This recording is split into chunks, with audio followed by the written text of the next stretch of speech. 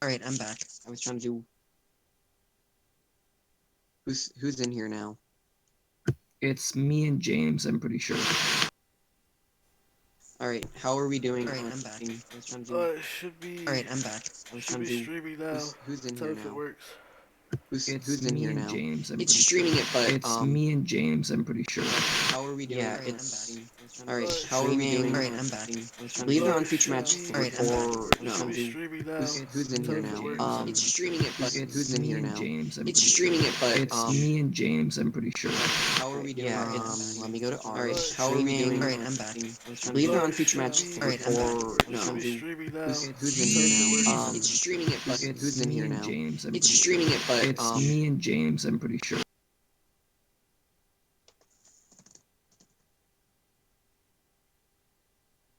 Alright. I'm gonna go to ours. Shit, I just heard myself repeat myself like 50 million times on stream.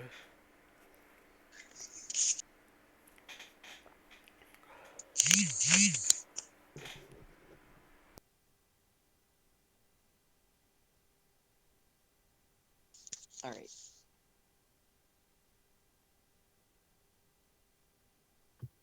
You should turn your sound up because it's really actually hard to hear you from it.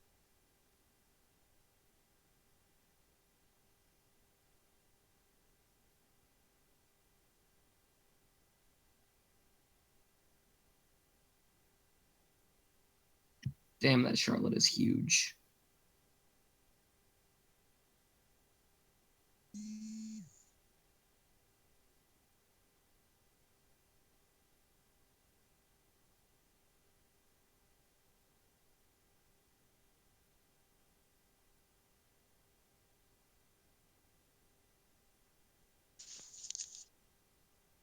So it currently looks like we've got Lumia, it's turn 5, I believe, for... Is that... God, the glare on this is so bad. Is this Blazer on top? Yeah, it's a Blazer deck. It's a Blazer Baroost deck. That's actually very interesting to see.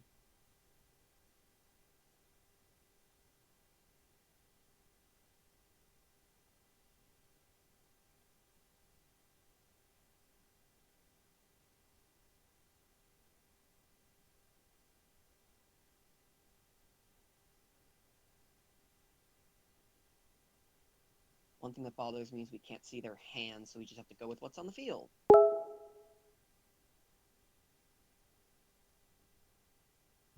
I mean, that Charlotte is going to put a lot of pressure on this Blazer deck because I don't think he has an answer to it main board. Do we know how many cards in hand of the Lumia player? I think Kathy has a lot in hand. Double reds.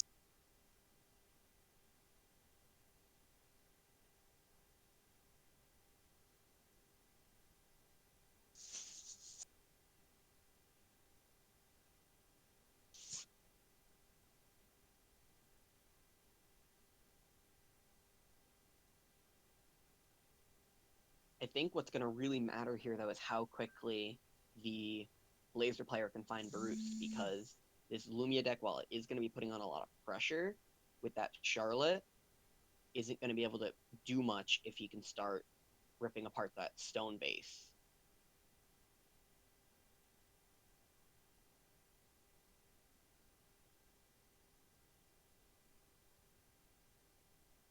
I feel like Lumia just searches a Charlotte here too. Oh my goodness.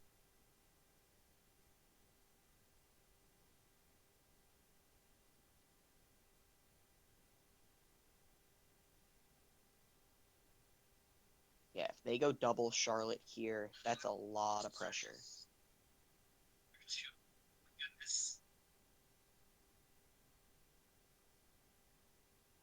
They're just going to have protection like forever. Those Charlottes are going to be basically unkillable.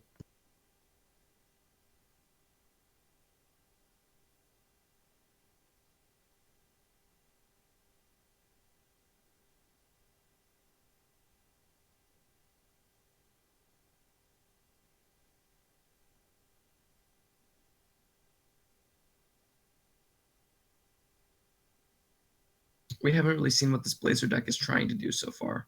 I feel like its plan has just been ruined by the fact that double Charlotte is about to.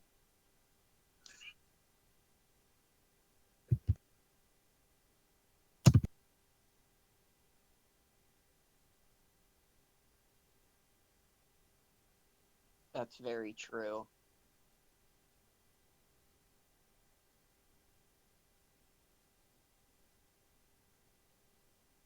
I feel like the problem with the Blazer deck right now is that the Lumia deck has such redundancy. While if the Blazer deck can't find Baroost, it's not going to be doing much. It's still an interesting idea to play the Baroost engine in a Blazer list. It is, because it basically negates any factor of having stone consistency issues.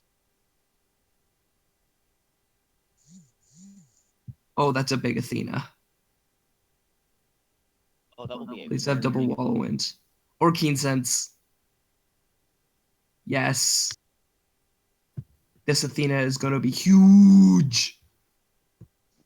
Even still, if that Athena just sits back every turn and just slams them each for damage, all he's going to have to do is find one moment to poke, and this game goes completely different, because those Charlottes aren't going to hold back Athena forever.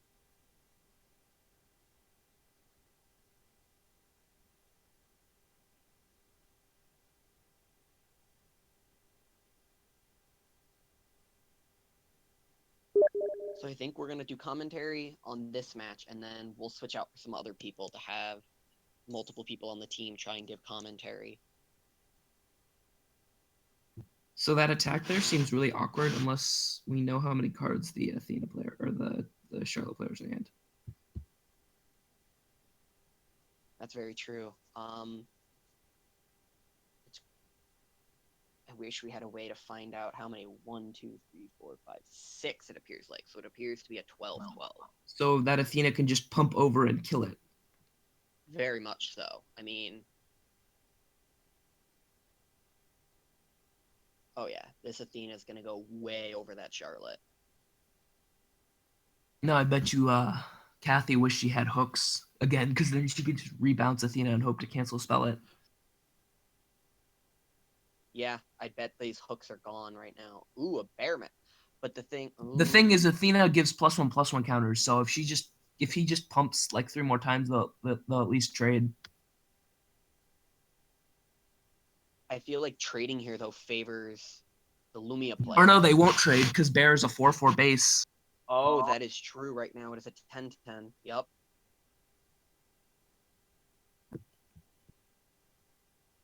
Did we miss something there? The Athena would have been 10 pumped 2 more times. Would have been a 14, correct? 5 burns gives her 10 counter. She would have been 14, not trading with Charlotte. Or did we miscount hand?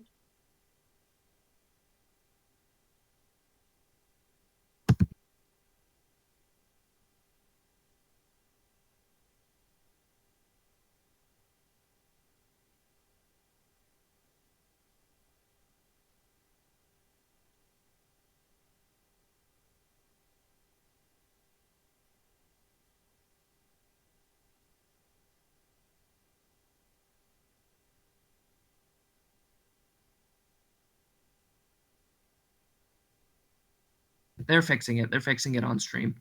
There was a mistake that was All made. right, that's good to know.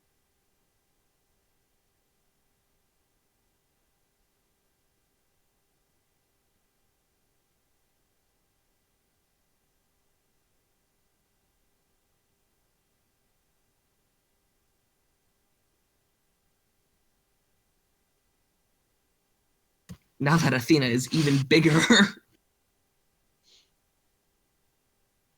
All right, that was so we didn't miscount it.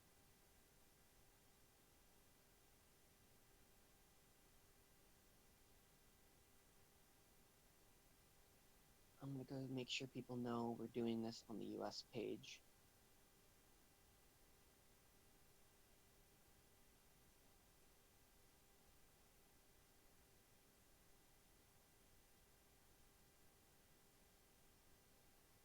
Really wishing Fawn was awake right now.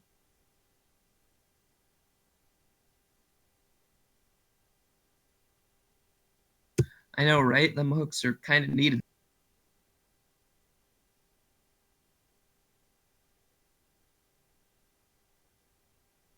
All right, so from this position, I feel like the Lumia player needs to find some way to bounce that Athena, or otherwise that's just going to take over the game because it's just going to force the chumps over and over and over again. Slayer is a way to answer it, actually. Flipping Slayer here would be gross. That is very true.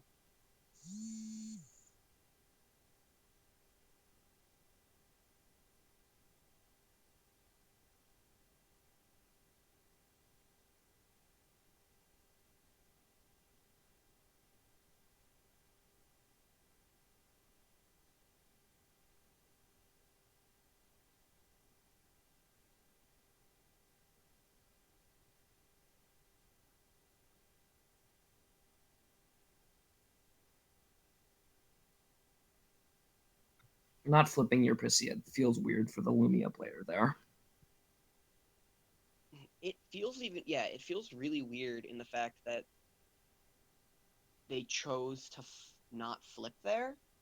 I feel like shifting that Priscilla would have basically meant that Lumia could never attack and you could always get in free fives with that Priscilla. Ugh. But now this Lumia can get in, or this hook, sorry, this Lumia, this hook can get enough, or hook. God, this Athena can get enough free attacked. Yeah, I feel like this player doesn't mechanically know that they can shift. They can't, yeah, see, I don't think they realize they can't shift at instant speed. Or they don't know what the backside does. That's a completely possible Or idea. they just forgot what the backside does because, you know, it's Athena. They probably just wanted a blocker on board. I mean, she can just chump it for days.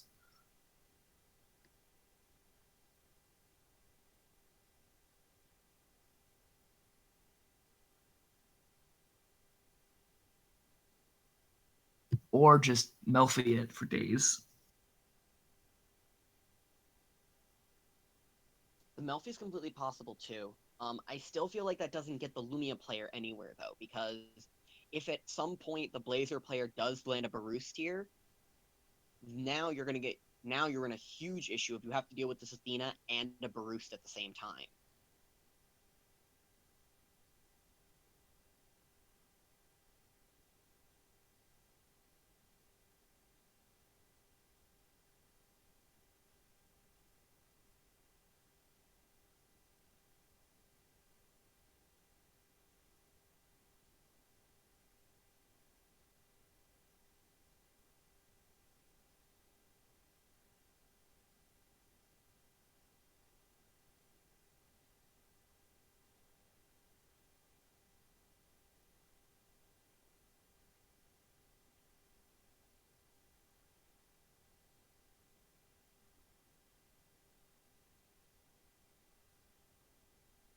Searching another Priscilla is definitely the right option here.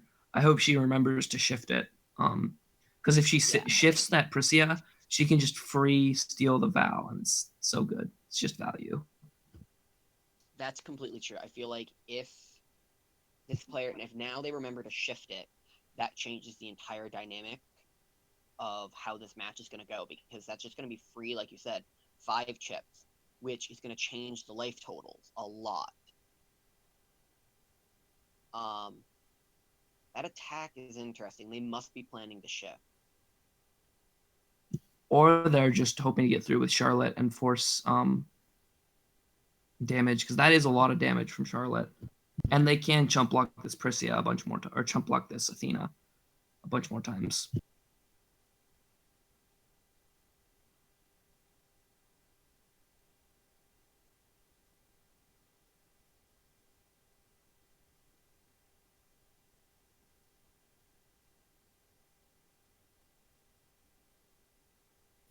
Last dropping.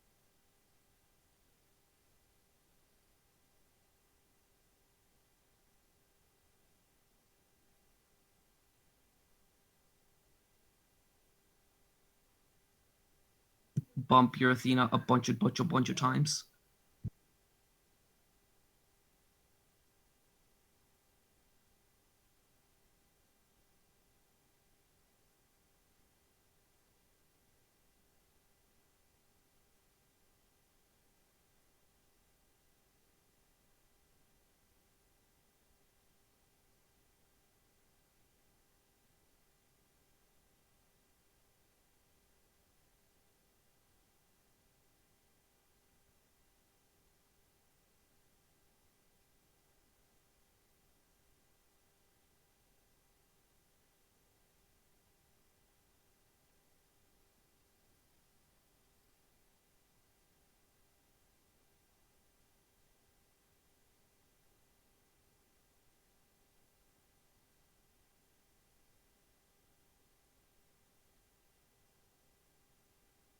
Geez, if that Athena gets through once, it's just like good game. Currently, she's 12, 24. She is 31. So one hit with it is game.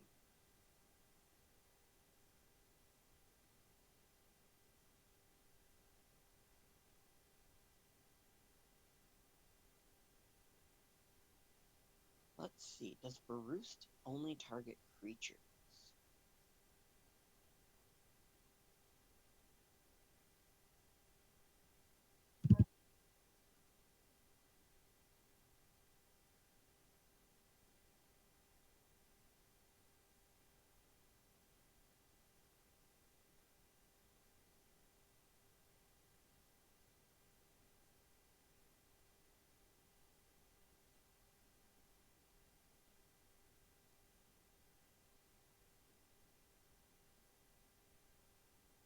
All right, looks like there's a life total issue. All right.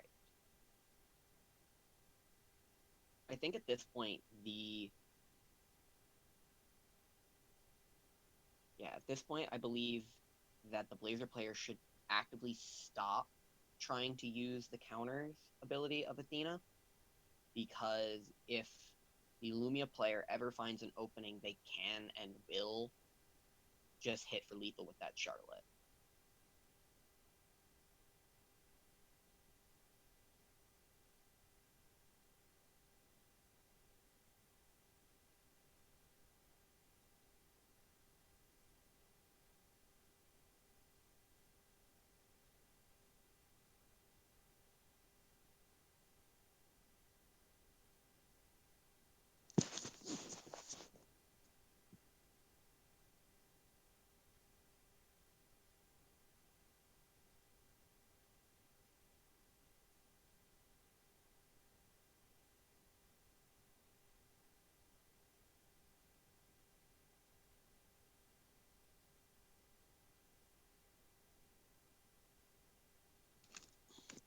So something that could end up happening here is the Blazer player catching the Priscia player off guard by landing a Bruce and forcing the pump on Priscia before the ability to flip, and then shooting the Slayer down before it can actually flip into Stealer.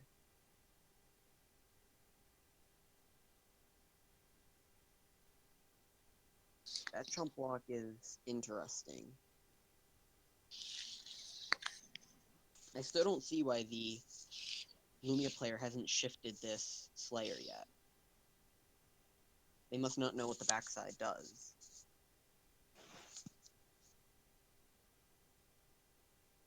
That little red is gonna be huge. Oh. Ooh. Okay. That was a nice timed seal. There it is.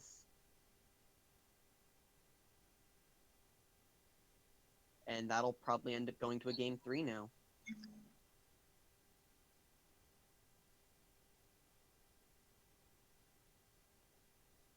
Alright, last draw step to see what can happen. Oh, wait, there are 2 Sacred Elves over there. That changes things. Okay. I know this Athena is gonna get chump blocked for a long period of time.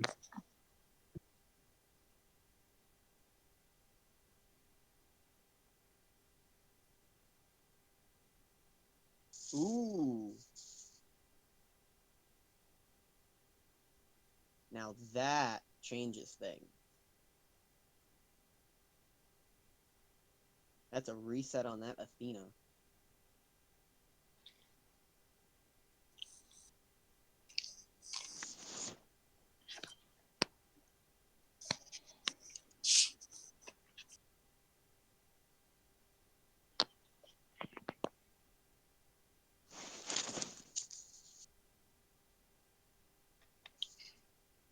Are both of these players currently undefeated, or do we not know that?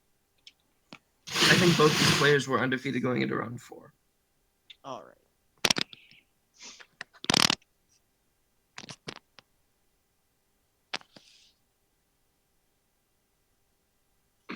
What's up, guys?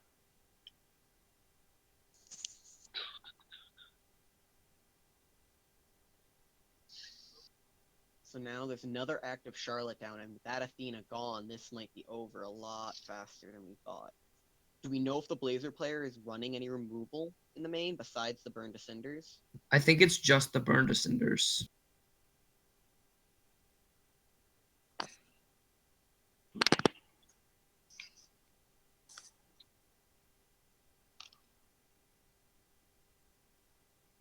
They must have something here because it's lethal on board, I believe.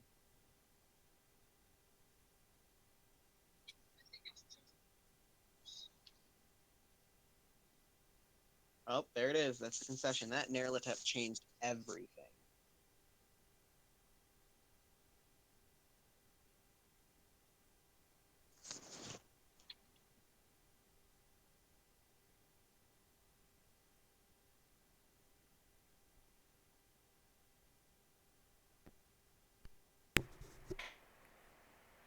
Why did they decide not to have any audio to this?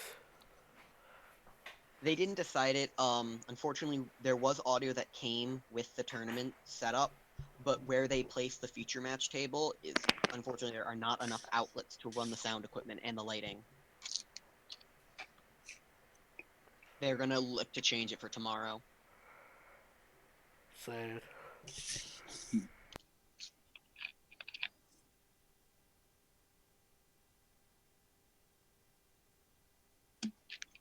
Oh, it looked like the Lumia player brought in Noble to shut down Bruce. They were that scared of it.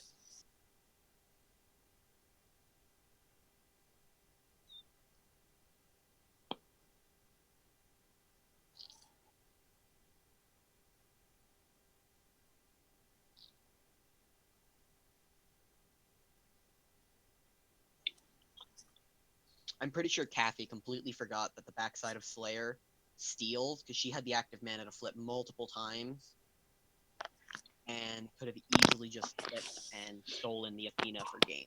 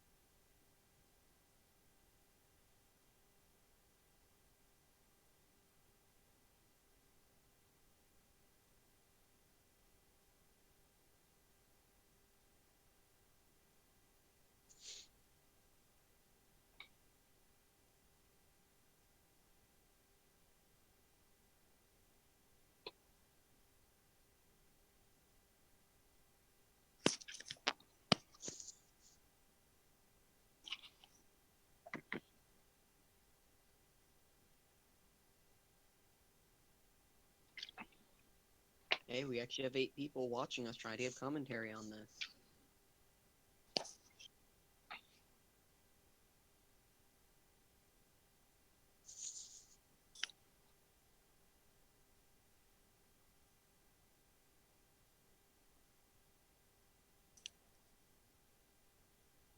All right, it's going to be about 15 minutes before they get the setup again for the next round. I'm going to do some work, and we will probably be back again for the next round. Who's going to come here from who's going to be here to commentary next round? And we'll have the whole thing this time. I can come back. All right. I will be back. I'm going to do some work, and we'll see everybody for next round. Tell everyone on the US page that we're actually doing this, and there is commentary for the Atlanta GP. Let's get some people into Brewhouse's stream today and watch some fun games of Force the Will.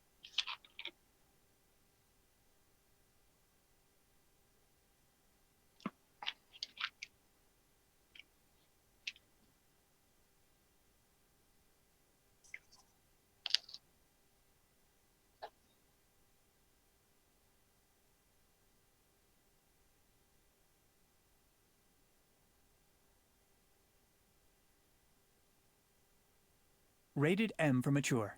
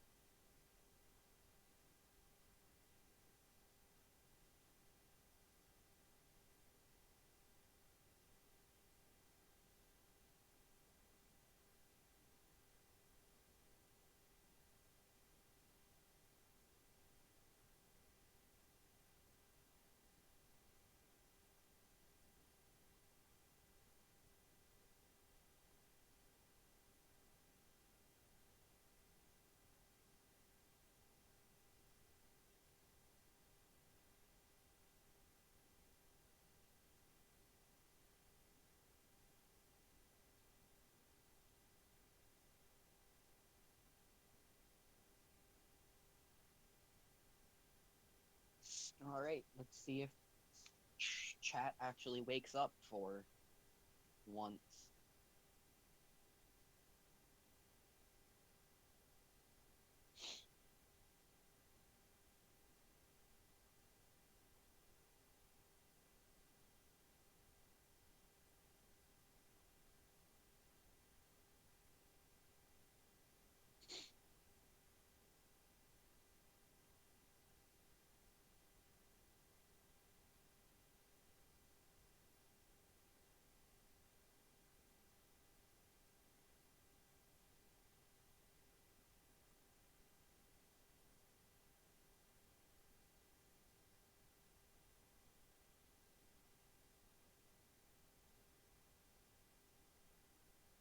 Oh, come on. You all can't be dead on Facebook. Someone's got to be here.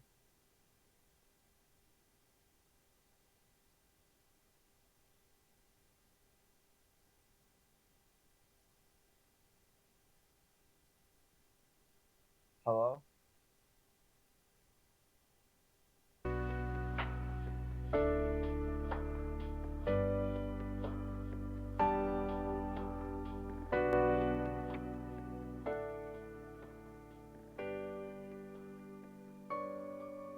Hello.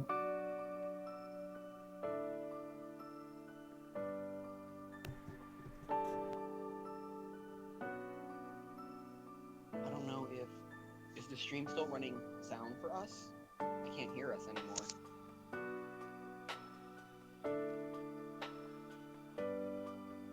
Yeah, stream is running sound now. Yeah, put some music in the background so it's not all quiet and stuff.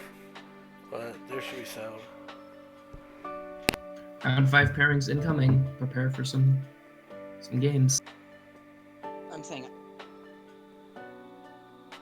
Okay, well, I'm trying to get people off of Facebook to come in, but...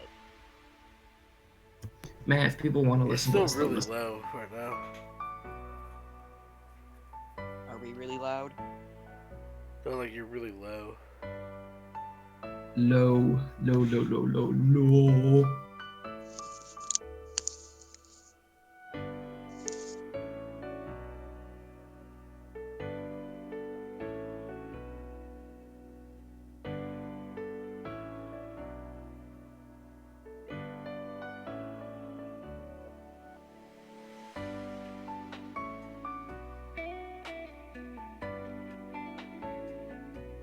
I will try and speak up so that way I'm louder on the stream.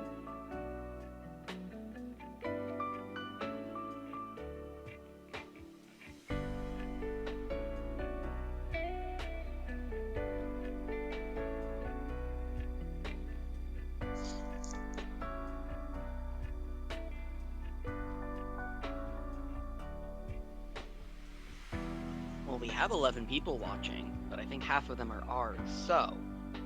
Trying to get people in off of Facebook to come watch, so that way there's actually a chat.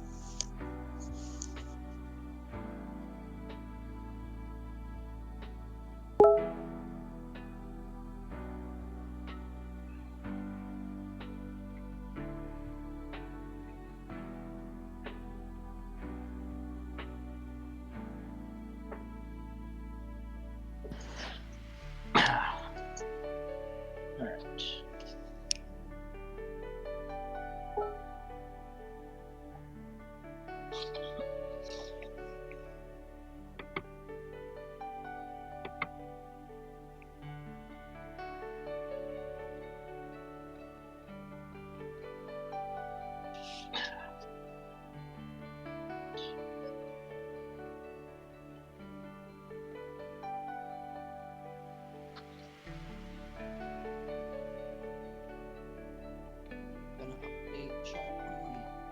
Gonna update chat on how everyone on our team is doing. Let's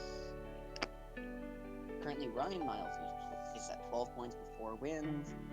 Billy Buttons is 9 points at 3-1. Tufford is 3-1 on his 5-color 20 stone deck. There's no way. There's no way at all.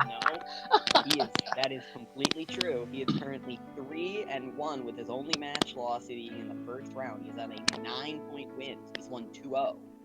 What the heck is he playing? I'm so confused. Oh, Jameer is 3-0-1. Hype train. What's Jameer's last name? Hopkins.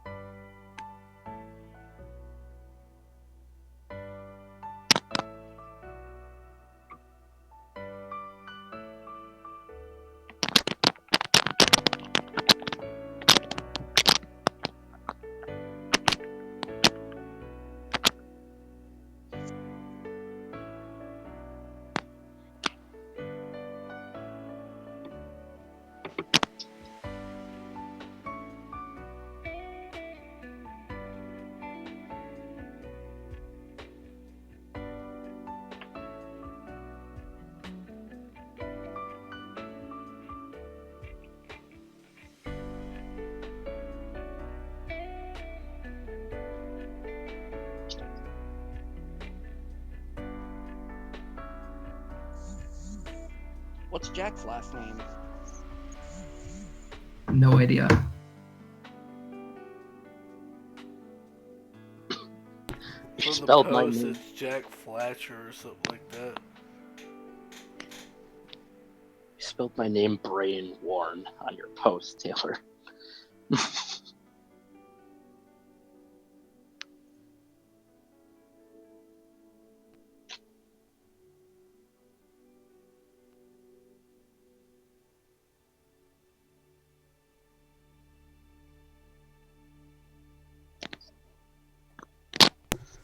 So how many actual people are at the AGP? It is 150 something people. 155, That's true. 165. That's 65. not bad. That meta breakdown is pretty interesting, though. I expected a lot more featsing than there actually is. I did Please too. let- I think a lot of people expected it and came in on Fox. I think that was the Mhm. other option. Well, It is expected it and came in on Lumia.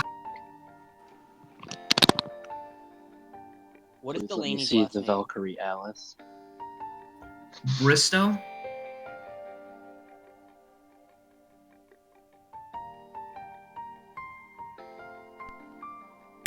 You gotta love the Guardian of Light magic sounds. I know, I'm so hyped for Jameer. I really hope he top 8s with that list. I am too. Like, I want him to top so bad. Like, it's killing me. He has to top. Oh yeah, the hype being on White Dragon is real. Mm-hmm. I'm hoping he winds up because he's 3-0-1 currently, and He Roger's better wind up on 4-0. stream. Roger's Yeah. 4-0 too. Good, Rogers Roger's is 4-0. 4-0, Jimmy's 4-0, and Jameer is 4-0. So all of them are completely No, Jameer is out 3-0-1. or Yeah, 3-0-1. he get a tie. I'm hoping the tie was from misplays. Like, I hope that he realized what he did wrong and then he's just gonna dominate the rest of the tournament. what I'm He got hoping. stalled out by a feasting deck. That's all that happened. It was in the So, second round he was he got stalled out by stalled. feasting. They just It's probably the basically only kept way they playing can beat Dragon. it because it's stupid.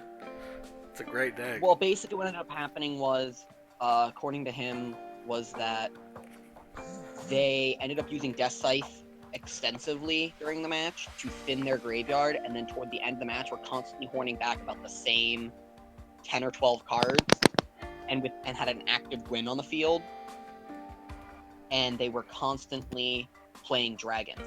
To answer chat, Roger is on a Lumia list that is a Brewhouse special. It is a blue-based Lumia list. Hard control.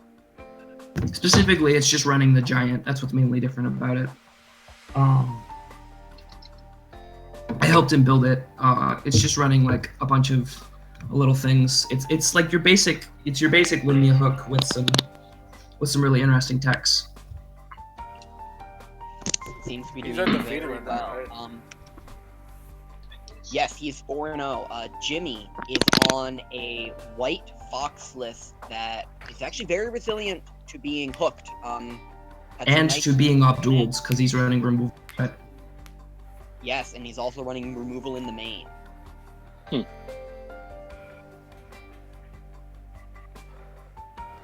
I feel like people hyped up Abdul, and it's like just not that good because we have so many good removal options for just a 6/6 base resonator. Yeah. I agree with that. I think people did hype it up a little too much. Mm-hmm.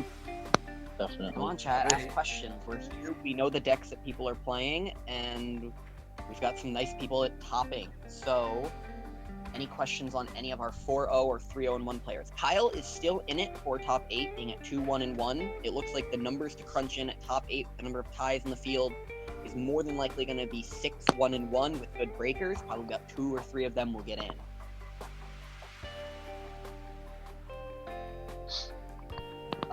Kyle is currently on a mono green blazer aggro, and he's looking to push heavily into the field with that.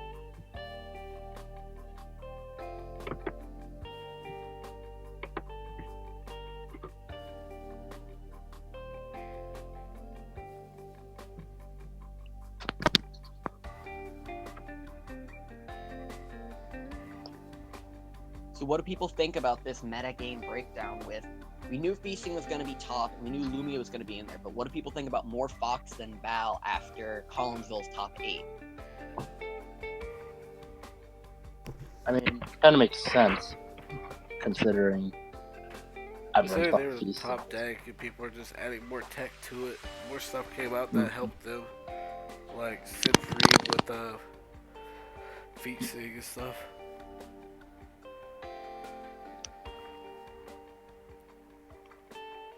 Alright, so let's look at some of these other decks. 7-0 deck. What do you think that responds to?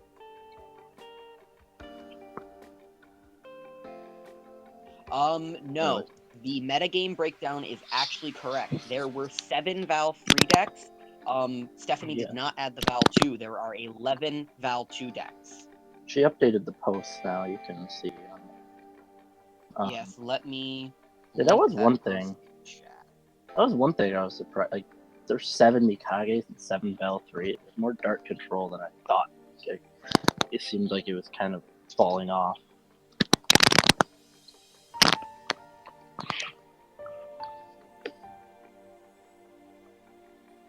And 6 Charlotte, 5 Dark Alice, yeah. it's really interesting how there's very few like blue-black control. Or wait, never mind. There's a lot of blue-black control. What am I talking about? A lot. There's 7 Mikage, 7 Val, 6 Charlotte, 5 DA, and from what I've heard, about half of the Blazer lists are blue-black, not mono-green. So we're looking at close to around 20 or 30 blue-black control lists. I feel like Mikage was a really good pick for this tournament because you have a really good matchup against Featsing just because you are Mikage. And also you have an okay matchup against Fox. Like your only trouble deck might be Lumia Hook because it's hard to run Soul Hunts in Mikage. But I feel like it's still like a survivable matchup. I feel like Val 3 was the best Dark Control to be on because I feel like it's got about a 50-50 matchup against Feasting, Lumia, and Fox. But it also has the pressure of just constantly 2-for-1ing your opponent in all of those lists. I feel like Val 3 was the proper Dark Control ruler for this tournament. Not knowing which one of those 3 was going to majorly make up the tournament. I mean, you're talking 6 decks difference between Feasting and Lumia Hook. I would argue that because of that, Mikage would not have been a proper choice because of how bad Mikage's matchup really is against Lumia Hook. I still feel like with what people were expecting going into this event, which was a lot more Featsing and a lot of Fox, like Mikage's matchup versus Featsing and Fox is easily like in like this. It's like 100. It's like 100 to 0 if the Featsing is running Castling Hook, and it's like a 75-25 if versus Fox, or at least like a 60-40. And like that's a way bigger proportion of the meta than Lumia Hook. I feel like Val's got probably close to 60-40 matchup against all 3 of them. I feel like if you came in on Val 3 with a good enough control package behind it, I feel like you were a lot better positioned than if you would come in on Mikage, because you can't just exclude Lumia Hook as a popular choice. So being on Val 3, I feel like was the safer, while Mikage was a lot more aggressive in hoping you got the right matchups.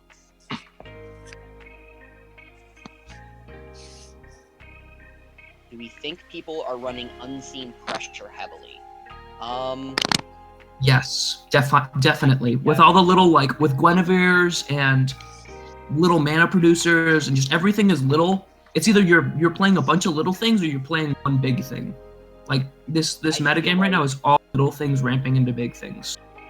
Definitely. I feel like Unseen Pressure is probably going to be a lot more popular in the deck choices than something like Soul Hunt.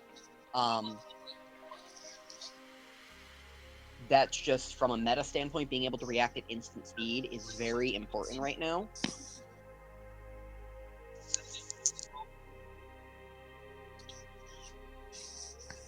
Look at these lists. Valkyrie Atlas. Looks like we're getting set up for a round 5 with Blandon and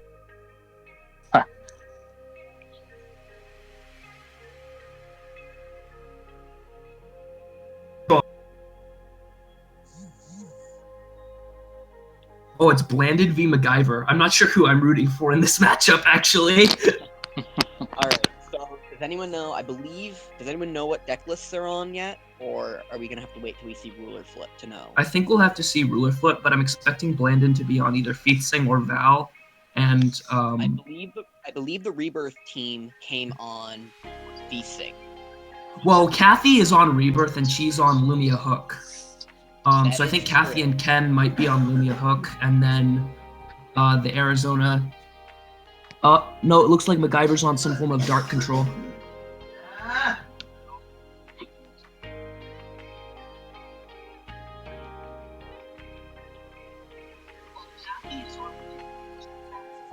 Alright, so it looks like his opening hand is Double Scorn, Space-Time Anomaly, Darkstorm. I can't see what the first card he bottom was. Val 3 versus Featsing. This is going to be interesting. I feel like Val 3 really wins this matchup hard. I really do, too. This is why I feel like Val 3 was the choice you should have been on this weekend. Pretty obvious pick there in the Guinevere. My only dislike with this play is if the Featsing player top decks a Gwibber. But unfortunately it doesn't hit the Whitestone, so it doesn't really matter. I feel like you have to take the Guinevere there, though, because if you don't, they're guaranteed that drop. Like, in this case, the best they're guaranteed is Rook Egg now, if they don't hit the proper color. I feel like that's a much more intelligent play, even though they're probably going to get a larger advantage here.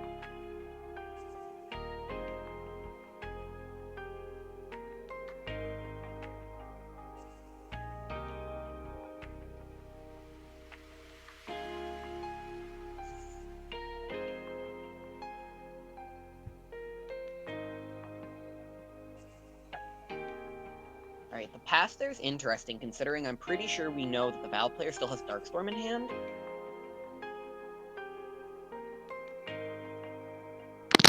I feel like they're going to try and attack some of the drops that are coming down to keep a Gwibber from coming.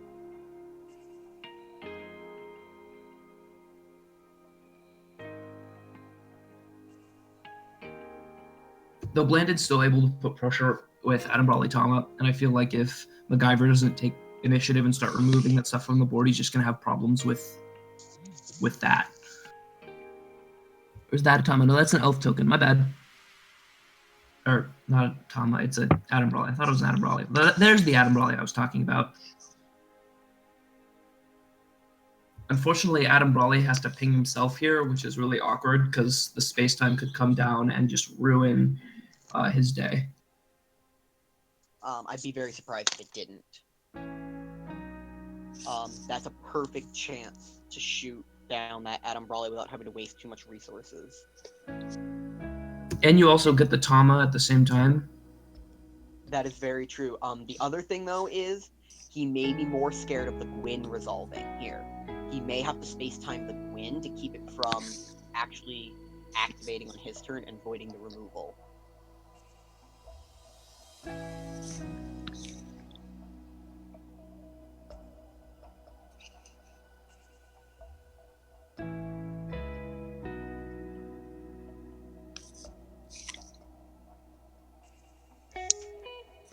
that seems like a really good pick here. I feel like he's just trying to stop the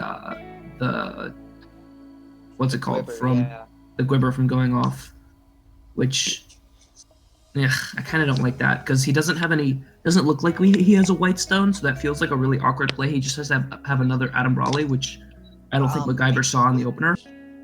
I do believe he actually floated white off the Adam Brawley. Otherwise, I don't see that play being important. Then how did he play the second Tama? He floated green off the Adam Brawley to play the second Tama.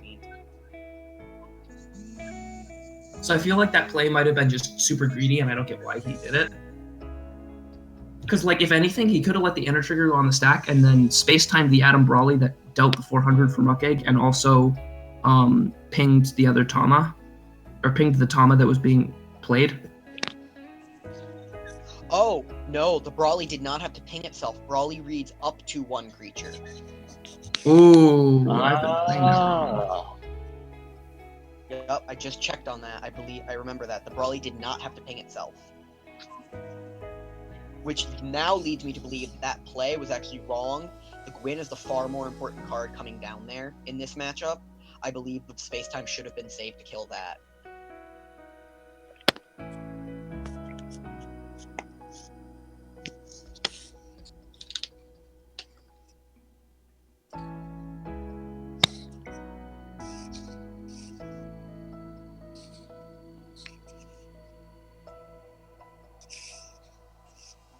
Twitch chat on the Forcible US page is being savage.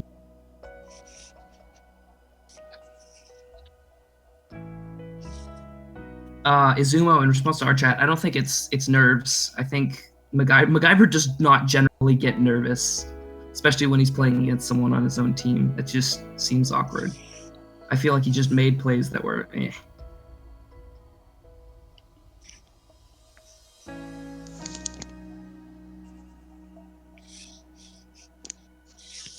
So are we totally allowed to comment in the Forcible US page to come watch their stream on ours? I think that's slightly not okay. Even though there's like 18 people doing that because we have commentary. Well, I'm at least going to respond to this person saying... You could listen to nothing or listen to people talk about the match. You get to pick one.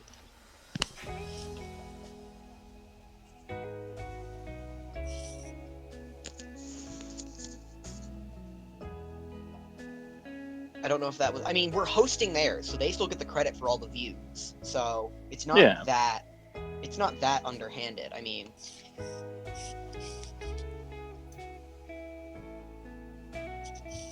I feel like MacGyver really misplayed when he went to kill the Tama, because he knew there was no white source. Just super awkward. Ooh, Titania comes down too. Rip MacGyver. In comes the scoop. Yep. Oh yeah, that's gonna... Yup. Alright. That's interesting. So Blandon is on a Titania version of this list. I feel like Titania is a fine card to be running because you produce so many extra things, and it also like buffs your Adam Brawleys. That's very true. That means he's probably not running the Siegfried. That is very true, which I believe is actually probably the best idea in the meta. If you're expecting to go a bunch of beasting decks, Titania breaks decks. Once you get 2 down, all of yours are bigger.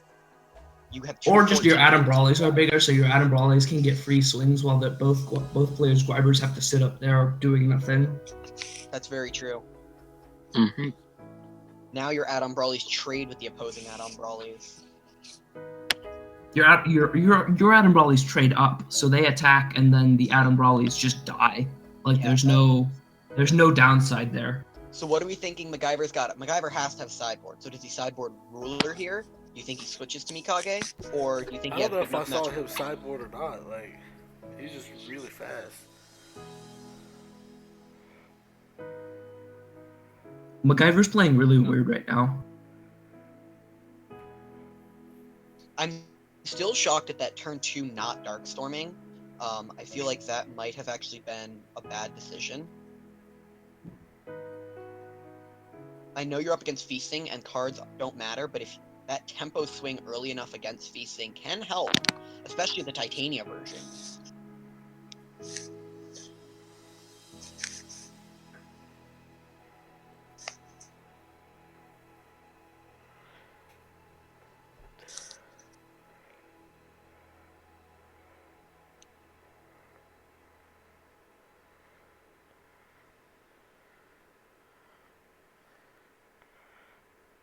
I wonder what the other 2 stones that MacGyver is running besides the 4 Dark Depth and the 4 Black-Blue stones.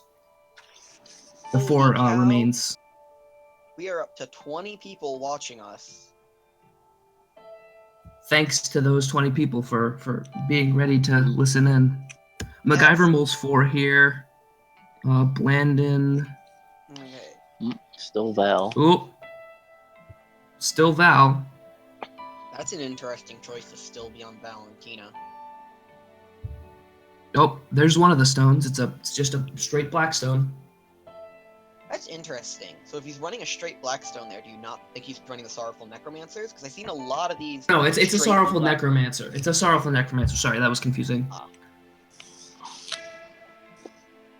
The soul hunt value here is quite real. That it is. Definitely.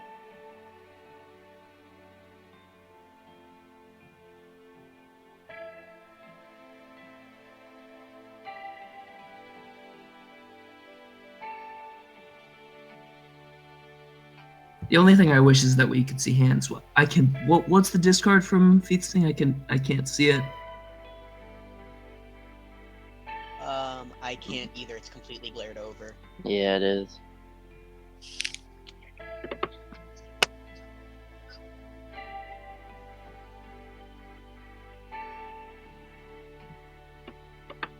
Playing the Apollo, getting in seems pretty normal for plays here.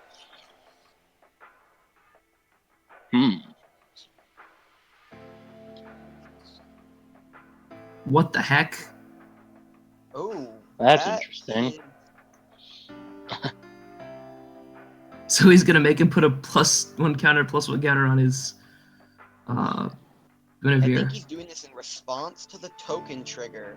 So he's gonna going deal. to, on the cast, he's going to kill the cat, which is going to force the sack on the Guinevere, and then there won't be a creature to actually gain a +1/+1 counter. He's doing this with the token enter on the stack.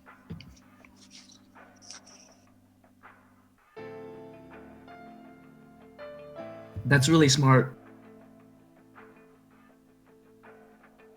A very interesting tech choice. Oh, he did that with the token enter on?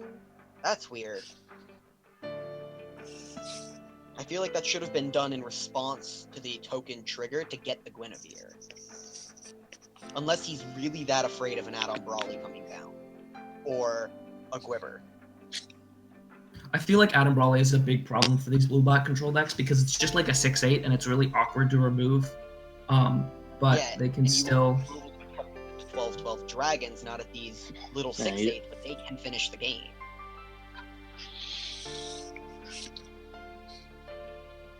Letting the Guinevere untap must mean he either does not have a removal. I'm confused as why he. I feel like he's gonna get buried by card advantage with this Guinevere. I feel like he's trying to hedge his bets and just not let his opponent resolve a Gwyber, which seems really awkward because he's just eventually going to run out of cards versus this the Guinevere that's just going to keep getting value like we see it doing here. And for the record, when he was flipping through his graveyard, one of the cards he discarded was a Scythe, and he has a Guinevere in there as well, as you see right now. That was the first discard, is the foil Scythe. That's why it was so hard to read. Now we're obviously going to get the discard on Guinevere as Death Scythe, obviously. Kind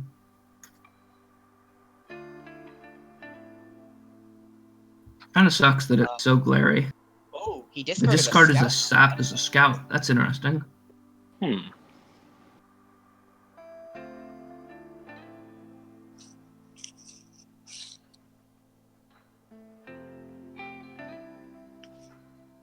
I think this is going to be a quick match, Yeah. boys.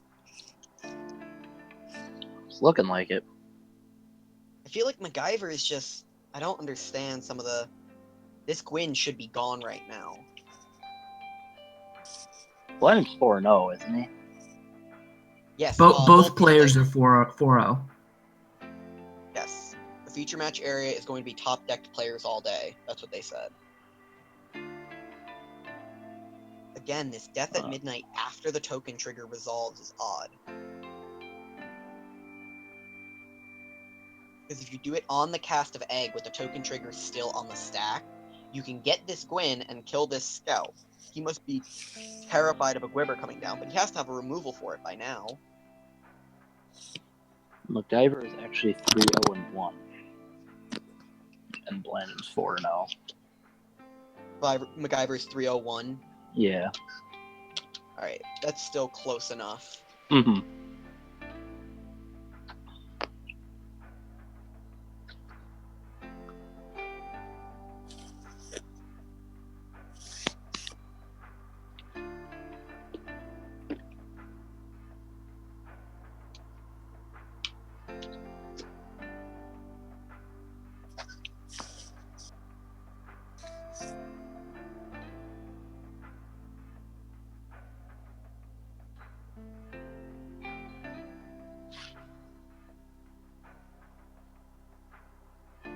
Resolves. Coming down. And the Brawly. Probably looking at double Gwibber here, or Gwibber.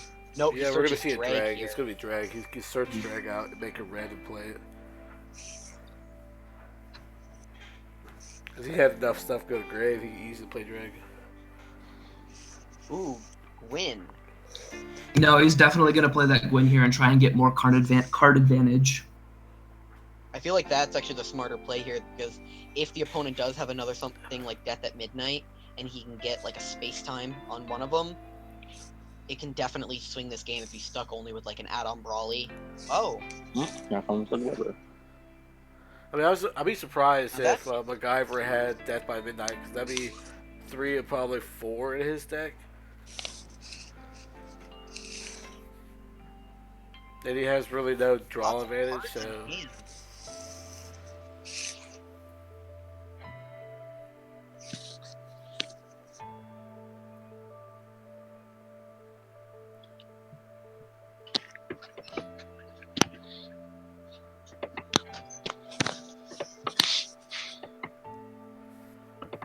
Ooh, that was a nice snipe. Sling, yeah, definitely. He has the hook. That would have been game.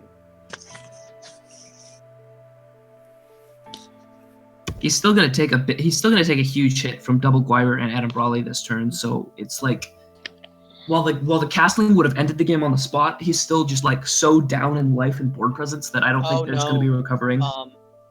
I think this game's over anyways. I think we're gonna look at a hard casted hook here off of Energize.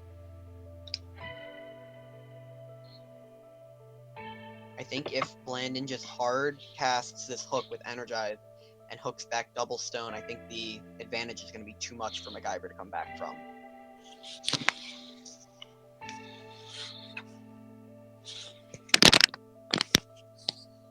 Looks like he's going to go with the slower plan and not risk it. Like the chance of prison, but... Yeah, I feel like playing around the prison is just correct there.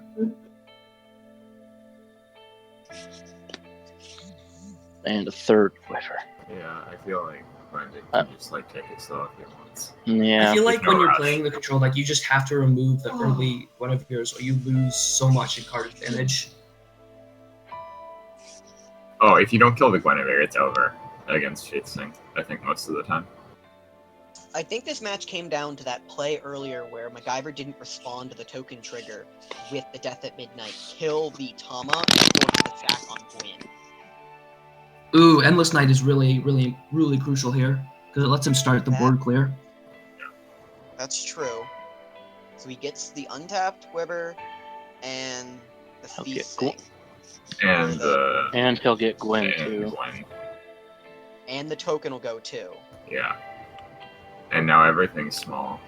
I don't know why he didn't do that earlier, so his opponent couldn't even like.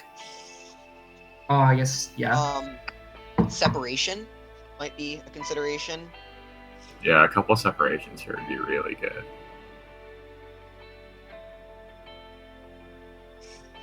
Even another space, even like chaining together multiple space times here. I feel like if we did space time, I just feel like he needs to be slightly farther ahead than he is at 1,000 life. Yeah, with the double Apollos in play as well. Yep, there's the scoop. Conceded.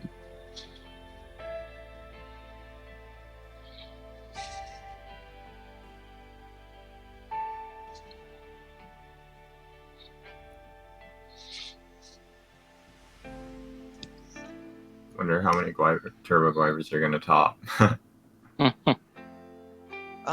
Well, that's the other thing to talk about is the fact that there are still 7 Mikage decks in the field. I feel like if they're matched properly, it's gonna really take down Feasting. And you have to remember, I mean, the Lumia hook decks aren't that bad either. Waiting on updates from the team, but 15 foxes and 7 Mikages. That's pretty tough into Feasting. that is true, and the Fox isn't the best matchup either. Although the Siegfried does mitigate that a little, because Siegfried having the ability to just kill on 4 if the Fox deck isn't ready for it. That's why I feel like Jimmy's decision to be on White Fox for the weekend was really important. Yeah.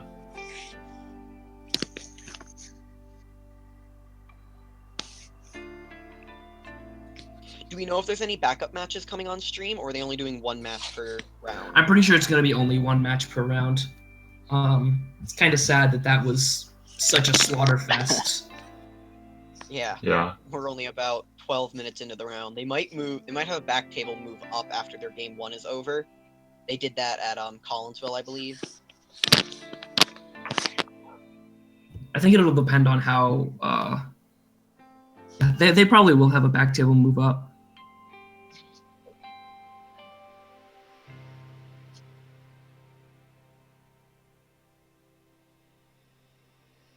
That was a slaughter fest though for the Val. Maybe Val isn't that favorite against Feasting. I mean, I feel like it should have been better because of how many times they can 2-for-1. Like, they can basically answer Feasting's ability to make tokens with Val's ability to kill them. It's the same as Mikage, and they don't have to spend mana to do it.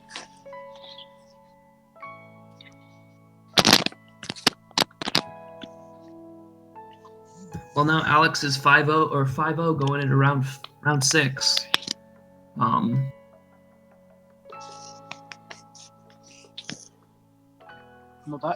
MacGyver's still in it if he wins out. But yes, 6-1-1 will probably get top table if their breakers are good, and losing to Blandon as your only loss would be good all day.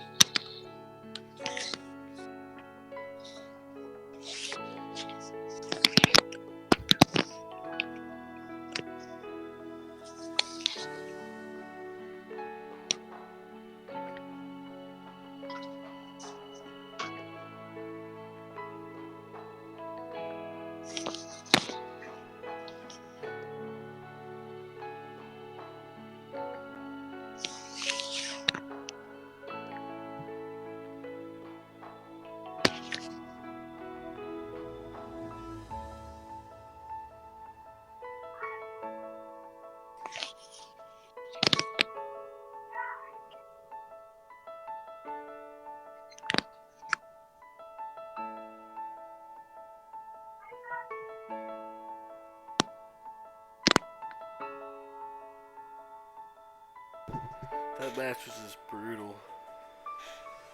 Alright, so we're finally linked over to the US page. Which means hopefully we get some more people viewing. We were up to 22 for a while there. That was pretty cool. People can talk in chat too, and then we can actually have things to talk about. I think largely most people are just watching it on like the actual Force.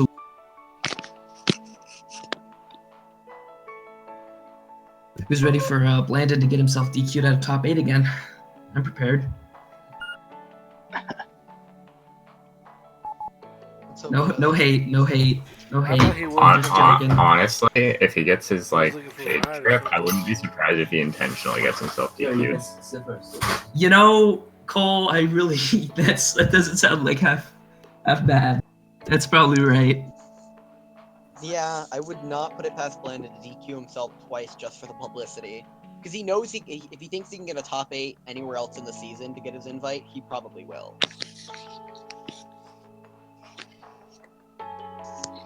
And he is one of like the most consistent top 8 players as well. Top 8 and get second. Yeah.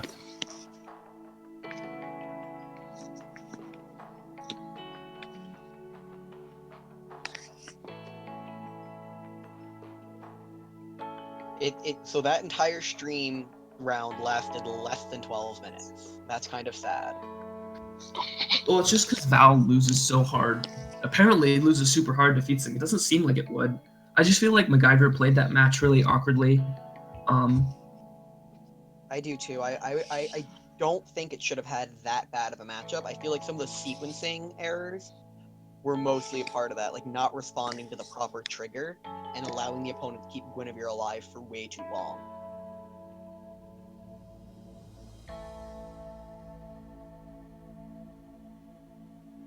But I mean, again, that's why Feasting Turbo is just so strong, is because it can just build a board out of nowhere, even if your opponent is doing everything in their power to answer that board.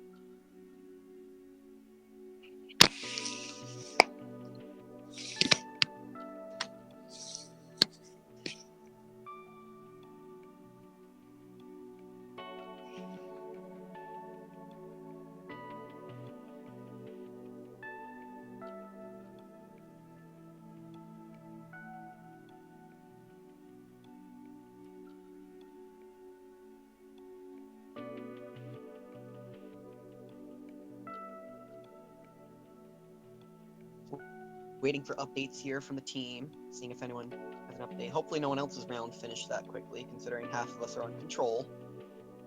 Yeah.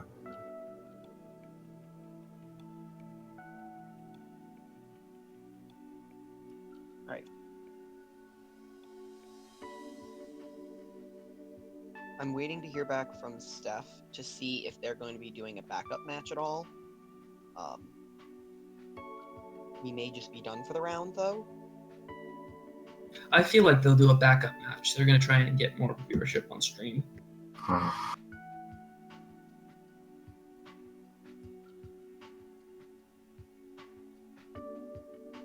So what decks do we know are 5-0 or 4-0 or 3-0-1? Has the standings gone up yet on Force Will's page or no?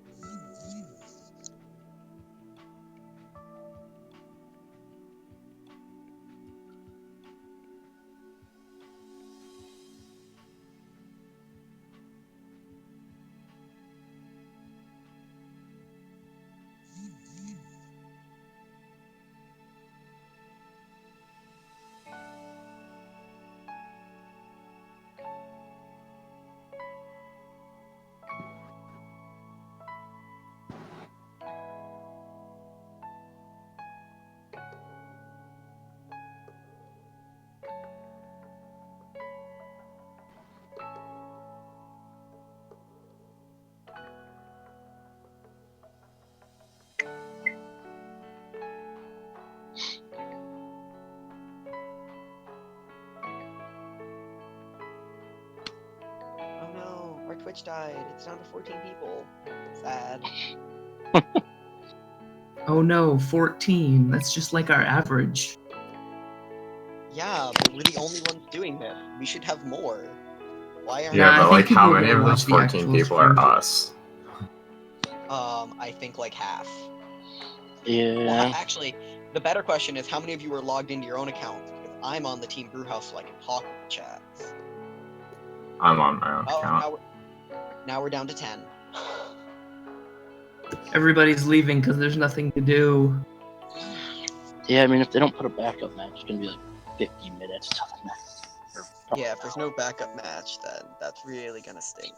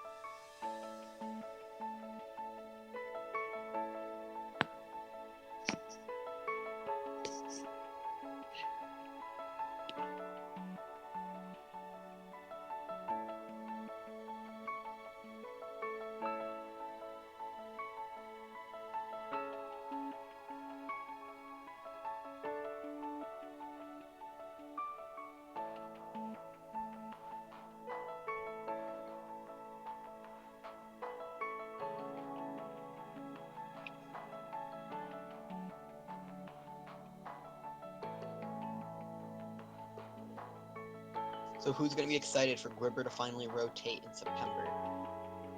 I'm not, because then Val rotates. That's true, but I'm kind of okay with that too. Yay!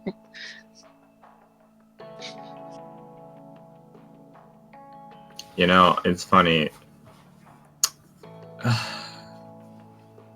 Now that, well, there's like no Vals in this match, considering like what I expected from like considering the top 8 and all that shit. I think people got too hyped off of Siegfried and all jumped on Feasting, and then the intelligent players realized that and switched to things like Fox. But a lot of the teams are on Lumia still, which is an interesting choice. Yeah. They're like anti-meta of the anti-meta because they think everyone's going to be on Feasting, so everyone's going to be on Fox, so they should be on Lumia. And it's doing decent so far. Yeah. Roger Sporo on Lumi, alright.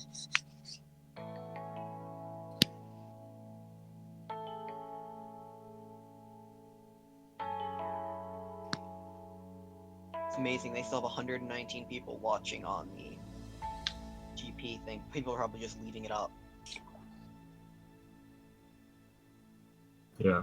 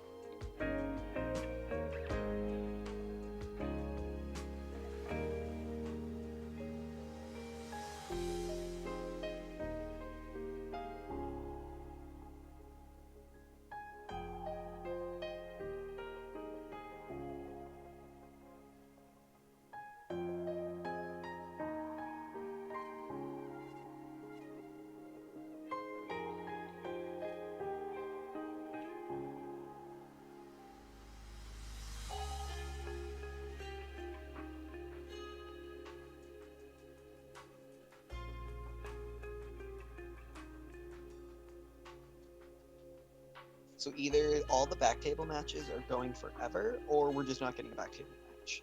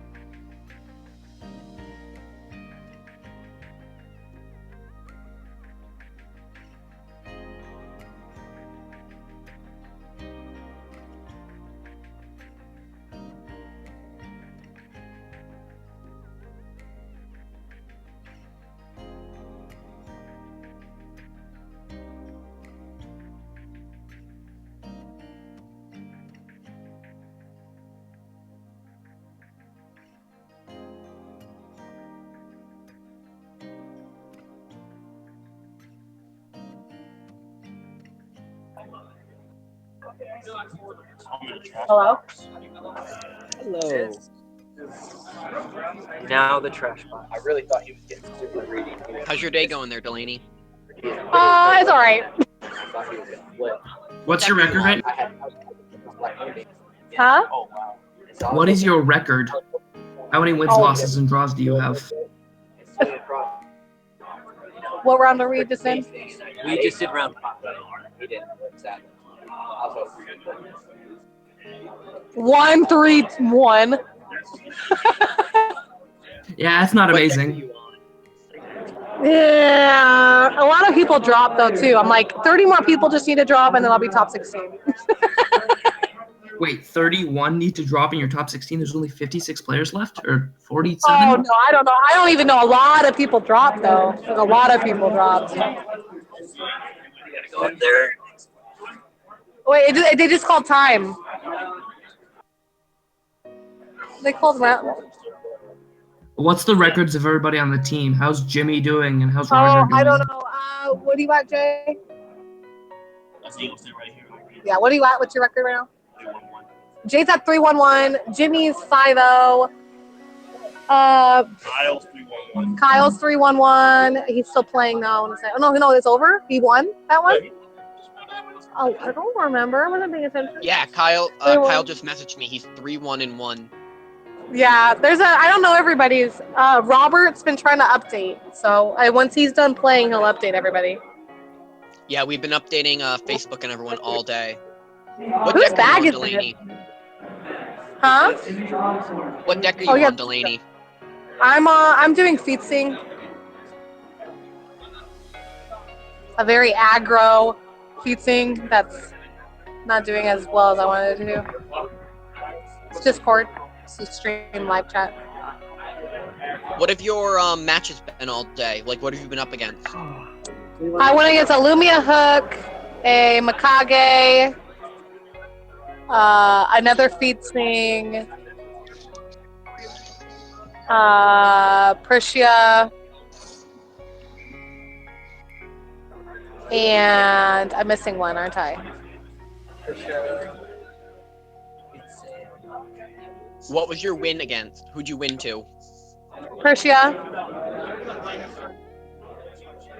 Was it Ascended Priscia? Oh no, this kid kid had a starter deck. Roger Drew. So that's the only reason I won. I'm not doing very good today. I'm pretty sad. Pretty upset with myself. Jimmy probably beat Captain. It's gonna be Fortnite.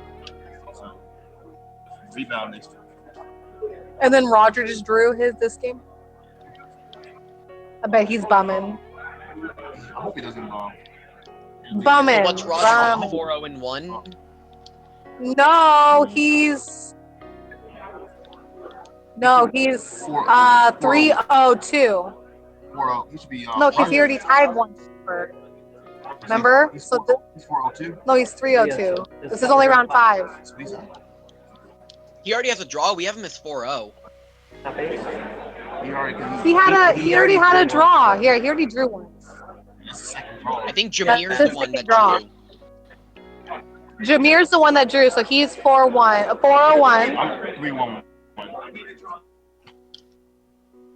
Yeah, he's already had a draw before, so if he just drew again, he has 2 draws and 3 wins. He could still do it. We're pretty And it also sure depends from on if this he end, wins. after seeing the standings today for you guys and everyone else on the in the field, 6-1-1 because of the number of draws that have come out today are going to get you guys into top 8. So if you can stay 6-1-1 and your tiebreakers are good, you'll make top 8. So we can say 6-1-1. 6-1-1. You should win the tiebreakers and whip some booty. So Roger just needs to win the rest of them, and then you just need to win the next 3. And Jimmy's just being Jimmy. Jimmy's just 5-0 as fuck. He's got to win 3 more. He got it. He got to run with 200 run with this kid in there. Jimmy don't give a fuck. He's whipping ass.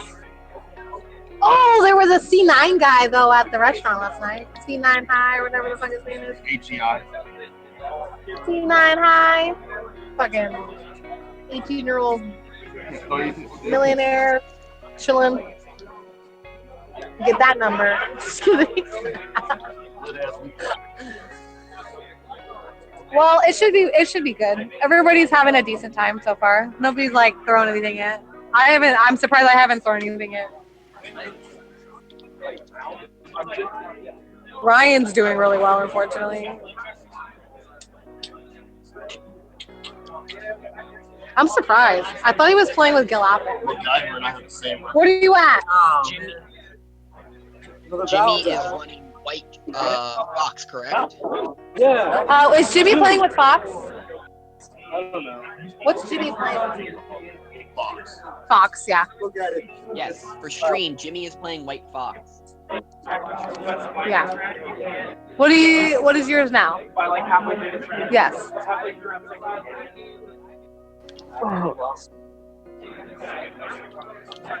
What round was that? 5. I won. So I'm 1-3-1. And then Robert is 131. What is Robert on? Robert's playing with Ali Saris. Oh, has anyone heard from Sarah what she's playing? Or What is, I'm pretty sure she's on Aliceris too. I think she's on Aliceris. I think Do you know what her record is? I think she's doing Ali Saris as well. I think she's doing the same thing. Ali Saris. Do we know what her record is? No. Because she's the one player. Does anyone know what Edward and Steven's record are? We don't know their updates either. No, every time they're done, they like dip. I don't know where they go. And I don't really know them.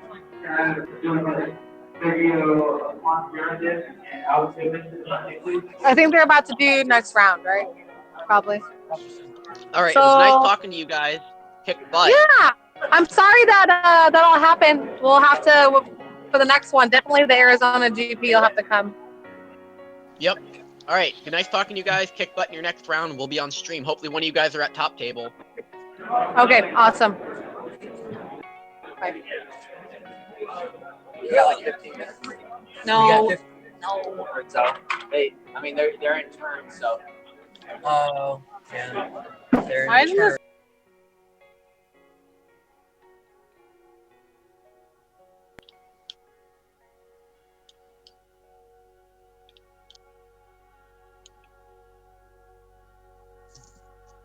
Drop, they restarted the stream, so that means we're gonna have to restart ours. Yeah. Is James still in here? James, can you rehost the actually I think I can. 1 second. Are we just on host mode, James? Or do you have it specially set up?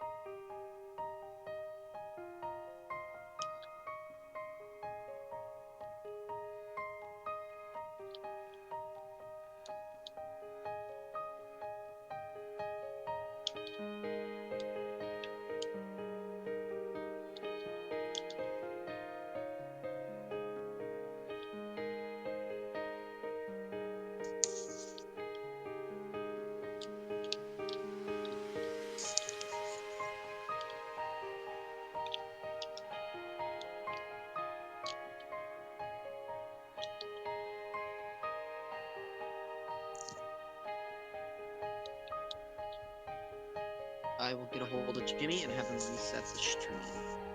I'm kind of upset now.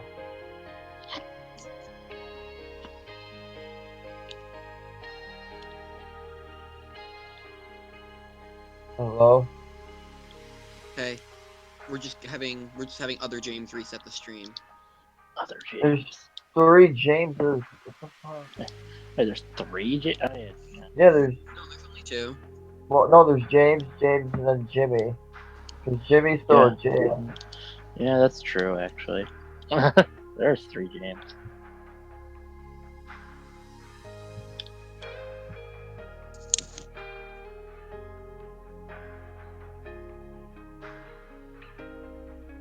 Yeah, but I'm kind of upset now.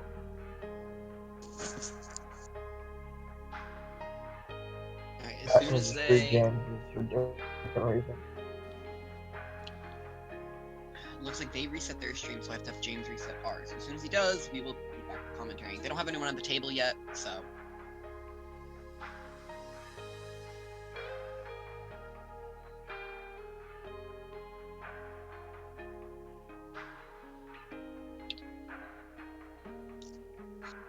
So who do we have here for this round? So I can post it on our stream. Brian's still here. I'm sure What, James. Brian, James. Sure really- James is still working, but I'm right here. James has been working the whole time. I have. I've been here the whole time. I just haven't said anything. I've seen you. I don't know what to say. You guys seem to have it covered. You know? Yeah. You guys know me.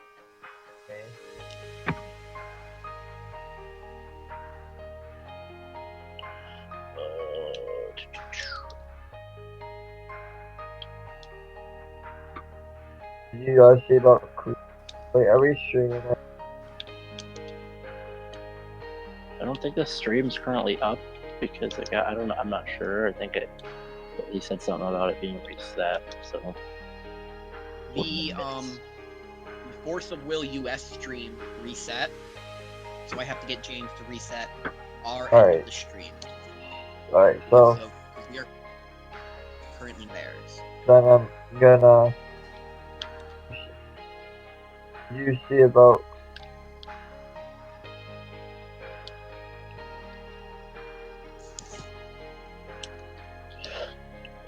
is our stream still up, just not showing theirs, or can you guys not hear me? Our you stream can- is still up, but we can definitely hear you, James. You're very loud. We're why do I your things are cutting out though. Like your voice is like I feel like you're making complete unless you're like just stopping yourself mid sentence. hold on. Is this better? Huh? Is this better? In what way? Like hearing you? Am I cutting out anymore? No, not really. You haven't yet, anyway. Alright, I'm just gonna say one very long sentence and keep talking. Yeah, just cut out. Bitch, what's going on? I'll be right back. Hold on.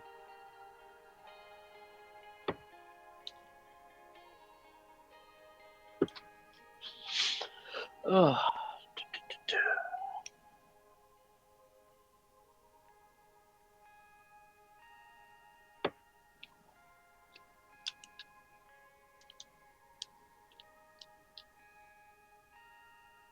Alrighty.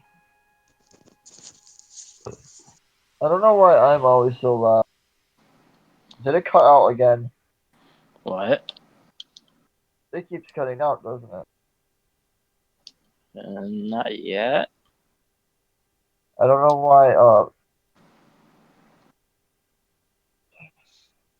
why is it cutting out? What are you using to talk? The same thing as I always use. Tab.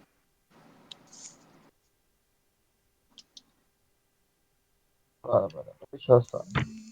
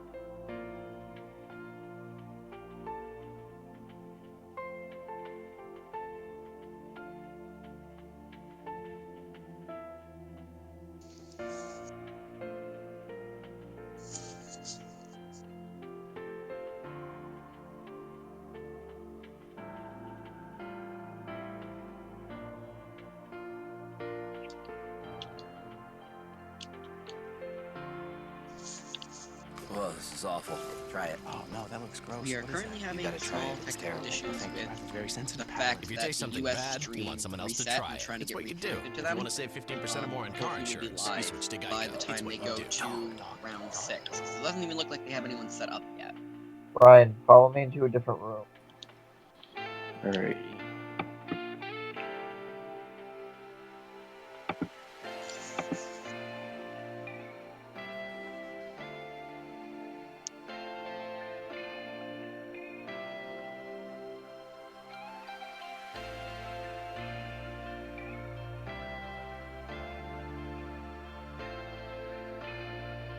Yeah, this was kind of a last minute thing. So next time, if they don't have commentary for, I believe the next ones are Cali and Montreal.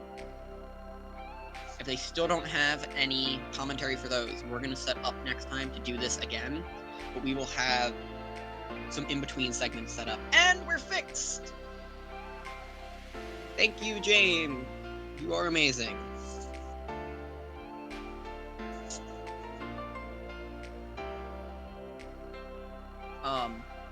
Next time we'll hopefully have commentary set up and we'll have a cycle of commentators. I'll be here literally all afternoon commentating. Hopefully that's better than watching the stream with no sound for you guys. We're glad to see that we actually have about 20 people in this room right now. We never get that many on stream. And feel free to talk in the chat for everyone that is here. Yeah. Right now it's just a camera taking of the stream, and then we are streaming over it. That's all we're doing. We would use the host mode that Twitch offers, but it turns off your audio. So we're currently just basically screen capping them. But it's better than watching them in silence.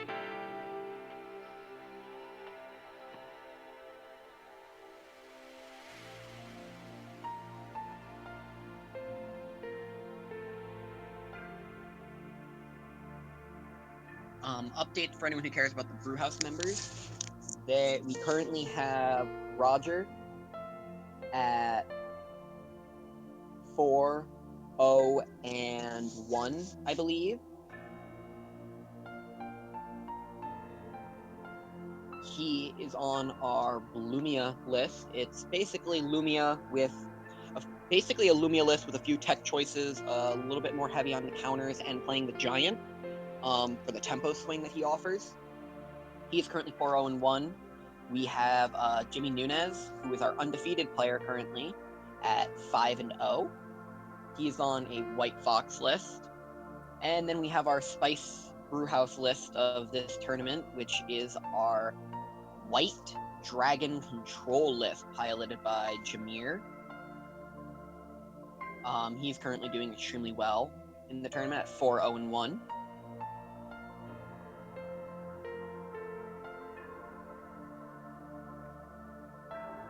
Other than that, we have our 3 1-1 player in Kyle. He is on the Brewhouse's red-green, mono-green Blazer Aggro. He's doing rather well at 3-1-1 as well. And then we have a few of our other members who came and have been having fun and playing at Robert is on Alcerius, and he is at 1-3-1. And we have Delaney, who is 1-3-1 as well.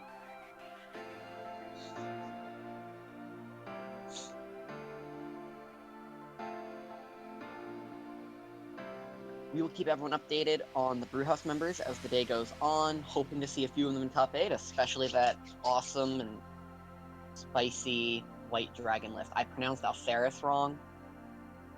Aliceris? I don't know. I've never liked having pronounced that one. I'm just gonna call him Ascended Alley, and then that takes that problem away.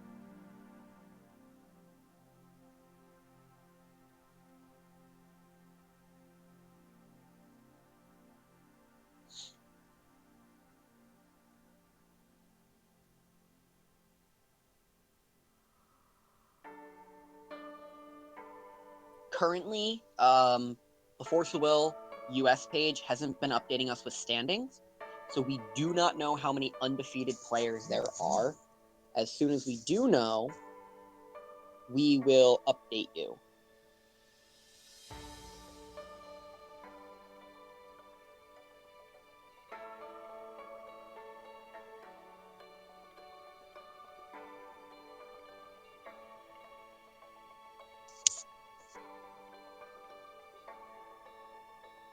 Looks like we had a misreport. Our White Fox play, or our White Dragon player is at 3-1-1.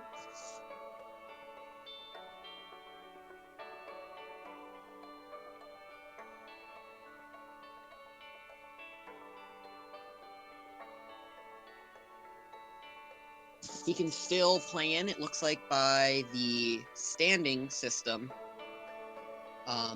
He'll have enough points to get in if he goes 6-1-1 with proper tiebreakers.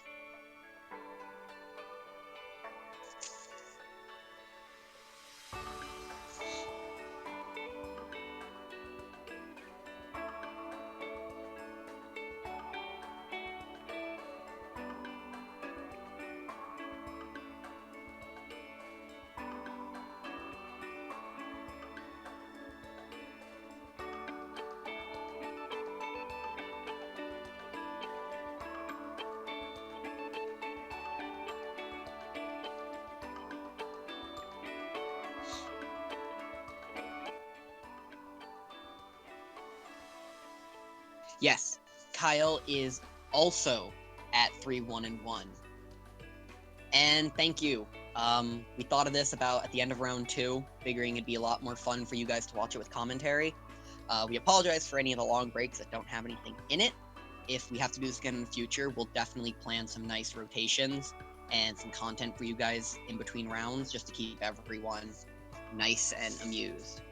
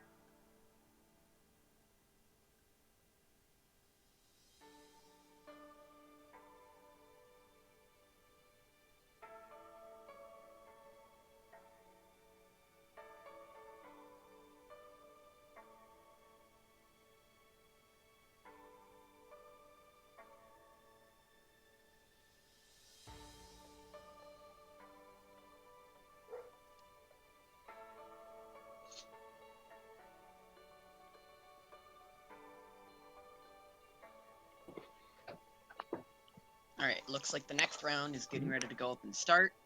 Is it? And we've resolved James' mic issues. Do we think anyone uses the Got dark the dragon or the episode. green dragon? Out of all the dragons that'll probably see play in the future, I would say the order would probably go White Dragon, because of how powerful he is with the sword wipe. Followed by probably the Blue Dragon, because the Scry is actually very powerful. That's why Xion did very well in the RR meta for a while.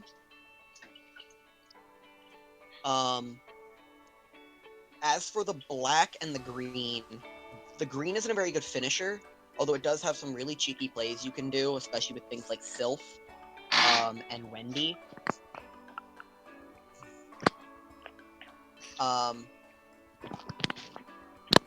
Alright, so it looks like it's going up. Looks like we're going to have Blandon against Ryan Miles. For what we know, Blandon is on a Titania feasting list. It is not playing Hooks and is not playing Siegfried. It is full in on the 12-12 flyers for super cheap. He is citing hook castling, right? I believe so. Because he brought it, yeah, I think he brought it in the last match.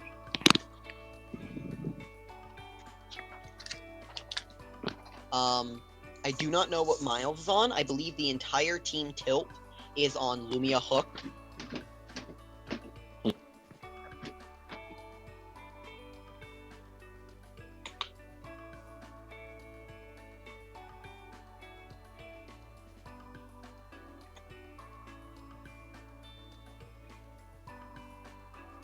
Holy crap, we have 30 people.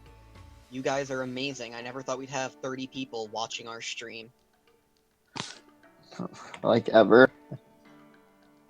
We get like maybe 15, 20 people, and that's on a night where we're testing like a heavily competitive deck. Normally we get like 11. 30 people. You guys are all amazing, and we hope that you guys come back and watch some of the other content that we'll be producing after Atlanta. Feel It looks free like to they're ask waiting for Miles questions. to get to the table.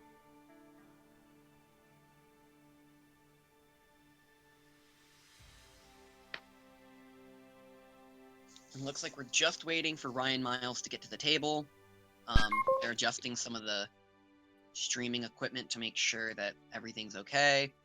There was a bad glare earlier. They might be trying to change that. I don't know. We'll try and keep up commentary the best we can. We don't get to know what they have in hands unless the player is playing. MacGyver was really nice and always let us see what he had in hand. Yes, it is a GP, so it is a lot bigger deal than kitchen table testing. The one thing that is nice is Roger Page, who is actually currently 4-0-1 on one of the things he tested on stream, does competitive testing on stream Monday, Wednesdays, and Fridays, as well as other non-competitive testing, but it's also open to the public to play. All you need is the Brewhouse Lackey plugin, which is downloadable from our website, along with all the resources you need to learn to play Lackey.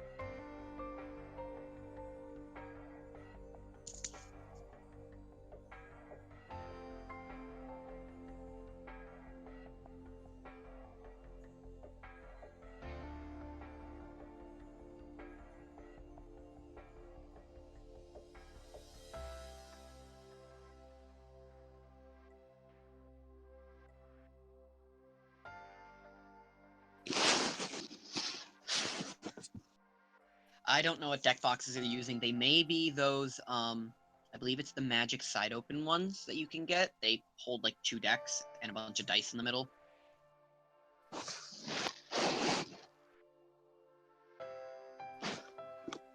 Alright, as soon as we know what Ryan is on, we'll tell you.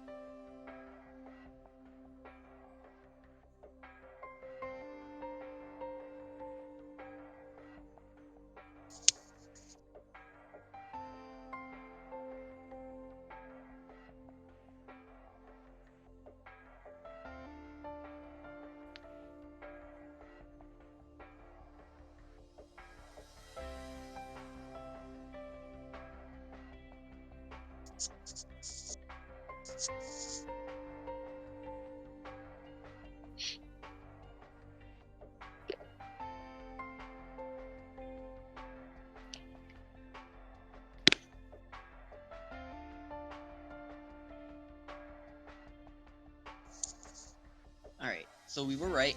Ryan is going to be on Lumia Hook. Alright, so that's a good opener for the Feasting deck. Guinevere is probably exactly what they're looking for against this kind of matchup.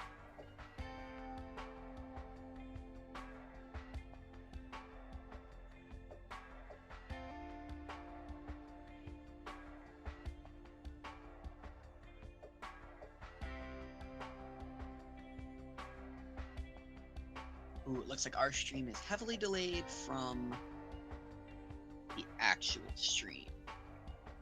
Yeah, it always does that. It's actually delayed. I'm even delayed from you guys, so. We will try and be aware of that as much as possible, and not talk too far ahead into the match.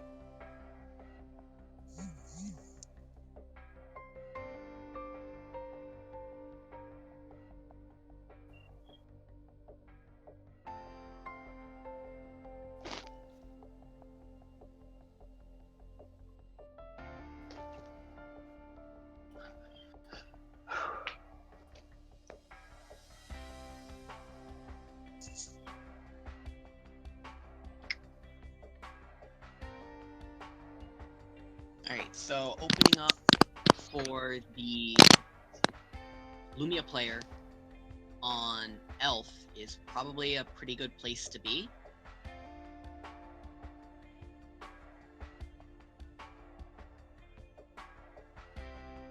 Our stream is super delayed. I'm gonna do commentary off of our stream then for now. Okay, so opening up on the Elf. So we're gonna be about 20-30 seconds delayed from what's actually happening. Just because our stream is actually pretty delayed. So you'll see the Feasting player Gwyn on the draw the token. It gives them the most information, and that token's literally going to do nothing on their turn, because they'll produce another one if they need to do something like add on Brawly. You may or may not be able to see the discard. That spot right in the corner there is where the glare is really bad. Yeah, it's a really inconvenient spot. It really is, but And it's always a Feasting player that's in there, so it's like it's actually we actually want to know, and they're discarding a lot. Okay, yeah, we're not going to be able to see what this Feasting player is discarding unless he moves around his graveyard. So we will try and keep up with that as much as possible. It does look like colors are cooperating pretty well for him. It looks like he's got a Blasting Wave and a Heat Ray. The only thing he could ask for would be a Blue Stone, or probably a Ruler's Memorial would have been best.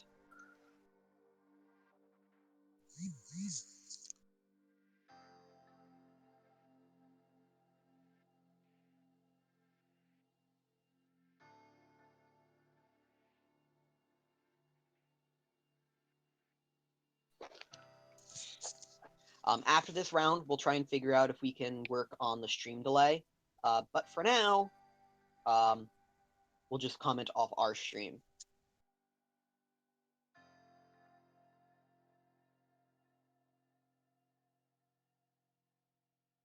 The Feasting player must be digging for something if they're actively winning creatures on their own turn. Right, that was a Tama discard. That I can tell you.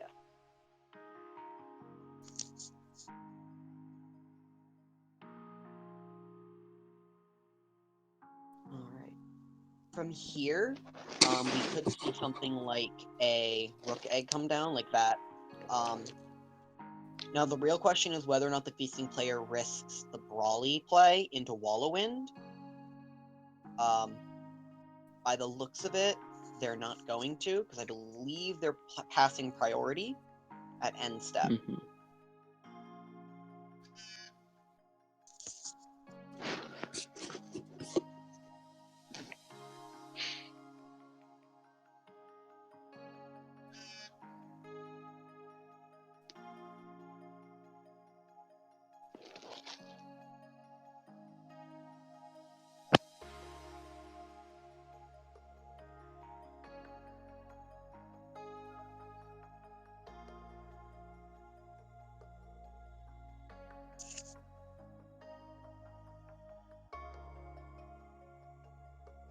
Alright, Chrysia fighting down the Gwyn is super important there, because that's going to be the hardest thing for the Lumia Hook player to deal with, is the card advantage that Feasting can produce.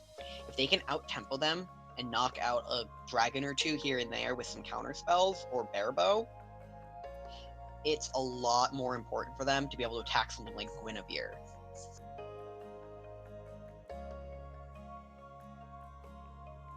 was Brawly.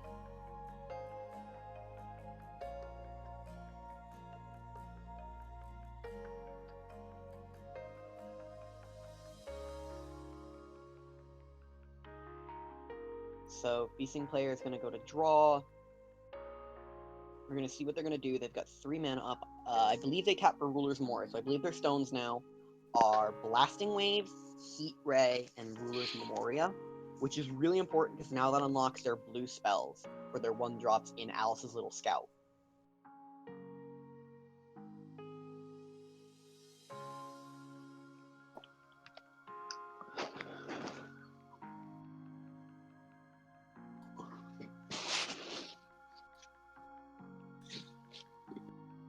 Alright, so he's gonna Brawly, get his Rook Egg trigger. He's gonna consult his hand to see what card he wants.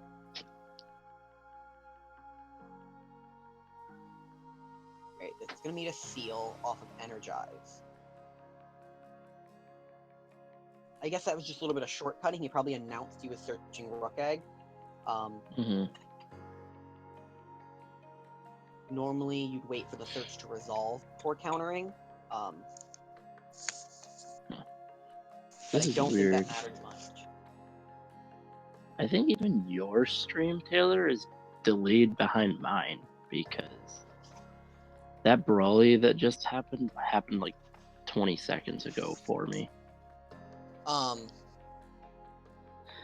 Is my Brewhouse stream behind yours, or are you watching it from Yeah, the like, US? I'm watching on Brewhouse, but mine may be slightly delayed too. That's the thing with Twitch and all that; it's not perfect. Yeah, it's every like individual stream can get delayed, but just by like lag or. Yeah, my Brawly happened about the same time as Brian's. That's why I was confused. Right, Like, a wall that could, that wall of wind on that Rook Egg definitely is important, but at the same time, I don't see what it accomplished.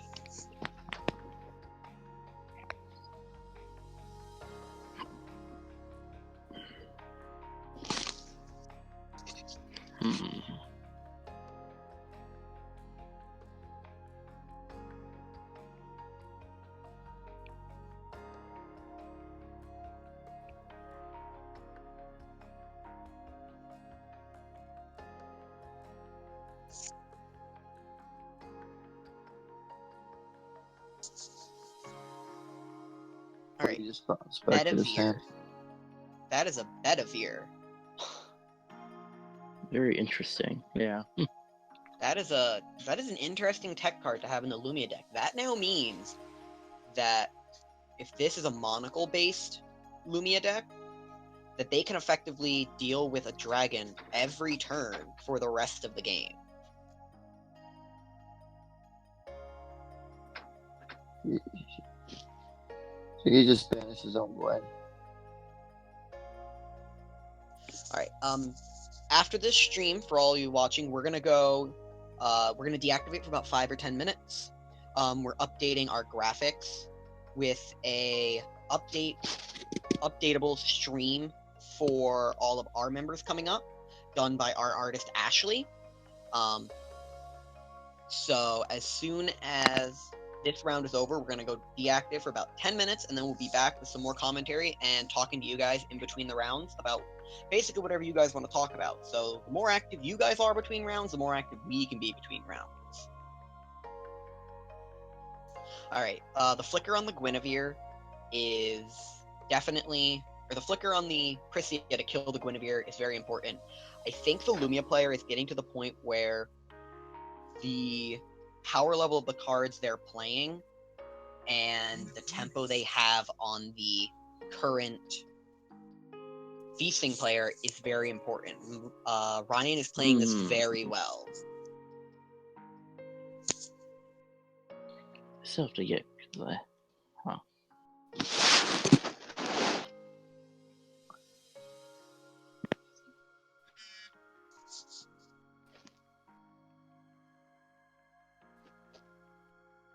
I didn't see what stone was called there, so I can't talk about that. That glare is really annoying. Hopefully they fix that for day 2. Alright, it looks like second heat ray. So stones are now heat ray, blasting waves, ruler's memoria. Yep.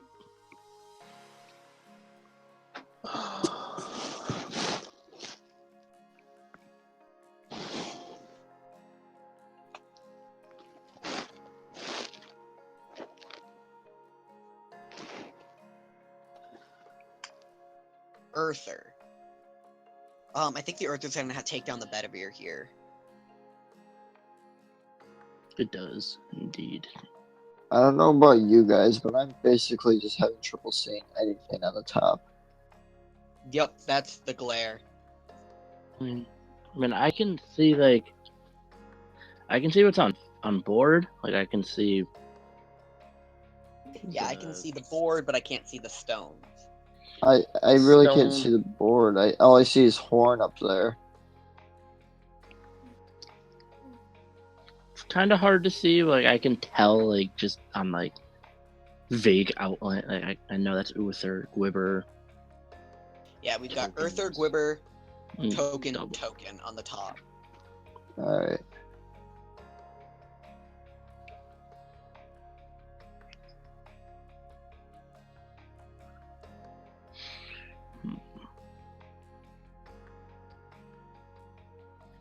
Yeah.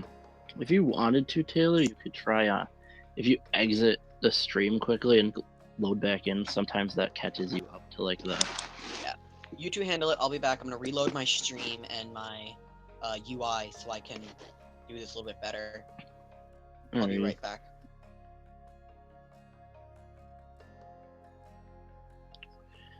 There's another Apollo.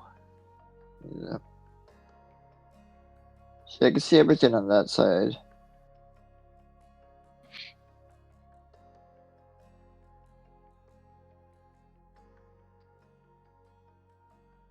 Swinging with.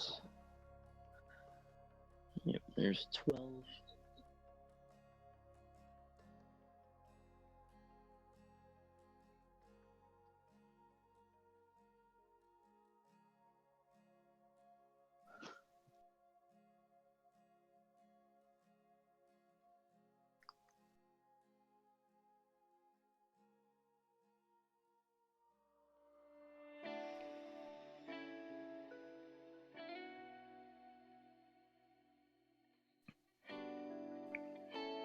There's a scout. Yep.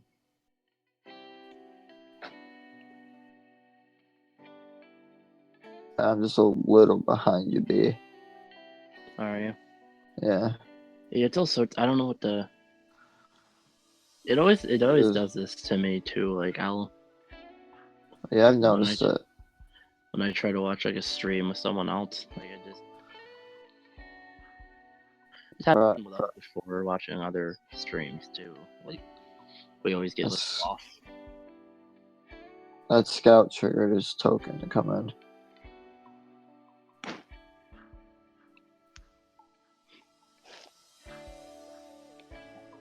So double bow, so. If he's got bear magic anywhere, I don't think a dragon's living very long. No. A pump on Slayer. I'm assuming this is on the draw.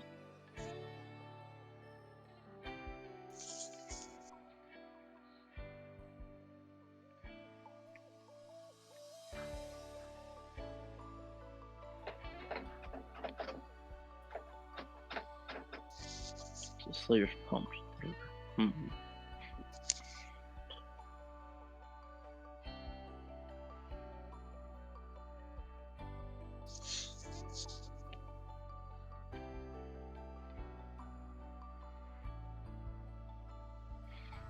So 3 pumps on Slayer. Yeah, 3 pumps makes her a 7/8, I believe. 8.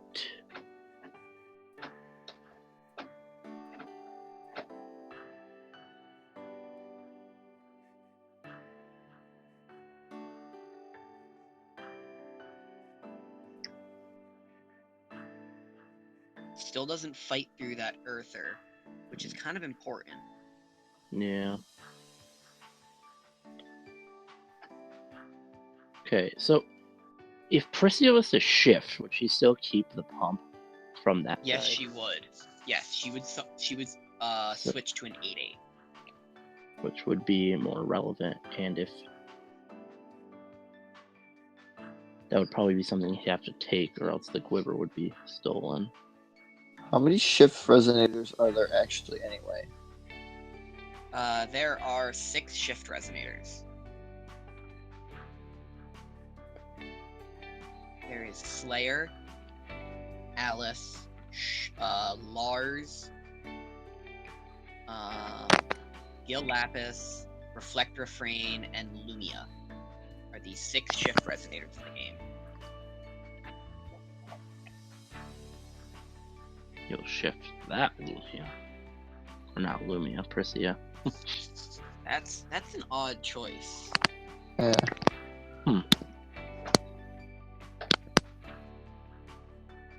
So it looks like Blandon is deciding to respond possibly to the shift trigger, which is legal to do. Right, so the shift's gonna resolve. He's gonna have Slayer. Or Possessor. He will target attack the Gwibber. So which is guaranteeing the steal on that Gwibber, because if he attempts to block, it'll get bowed. So, unless he blocks with the Earther, but that'll still kill it. And then he gets to trade a bow for an Earther and steal the Gwibber. Mm-hmm. I mean, he could avoid it. He could Apollo if he chooses to. We might see an Apollo activation here.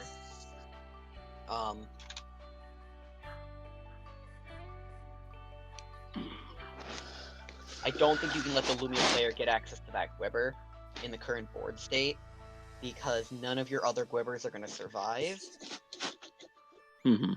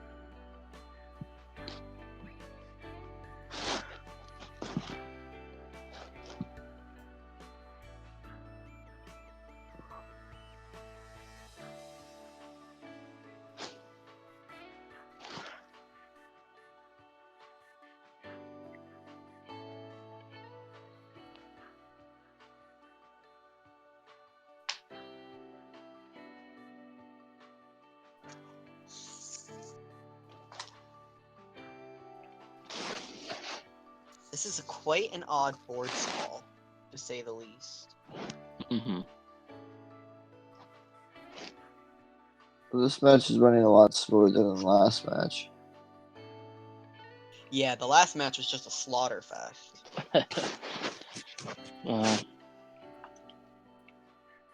The dark controls. I mean, I know Val probably.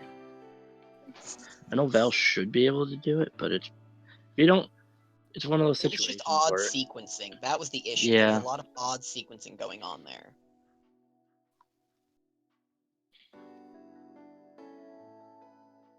So double Tama. Double Tom is actually kind of important, because it now means that if the feasting player does resolve a Guinevere, Lumia Miles can just basically say no and kill that Guinevere at the end step. It sacks both the Thomas to do it, but at this position, Miles is in so much control over this match that in order for Blandon to recover, it's going to be something like a Guinevere. Yeah, he needs to starve him out of Gwen.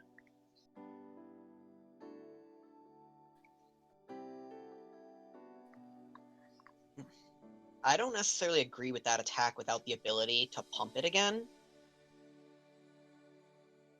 Because now that's going to lose the second Prisia as well.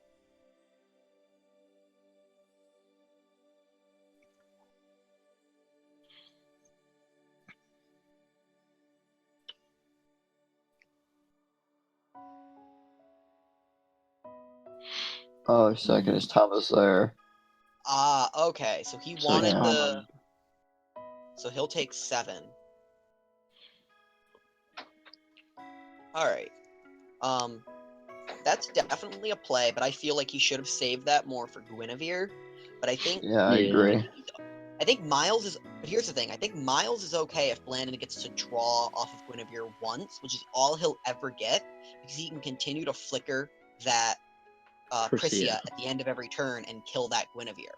So he'll have to sacrifice an Apollo every time, or he'll have to lose that Guinevere to itself with a sack. So I think Miles is okay if he gets one draw off the Guinevere. And I'm pretty sure there are 3 Apollos down already. Or at least 2. I thought there was 2. I'm pretty Maybe sure 2. 2. Earther's gonna come down. I think Earther... So Earther killing this Prisia unlocks a lot of Blandon's plays now. I think Miles has gotten a little bit too aggressive, and now he's in a very difficult situation. Yeah. And that second Gwibber coming down is Ooh. brutal.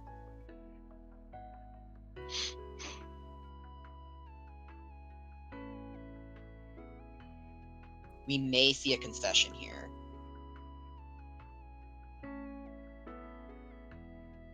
Another important thing is that, does he have double Deepwood?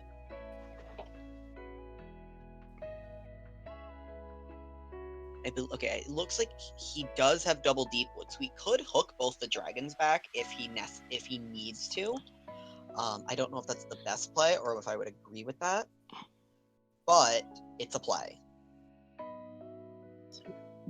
He's opting to leave the Memoria. He's opting to not pay. So redraw with Tama. There's the hook. I think he's going to choose the hook double draw. Okay. So that gives him a chance to stay in the game here. But he is completely tapped out. No, he'll have Wallow-in mana active if necessary. But I think at this point in the game, the Beasting player can completely play around Wallow-in. He does still have double bow. Yeah, he still does have a double bow. I still think Blandon is in a very controlling position here. If he can find like a Guinevere or a Rook Egg even, sacked Adam Brawley to search out Guinevere. If he can stick a Guinevere for even a turn right now, I think it's going to bury Miles in cards. I don't know how many cards Miles has in hands, but it cannot be many.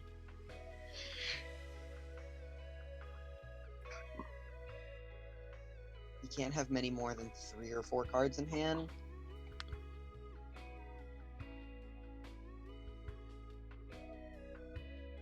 If chat has seen any of the other games today, do you know if any of the Rebirth guys are teching a horn in their list? Ooh, Triton. That is Triton. Ooh. Triton takes the hook. That might spell the end. Yeah, that hook needed to stay on the field to be able to tap and bounce more things. And it especially needed to not enter Blandon's field. Yeah. Well, it doesn't enter the field. Triton So doesn't cause the enter trigger to go off. Oh. Okay. Because changing fields does not cause entering to occur.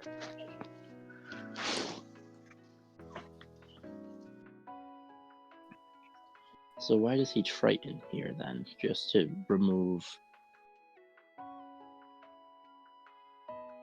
Oh, wait. Alright, that doesn't look right. I think Blandon is counting that the hook entered his field this turn. And that doesn't apply. But it did not enter the field this turn. Ah, okay.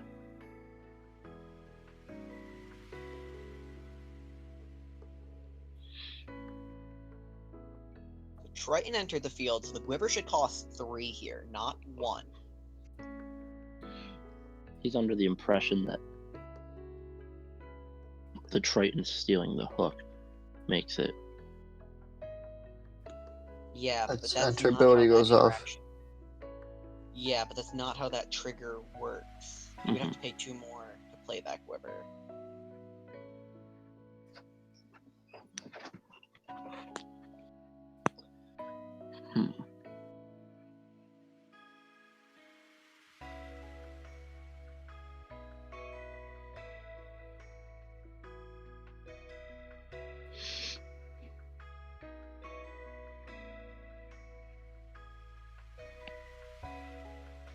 So I think we're getting a judge call here. So we may have to wait a minute or two for this to resolve. But Miles is correct here. The hook did not enter the field this turn under his control. Therefore, the Quiver will cost 3, not 1. And Triton does not, changing fields in any form does not cause the enter ability of a creature to trigger. The field is still 1 zone.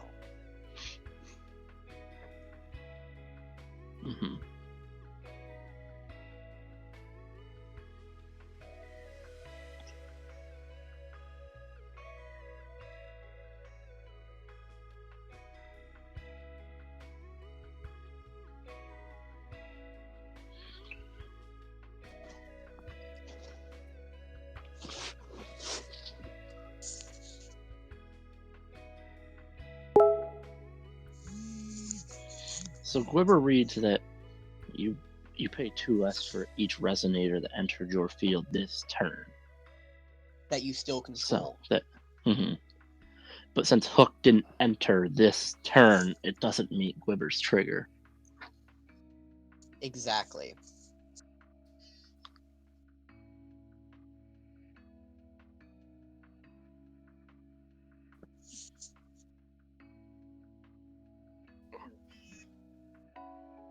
So he double bows Uther.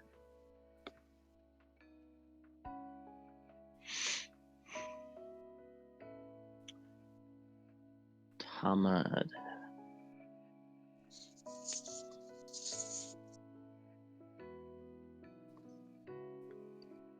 Could he banish Tama to burn? Is it the Gwibber?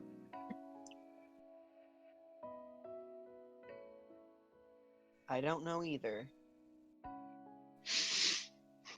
That was an odd turn for Blandon. I think he had other plans that got thrown off when he realized the hook didn't enter the field.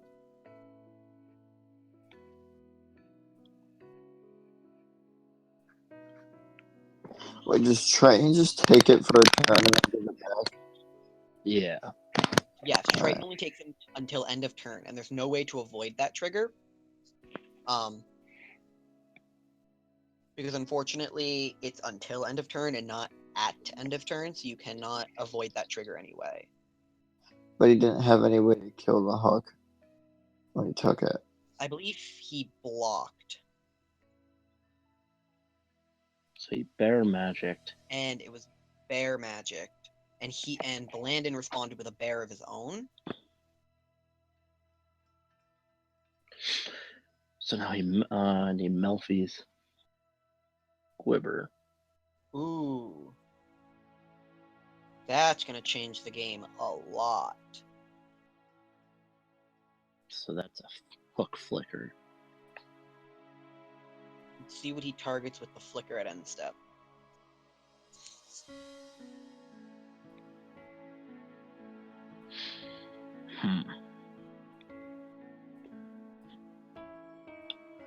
Now with a bear magic and grave and flickering hook, Miles has got a lot more control back.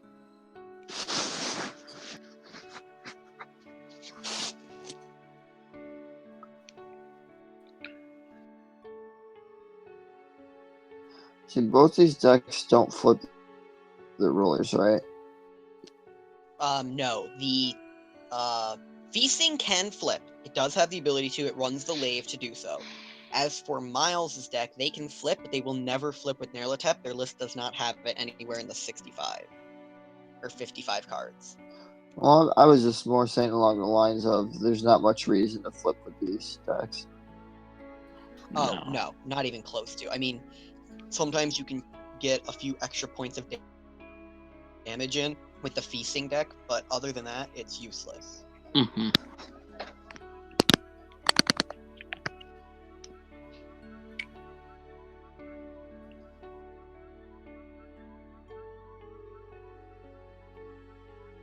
Alright, so let's see what Blandon does to try and recover from here. With that Bear Magic Engrave, it means blocking that hook is extremely dangerous.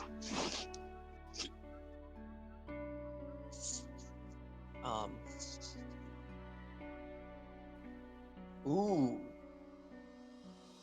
He's gonna pop Horn on... Is he going to? I think he's gonna pop Horn on Miles's graveyard to shuffle the bear back in. Interesting.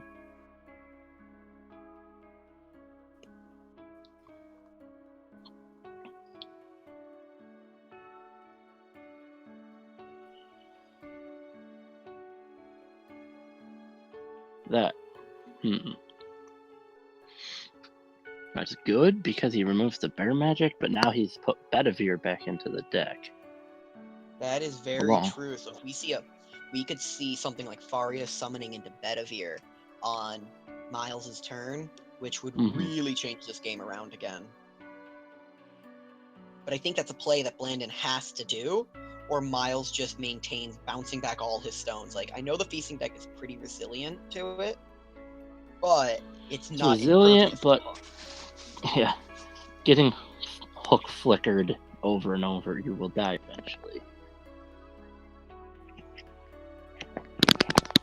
There's now Miles is at 400, so he's in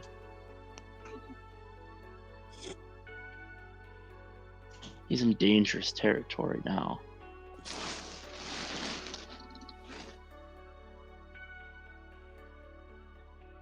Is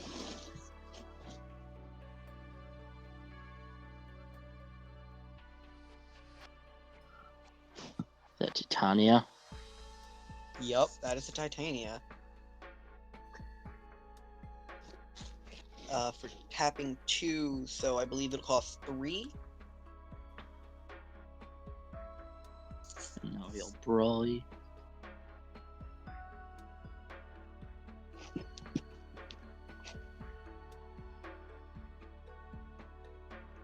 Into Guinevere.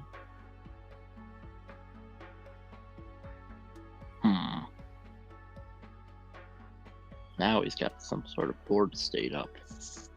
Yep.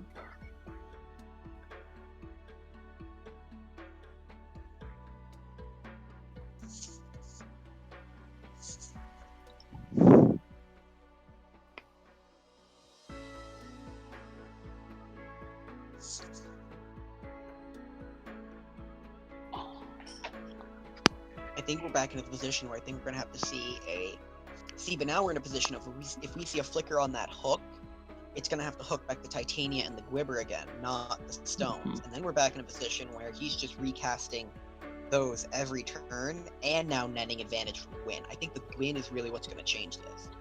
Ooh, there was no Faria summons on the draw. Unless he has Butterfly. I do not believe the list of the Rebirth or Tilt team is playing Butterfly in the main. I think he butterflied Bedivere earlier, and I think the first Bedivere was that Butterflied into. Are they playing Butterfly? I believe that was what happened. Or was it a Faria summons? It was Butterfly, actually. Yeah. Alright, so they are playing Butterfly, so he could Butterfly into Bedivere here. 1, 2, 3. And then if it... 1, 2, 3, 4, 5, 6, 7. He has 8 mana, so Butterfly of Bedivere would cost 4.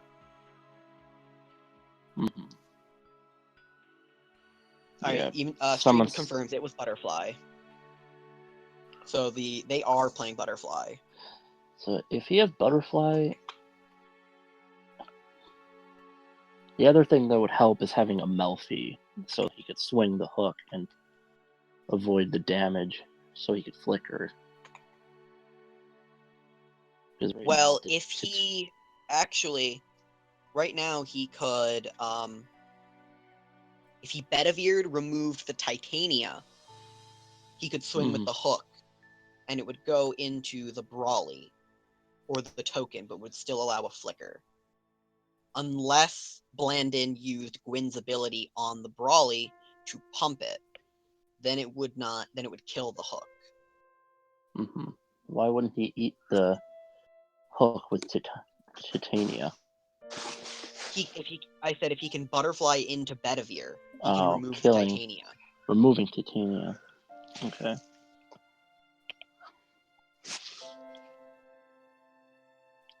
But the Gwyn pump is possible. But they wouldn't. Oh, we have another. I think we have another player coming down. Killing Slayer. Token.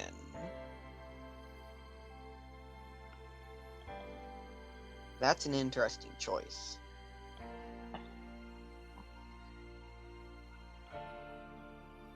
Ooh, Judge on Lumia.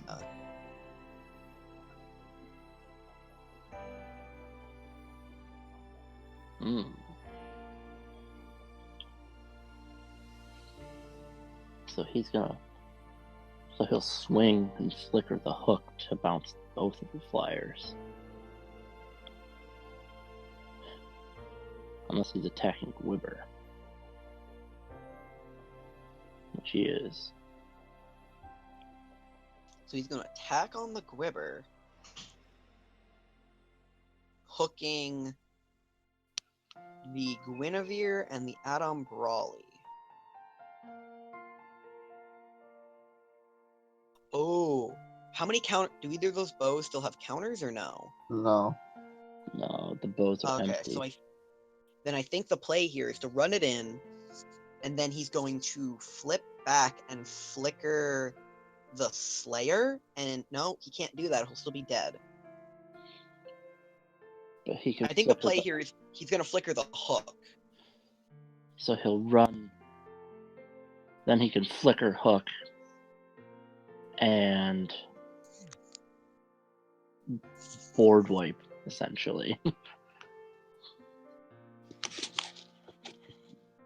He can flicker hook Titania and Woodward.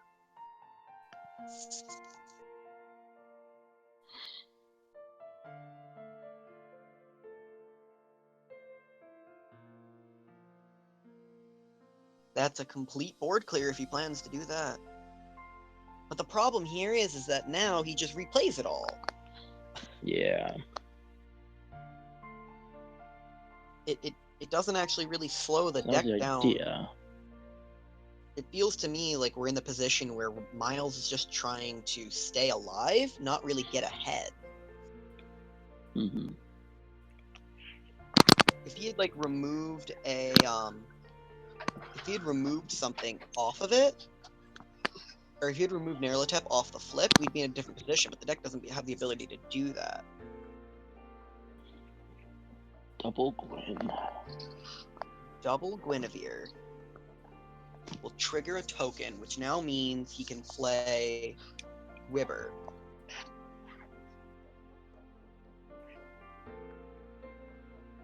He's gonna Titania.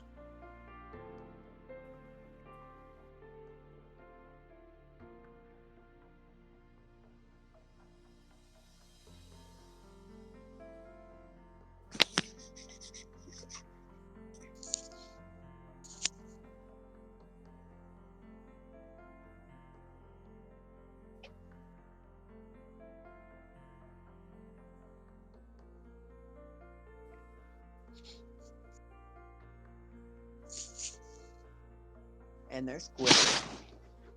Now he still has 2 mana up, so we can see what he can do with that 2 mana. He's just gonna pass. So turns passed. Ooh, is Miles out of cards in hand? Like, is that his only draw? Yeah, he has no other cards in hand. So Priscia pumps 4 times. Makes Priscia a 8/9. 8/9? Yep.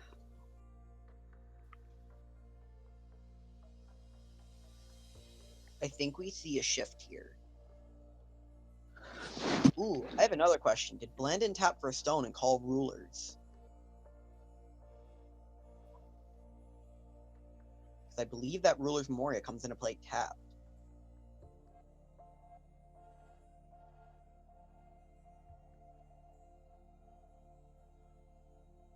Ooh, I didn't get a look at that card. I was hoping if we could see it as he was pulling it up.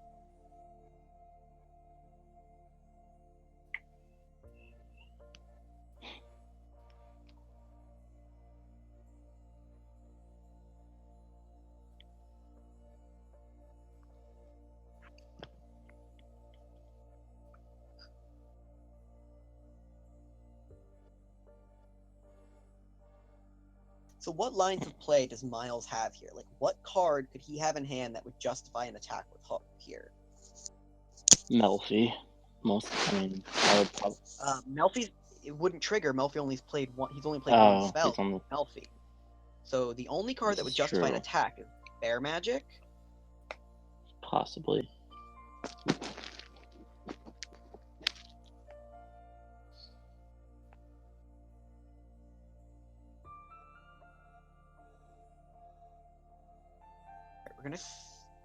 Alright, we're finally gonna see an attack with Hook. He's gonna snap a block with Gwibber. Oh, and Hook's gonna die. Ooh. So what is his plan now?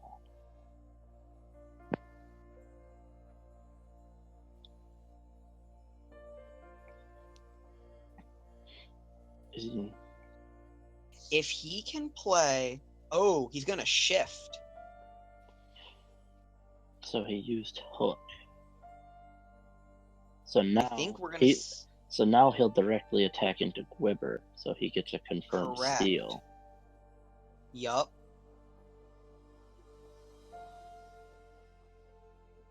If Miles can tap right. Nope, Miles, you need to tap one more mana.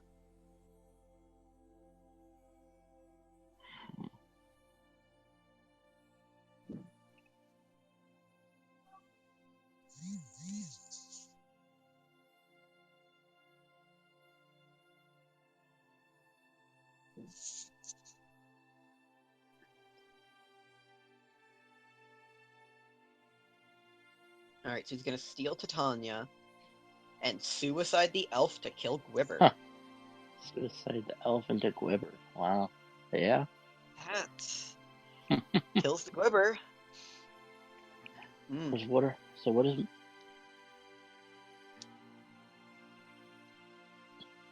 How long has this match been going? It does not. If Slayer flickers at the end phase, it leaves the battlefield and returns, so it'll return as a 4/5. It will not return with its boost. Answering chat when I see it. Yeah. How long is this match? We're going on close to 35 minutes. So we could see it draw, right? That is a possibility. Basically, they're playing for a 101 here. The only deck that's got the ability to finish fast is Blandon. So if Blandon wins here, we're definitely looking at him just stalling the game out. Alright, so he's going to Gwyn a Scout to draw a whole bunch of cards. Let's see if he can refill.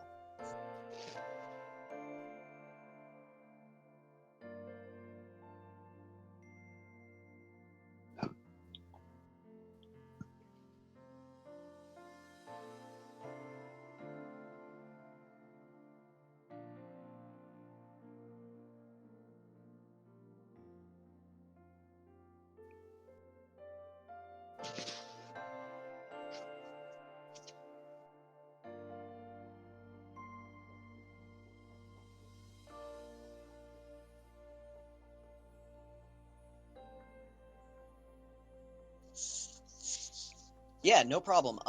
If you have any questions in chat, just ask them. I'm watching it the entire time. I've got it up in theater mode, so I can see everything you guys are asking me.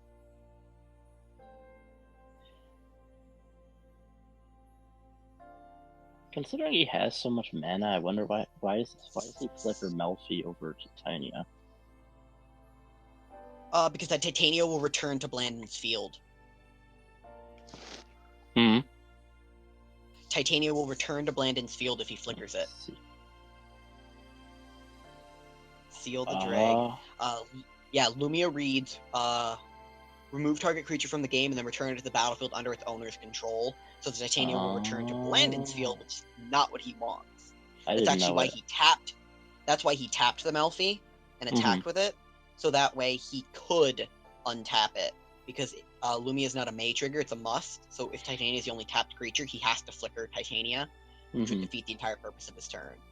I did not know Lumia's return. I think the biggest issue here is that I don't see Miles recovering without a huge top deck here. He's wasted Lumia.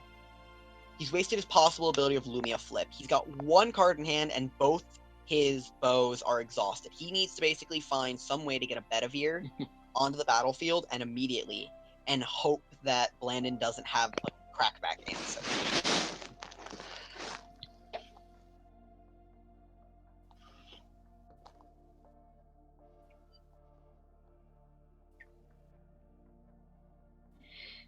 And Miles has so many more dead draws than Blandon does. Miles can draw elves, and even Melfi's at this point are doing nothing. Like, I think Blandon's in a position where filtering his draws with Guinevere are going to matter so much.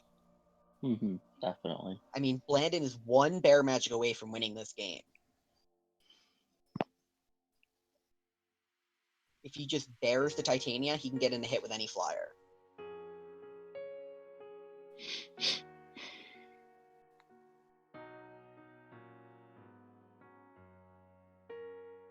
For anyone on stream in the chat, has anyone else seen Ryan Miles play all day to know if he has any tech options that might get him out of here that we don't know of?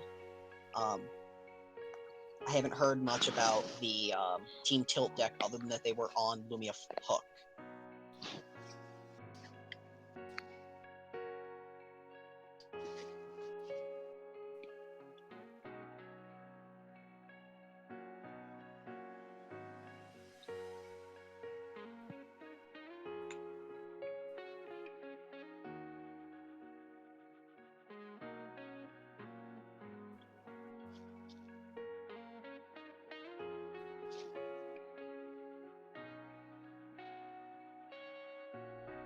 Alright, let's see what Miles does here.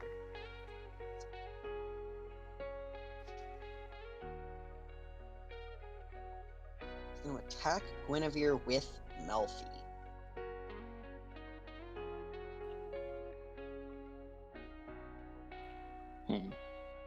Do we see a reason not to just block with the token here?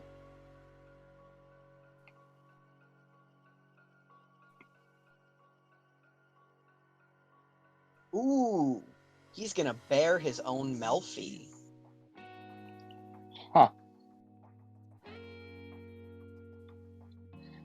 Wow.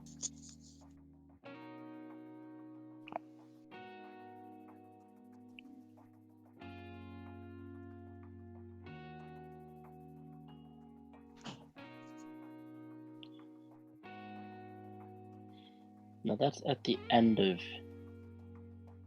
So Melfi's Flicker doesn't really do anything.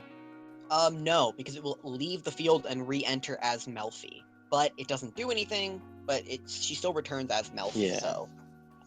It technically does prevent the damage, but that doesn't really matter. But I mean, yeah, the prevention doesn't matter because it...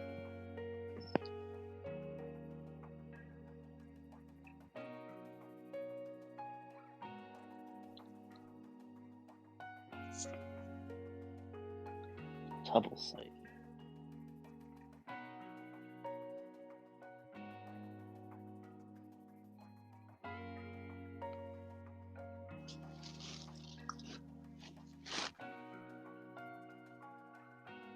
What is that card in the middle there?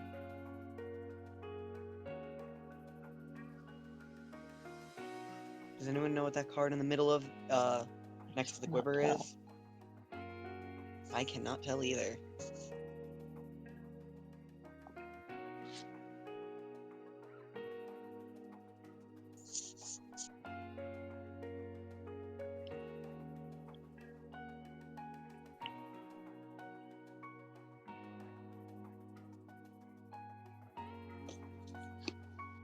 Feasting? Oh, James just filled me in. He flipped feasting. Yep. That is feasting. Yeah, I just realized it because I looked in the corner and the ruler wasn't there.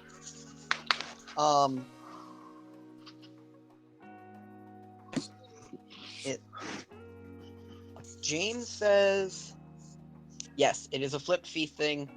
We're stupid. We didn't pay attention for about 2 seconds and missed it. So he bears Squibber. Yeah. Drops another Tanya.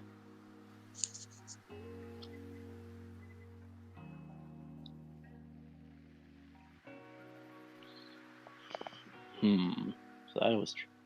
So he used the feasting flip to produce the tokens to make Titania. Yep, he just scooped.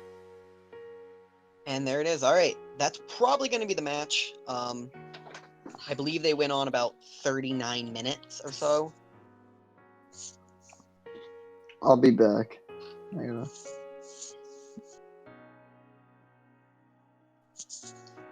All right, let me see. Yeah, they started shortly. Yeah, that's basically the entire round, actually, if I'm correct.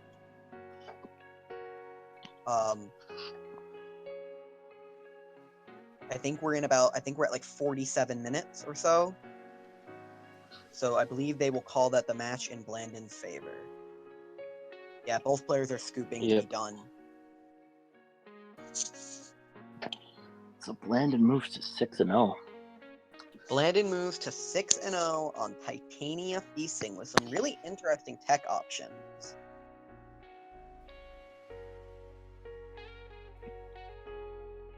So he mainboards the Tritons. That's interesting. I mean, they're backbreaking in the mirror. They are definitely And they're pretty good against Fox, too. Getting to steal a Chimera out of Fox is actually pretty powerful.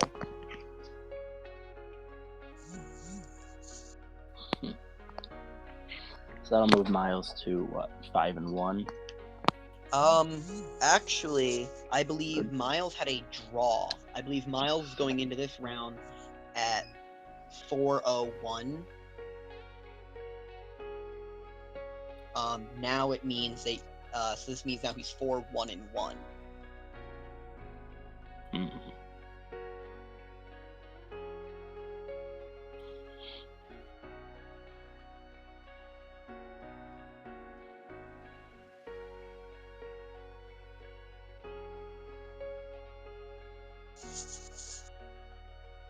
All right, I'm gonna see if anyone else wants to hop on stream. I'm gonna take a break. So we're gonna take about a 10-minute break because they're just going into time on the current rounds. So we will be back about 5 after. Hope to see everyone back and bring some more people too, because we're almost at 30 people watching. No, that looks gross. What You is guys it? are You gotta amazing, try it. It's and terrible. we'd No, love thank to you. I have hear a very you sensitive palate. If you taste something more bad, you in want the someone else chat to try as it. well. That's what you do. If you want to save 15% or more on So, car insurance, you during switch the to meantime, Geico. I'm It's going what to you leave do. you with Brian and James. They'll answer your questions on chat. So feel free to ask away.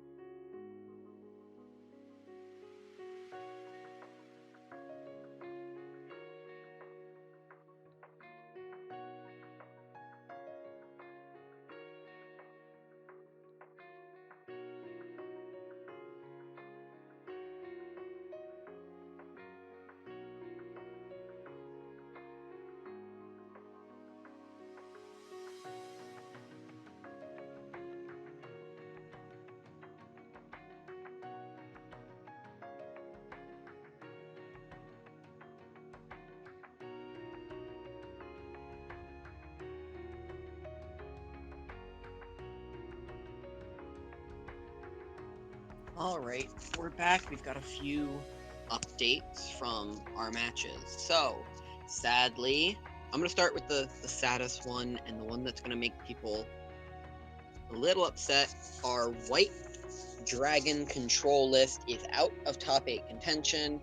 He is now 3, 2, and 1. There's a very good chance that does not make it. I mean, there's a slim chance his tiebreakers get him in, but I think 6, 1, and 1 is where you need to be. Also, some more updates. Kyle is 4, 1, and 1 on our Blazer aggro. Robert, playing Ascended Alceres, is 2, 3, and 1. Our Val player is not doing very well at 1 and 5. Our Feasting player is 1, 3, and 2. Her first GP, generally okay. Ooh, look at that! Our new graphic is up. Yay! They're all it looks over. so pretty. Yes, so that is our graphic. Arcadia is our sponsor. Check them out. They are at Atlanta today doing all of their sales. They have 200 Vingolf 3. They are selling them on their website through TCG Player. Check them out if you need your Vingolf. They have plenty. They ship great. Also, check out the Brewhouse page. We'll have all the top 8 deck lists up there, as well as check back tonight, as I will be doing a day 1 metagame breakdown with a few of the players currently at the GP. And Ashy Mew is our artist. She does all of our logos and everything. Check out her site, some great art. A few more updates coming in. The believed record of our White Fox player is now 5, 0, and 1. We are waiting lastly on just our Lumia player, Roger. And as soon as we know that, I will update you guys.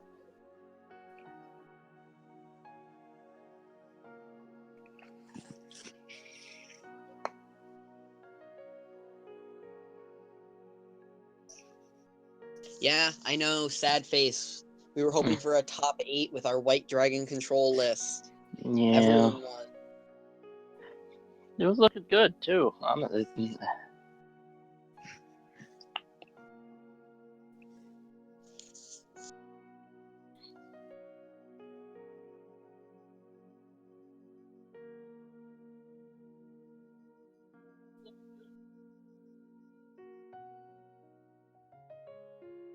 No, it's pronounced Dargan, not Dragon. Come on.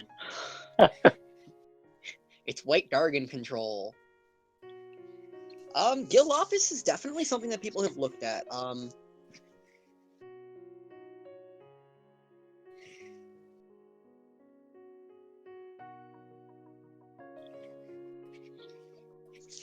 The site is TeamBrewHouse.com.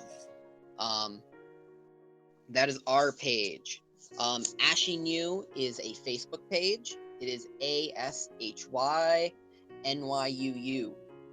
If that's what you're looking for. And for Arcadias, they go through TCG Player.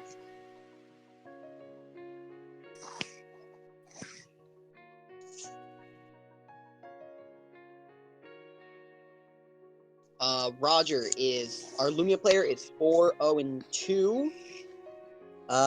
Depending on tiebreakers and how things work out today, he may or may not make top 8. Sad face.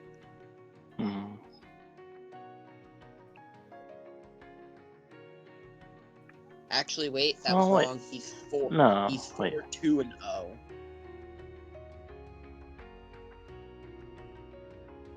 So he definitely is out of top 8. Oh wait, nope, that's for Sarah. Sarah's 4, 2, and 0. So 4, 0, and 2 would still. Update. So I will go through them. Roger is 4, 0, and 2. He is our Lumia player. He's on Blumia. It is a blue Lumia control list. He's currently 4, 0, and 2, which may put him out of top 8 range. Sarah on Ascended Alley is 4-2-0. That definitely puts her out of top 8, so no Ascended Alley top 8 again. Jimmy is 5-0-1 on White Fox, a great meta choice for today. Very resilient to hook, pretty good against Val with some nice sideboard tech options, and obviously a very good feasting matchup.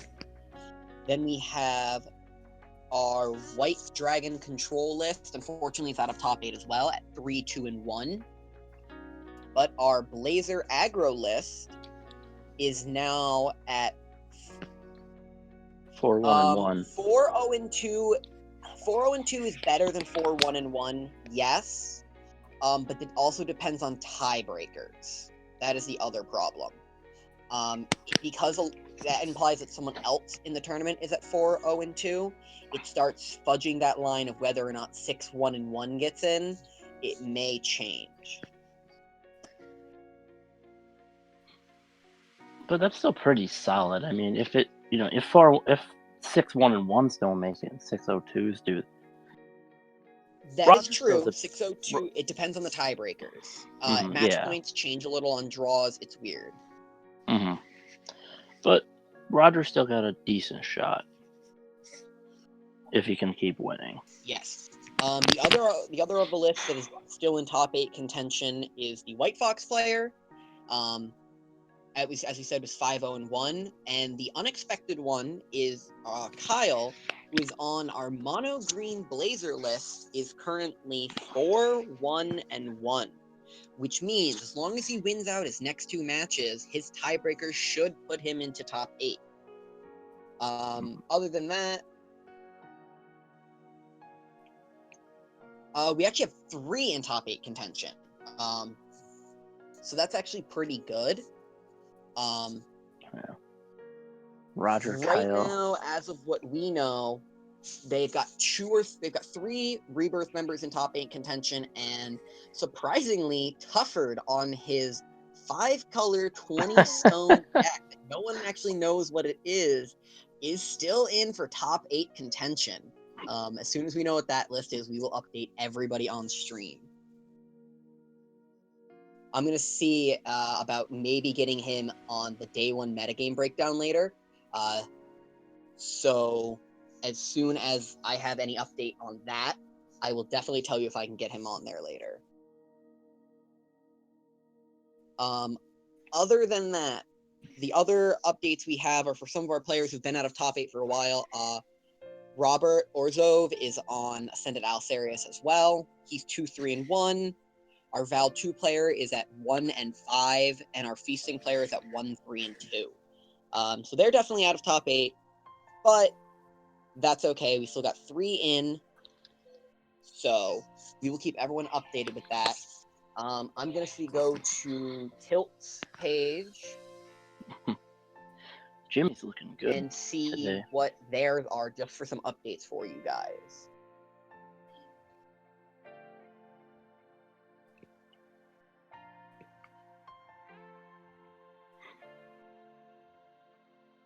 All right. So as of round 6, so we know this has changed now. So as of round 6, Ryan Miles is 5-1-0. Zach Tufford is 5-1-0. Driz. Val's showcasing at the top table, from what I've heard, is actually really bad. Val 2 we're talking about here. Because there actually are a lot of Val 3 decks here. So we're going to specify that Val 2 is not doing as well as it has previously. But I think that's mostly because the hate is very, very high.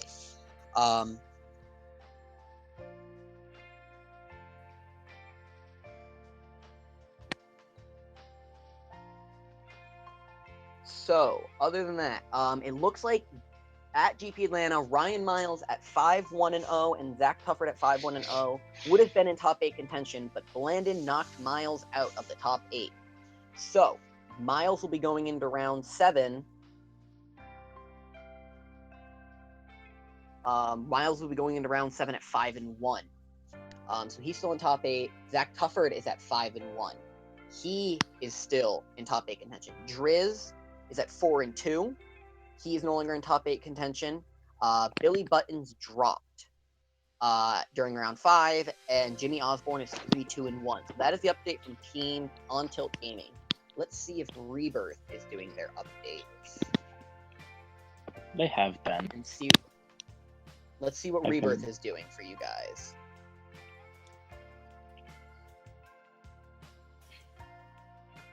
All right, as of round 6, Alex Blandon is at 6-0. He is one of our only undefeated players in all of the day. A lot of people are 5-0-1, like Ken Tober. Kathy Boatman is 5-1-0. She will still be in top 8 contention. Jalen Rojas is 4-0-2. He is definitely still in top 8. I believe all of the players on Tilt Gaming were on their Lumia Hook deck with a bunch of tech options in it. It's more similar to the older version of Lumia Hook.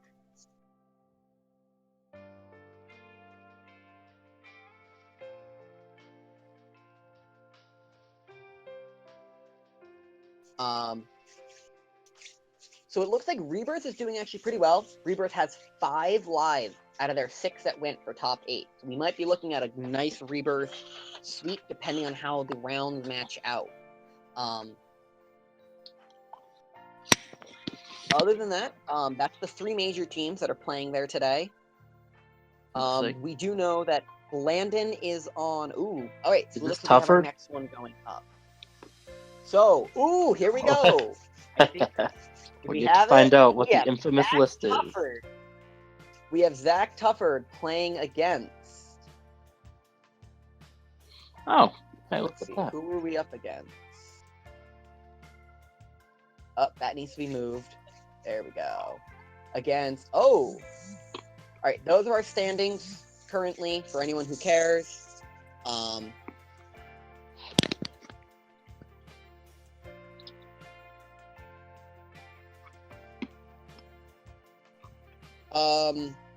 I believe most of Rebirth is based out of Phoenix.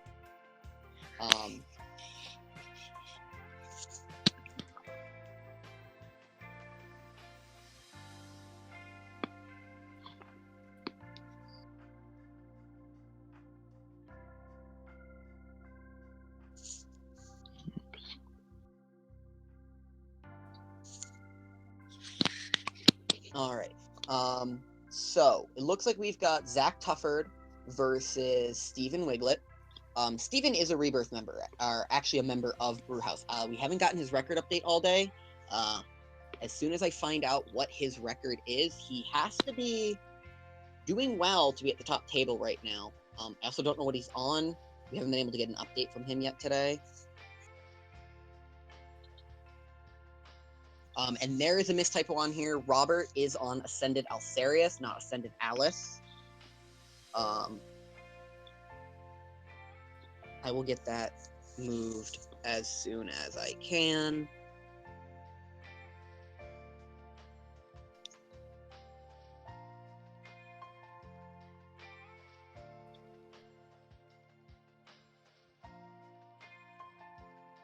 As soon as I go to present, that'll come down, I believe.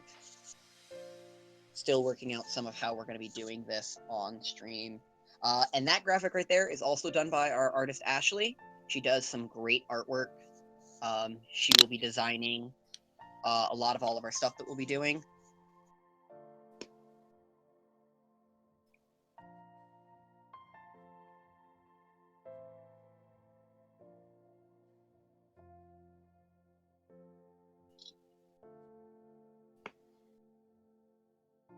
Alright, I'm back. Hello, James. Hello.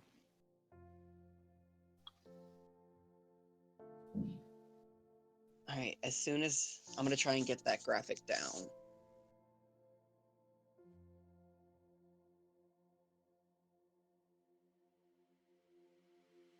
Steven Wiglet.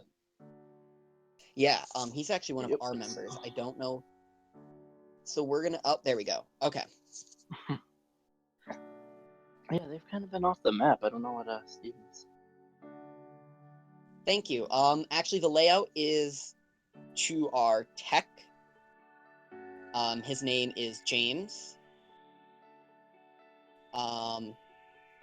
He does all of our layouts, and he's our tech guru. He's also the mastermind behind the Brewhouse Wacky plugin. You're welcome. We came up with the idea about second round, and if from now on, if they're not going to continue doing commentary on the main stream, we will definitely be doing this every time. Next time will be a little more planned, and we'll have not just me on stream all day talking because I get annoying. So we'll definitely have rotations going through and some activities for you guys to participate in between rounds. Later today, I will be back on with some of the members of Brewhouse doing a day one metagame breakdown. We're gonna try and get Zach Tufford on there too, and a few of the other members, some of the other teams to talk about their decks as well.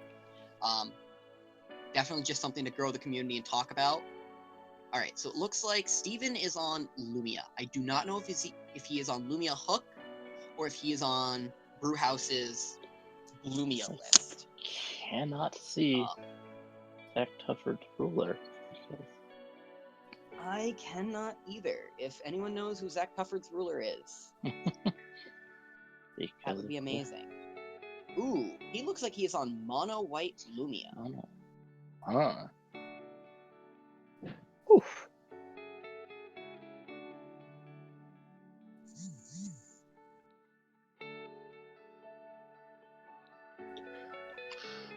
I cannot see. Unfortunately, his ruler is straight in the glare, so we cannot tell. But so far, he has flipped Mono Black Stone, Mono Green Stone. Rewriting. Rewriting laws. Okay. I must know what that ruler is. Yeah, this is... Why are they doing this to us? I don't know. If only we could contact Stream. Oh, his hand's kind of covering it almost just enough so I can see it, not enough. It's making me sad. I also cannot tell what that is. That is a Ferment the World tree. His sleeves. Bottom 3, 4, I think. See, I'm thinking about that fourth card. So, Ferment the World Tree is double green, chant speed. For those of you that don't know, it's not a common card. Bottom any number of cards. Put any number of cards you want from your hand on the bottom of your library.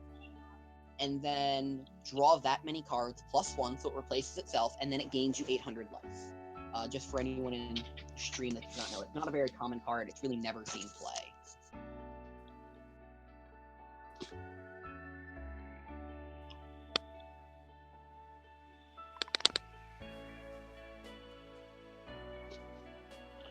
See, I would talk more, but only after only a month of being back into the game. There's a lot of cards that I don't know what to do. Alright, so Percival taking Levitine. This list, both of these lists I'm very interested in. This. Ooh, he's going to ditch. He's going to flip. Wow. Hello, Ashley. Hi, he's going Ashley. To flip your soul for a stone. He's ramped up to 4 stones already.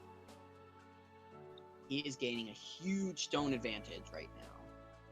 And he's going to play White Bunny. So the White Bunny, it can be banished to tap down an opposing J-Resonator. For those of you that don't know it. Alright, so that is Magic Stone analysis. He's going to search his deck for a non-special Magic Stone and put it into play tap. Looks like he's going with mono white. He's running a mono stone deck. I do know he's not on Blazer because he did not want to play the cop-out of playing Blazer, I believe. But I do not know what he's actually on.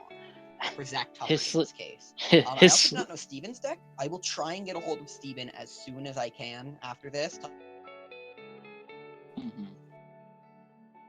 See, it looks like Zach Tufford is on Charlotte. Charlotte? Yeah, it looked kind of like that to me too, but I couldn't confirm 100%. Yep, it is Charlotte. Yeah, I can see Charlotte now. Oh, there it is. Yeah, so he is on Charlotte. Aw. 5-color, 20-stone Charlotte. All basic stones. Yep, and he's 5-1. So it really makes sense that Steven is doing really well with his monostone deck, because the whole premise of it seems to be just play soul, flicker soul a bunch of times, get out basically ahead of stone on the same stones as your opponent, also while putting pressure with soul and your ruler, and having a backup plan. And white has like interdimensional escapes for Guibers, and Arla for removing J resonators with flying. Do we know what Steven's record is for the day? Pretty dang good, because he's playing Tufford, and Tufford only has 1 loss, I believe. I can tell you, yeah, I believe Tufford is at. Steven is running Lumia, apparently. So, Ashley, if you can update the graphic with that. Yes, Tufford only has 1 loss, and it was in round 1.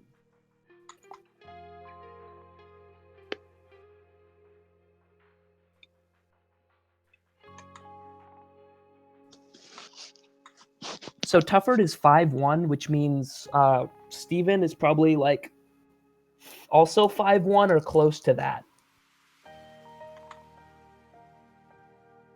We were all wondering when Steven was going to wind up on the top table, and so was Zach. We've heard they both were in contention still.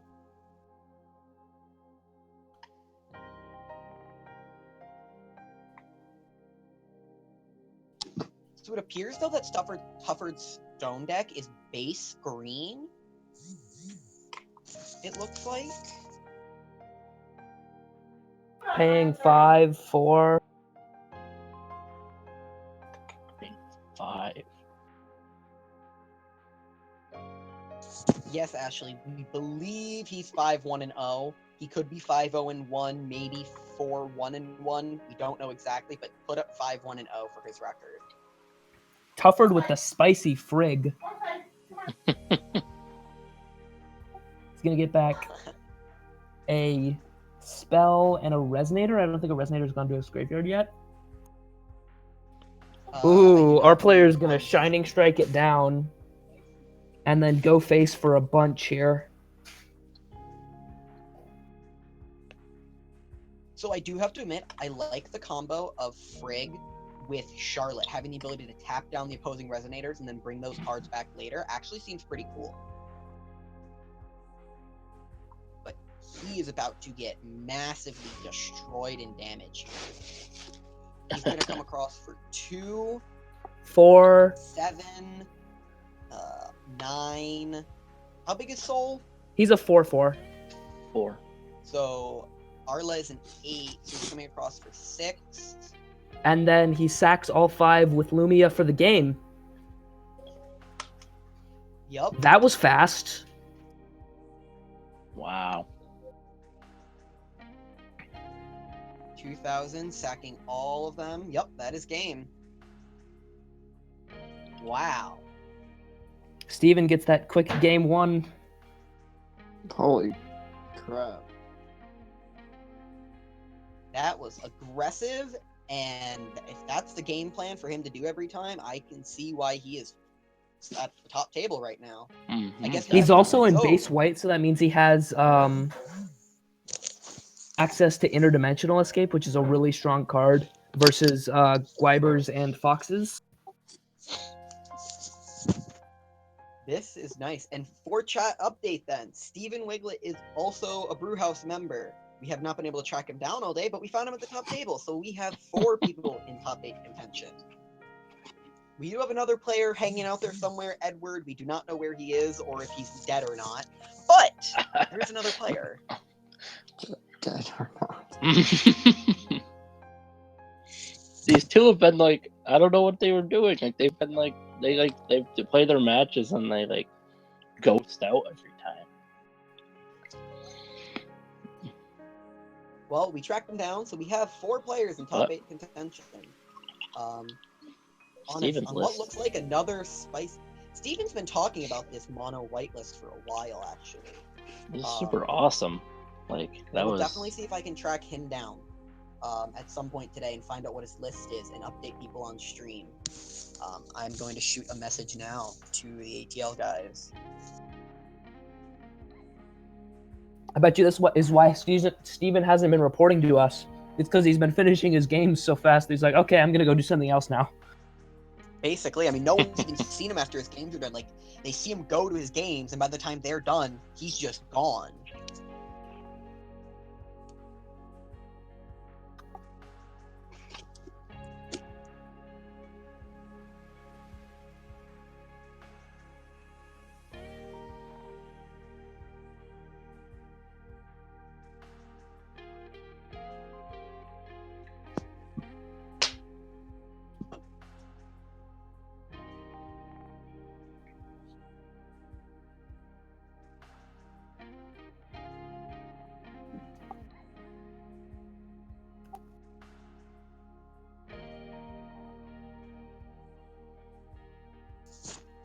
All right, so in this matchup, what do you think are possible sideboard decks? I mean, Tufford's sideboard is obviously out there for what could possibly be. But in terms of Steven, I feel like Tufford is gonna side in a bunch of like Moonbeam and J Ruler hate, because that's what killed him that game was there's just the swings from Lumia.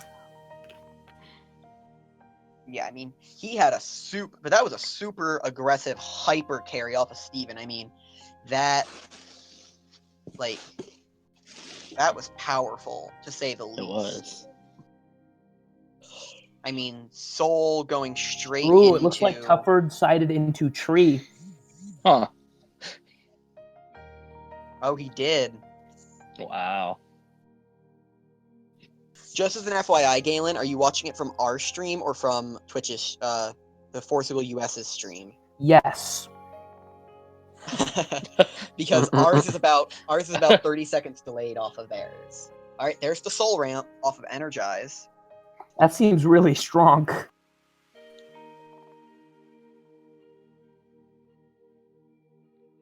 What is he ditching the White Bunny to do? He does it to rest his soul so that then he can flicker it with Lumia and get another stone. Ooh, cheeky plays. I like that. That's spice. That's super awesome. That's Wow. really cool. You guys should be watching on both so we can keep ahead on We are watching it on both.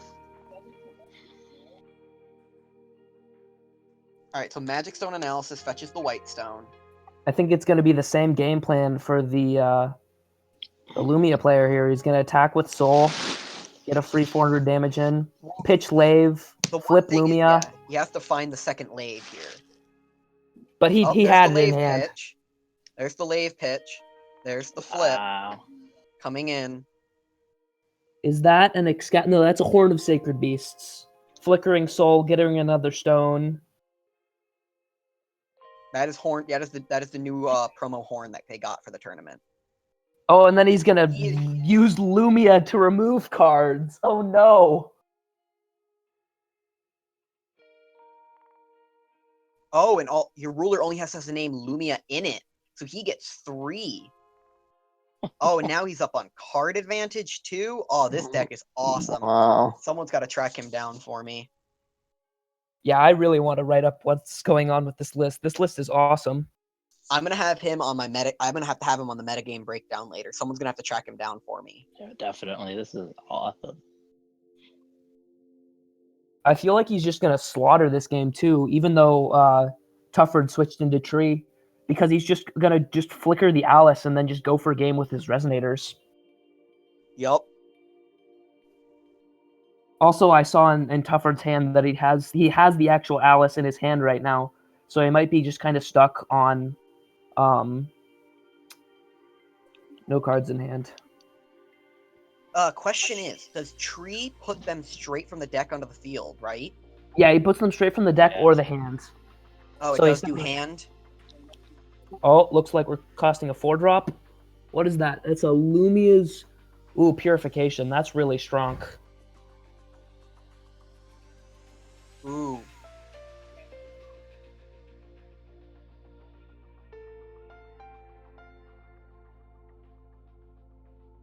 Yes, if you need any of the members, just totally shoot a message to us and we will get them to help you out with your articles. We love content. Any content you guys want to do that involve Brewhouse members, just shoot Roger Page or Fawn is in charge of all of our content. So Fawn Let me figure out her last name for you guys, just in case It's you need Cramner. it. Cramner. Cramner. Yes. So message Fawn, Cramner, or Roger Page. They're in charge of all of our content. They will help you track down members for any content you guys want to do. Oh, it's Ryan. Never mind.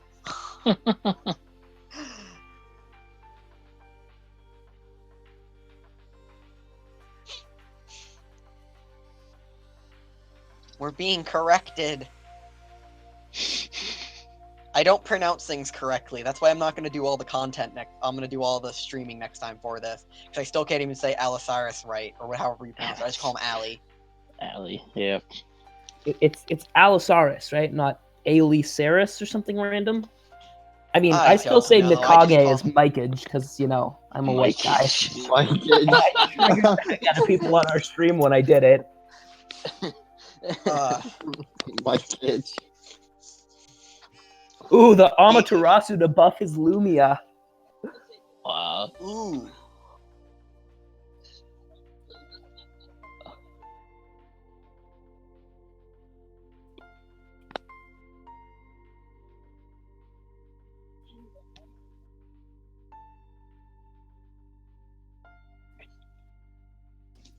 Brewhouse is located mainly in Arizona, but we are a national team. We have a section that play out of New York, like myself, James, and Brian. Galen and Roger are from Tucson, Arizona. Arizona. A bunch of our members are around Tucson and Phoenix, and then we also have some other members like Sarah, who top aided with Ascended Alley at Collinsville. She is from North or South Carolina. She's from a Carolina. I know Jackson is from Illinois. He was the player who got top 4 in Collinsville. He's from Chicago. Yes, but we're a national team. That's why we spearheaded the Lackey Update initiative that has kind of sparked a bunch of other teams to do it as well. But Ryan, our tech wizard James, Ryan, and Ashley are from West Virginia, so we're all over the place in terms of where we're located. And our player,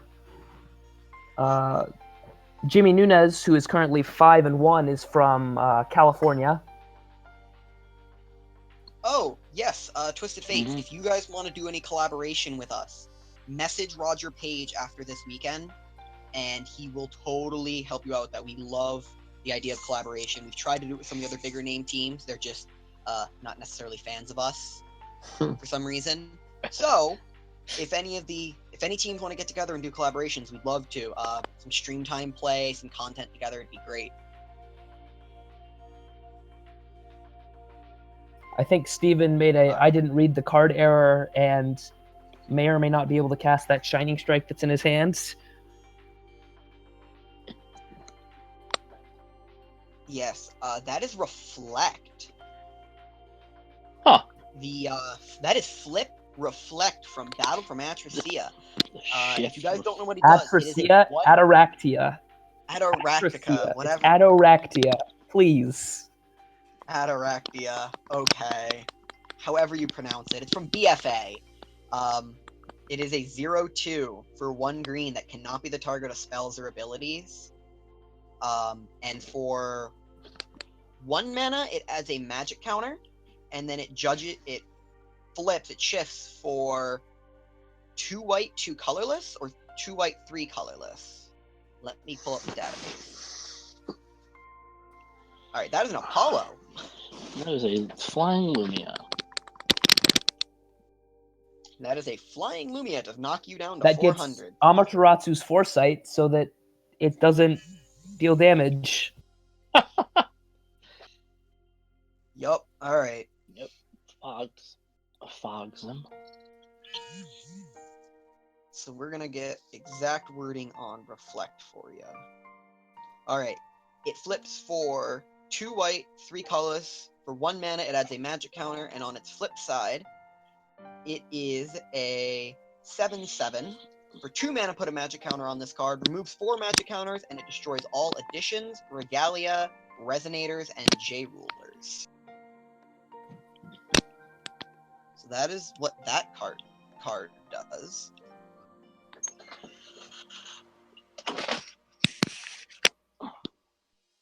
You fogged again? Ooh. And that's going to be a pump and I believe a flip on Reflect for the kill on Lumia. He doesn't have the white to flip. Oh, Oh, never mind. He's just rewriting. Never mind. He's just rewriting. Yep.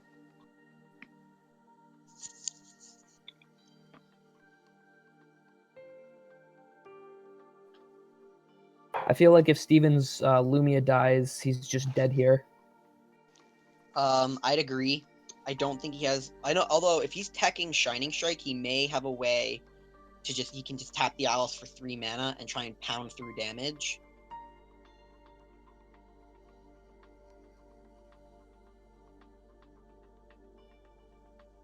You're gonna see him hold that Reflect pop, I believe, until Steven goes to attack, and the flicker will target Refrain, and then he'll pop it.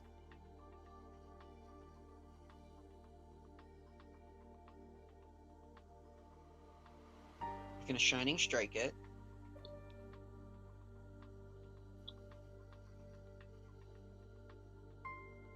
And Steven's gonna read it for a second time.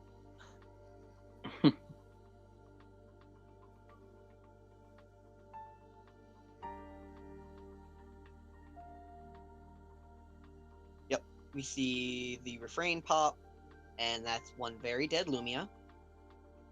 Very much so.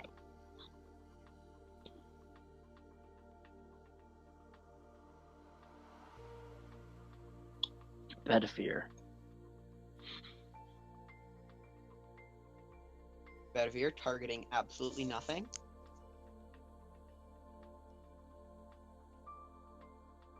Now that, because he's tree, his Bedivere now has even more value because it can attack in and then end of turn flicker, pay 2, and blow the Alice.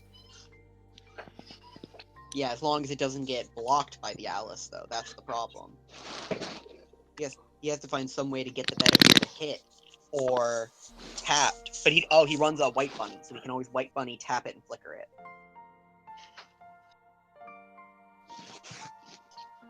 Frigg, I believe, is coming down here.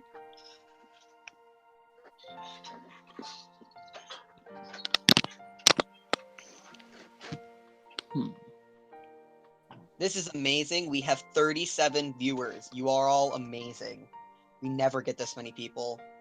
If you have any requests for things for us to do well on stream today, or probably tomorrow, because I don't believe they're going to have commentary on it tomorrow, just say and we will have it done. And another Reflect comes down.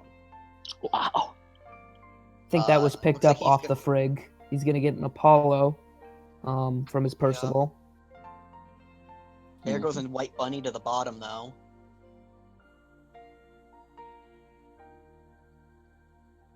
Bounce and play the Percival again. I don't see how Steven wins this game. I think he's literally going to have to attempt to... It's going to have to be some action where he pops. He's going to have to pop the tree with a Bedivere still in play. Mm-hmm. Ooh, that's how he wins it. He wins it with White Arthur. Wow. I believe I just saw I feel that like come White off Arthur Percival. doesn't really win him the game because his opponent just has Reflect Flip. Yeah, with the second Reflect, it's going to be very tough.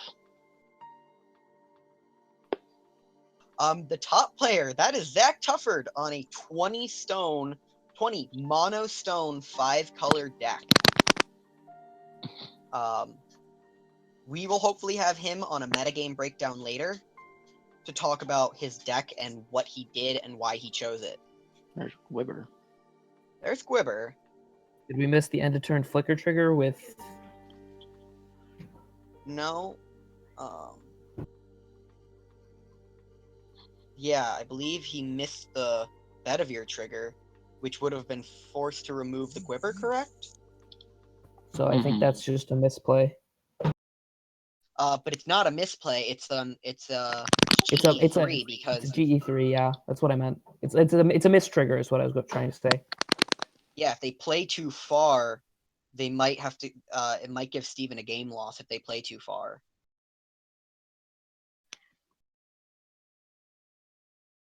I feel like Steven should just try and scoop this game and go for a game 3 because I don't think there's a way for him to win from where he's playing at right now. I would agree. I feel like if he keeps going this way, he's gonna wind up wasting too much time and not being able to finish a game 3. Yeah, definitely. Then again, I don't know how much. There's another option is if he can just stall, he can try and go for the 101 win. Like, it's a lot of stalling to have to do, but it doesn't appear like the tree player has an honest way to win. Except for Alice. Yeah. And if he can find a way to answer Alice when it comes down, he may have a chance. Let's reflect again.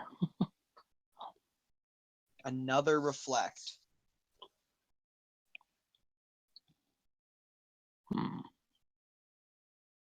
Well, we can at least be sure that Zach's going to call a stone every turn for probably the rest of this game. And he's tree, so. He's not only tree, but he's got 20 stones. So.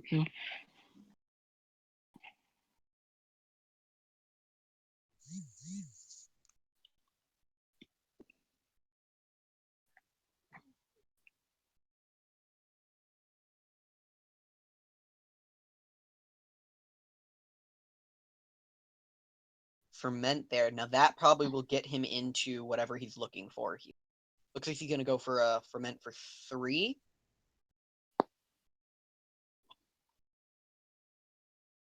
And then slam the Alice here. I believe he waits until... Oh, wait, no, that's an Odin, right? Is that Odin? What is that card? Yeah, that's Odin. Ooh, that is Odin. Wow. Well, now that... Rewriting. What is the attack and defense on Odin? Does anyone know? I believe he's... Big. 1,000, I think? I think 10-10. Odin is a 10-10, so that can end this game fast. Plus, now that's a lot of... Oh, and he's going to get the shuffle off of Horn.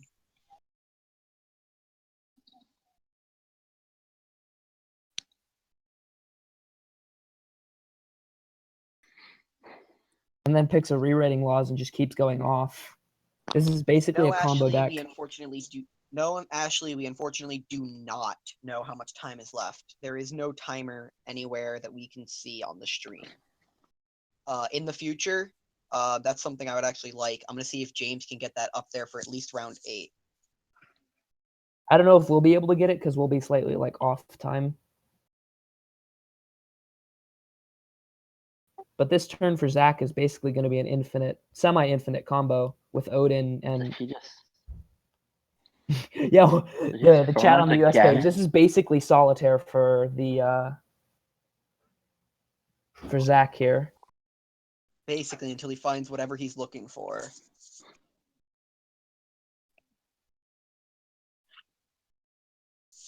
He has so many dig spells that he's probably just looking for more rewriting to just keep himself to a win con, which I'm not even sure what it is. Another ferment bottoming the entire hand. But now his life is just out of reach. He's gained 6. He's back up to 3,000. No, higher. He's up to 38 now? 38. Yeah. Steven just needs to scoop here and not waste more time and hope to go for a quick game 3.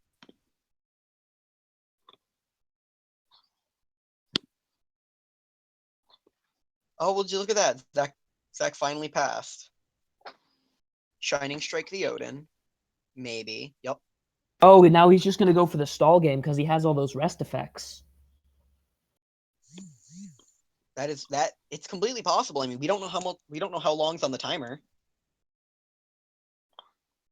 What we do know is that Zach Tufford is about to take some really, really, really long turns. Prepare for a 15-minute turn.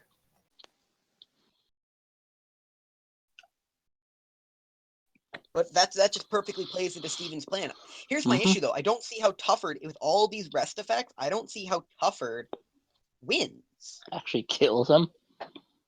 Yeah, like, I don't Yeah. see how Tufford gets to the point where he kills Steven. Like, I wish we knew how long was in it.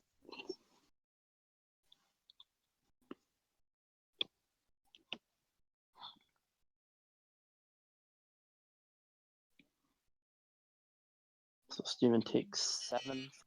Reflect.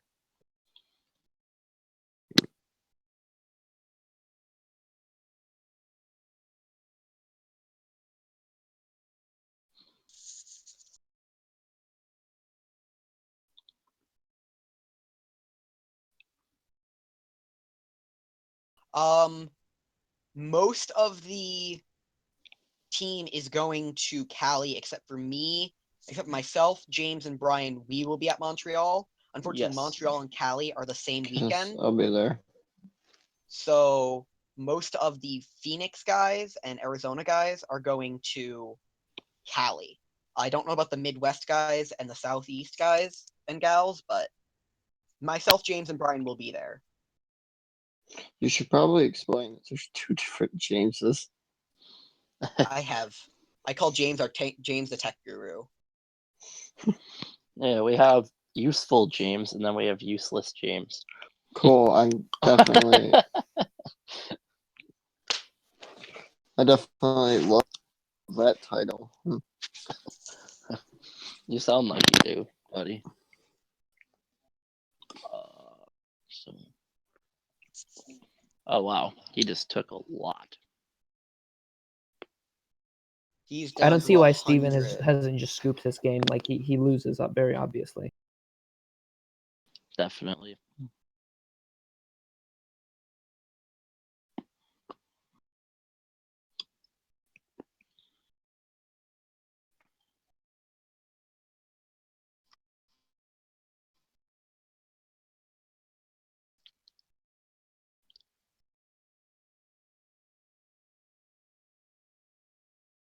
Yep.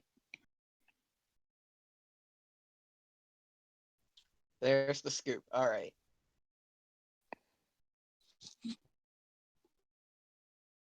Basically, I feel like we're in a situation of Steven has to win in like the first 4 or 5 turns. Otherwise, Zach just has the ability to gain so much life and has bigger plays than Steven could ever do. Odin, Alice. But at the same time, unless Steve draws right, I don't see him getting through the Alice in the end. Like, outside of Bedivere, Bedivere's really the only way. it basically gains Zach 1900 life. Like, Zach, you have to kill Zach, and it's not like you're going to kill him for exact. And while you're trying to kill Alice, he has Forments, and he has all sorts of other ways to get himself back.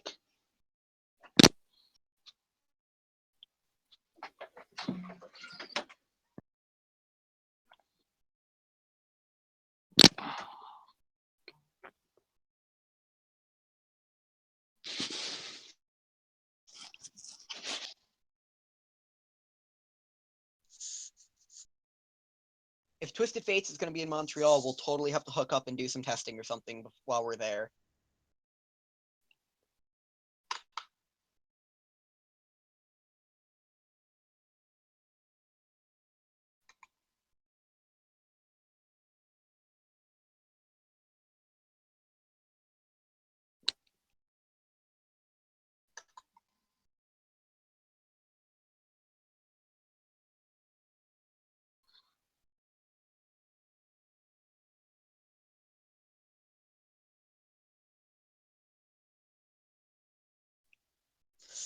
I am currently getting someone to hover over the top table so that way we can get Steven to be on the update, the metagame breakdown later.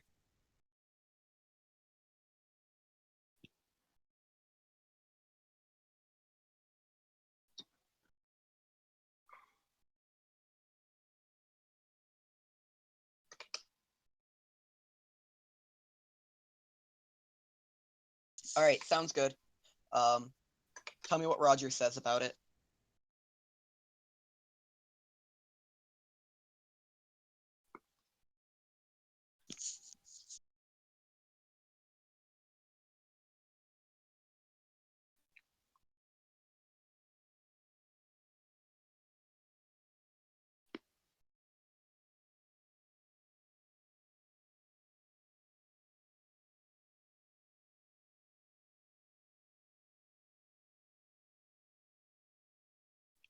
All right, looks like they're just getting ready.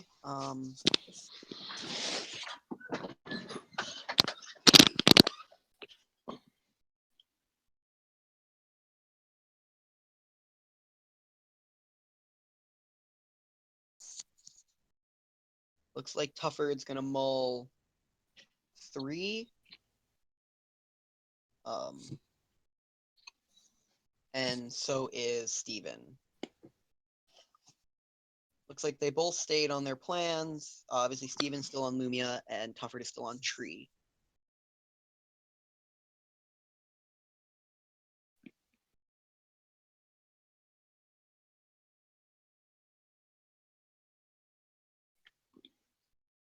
All right, as we're still trying to get our first turn reflect. All right, so just as an FYI for everyone on stream again, we're gonna have to reset stream one more time for round 8.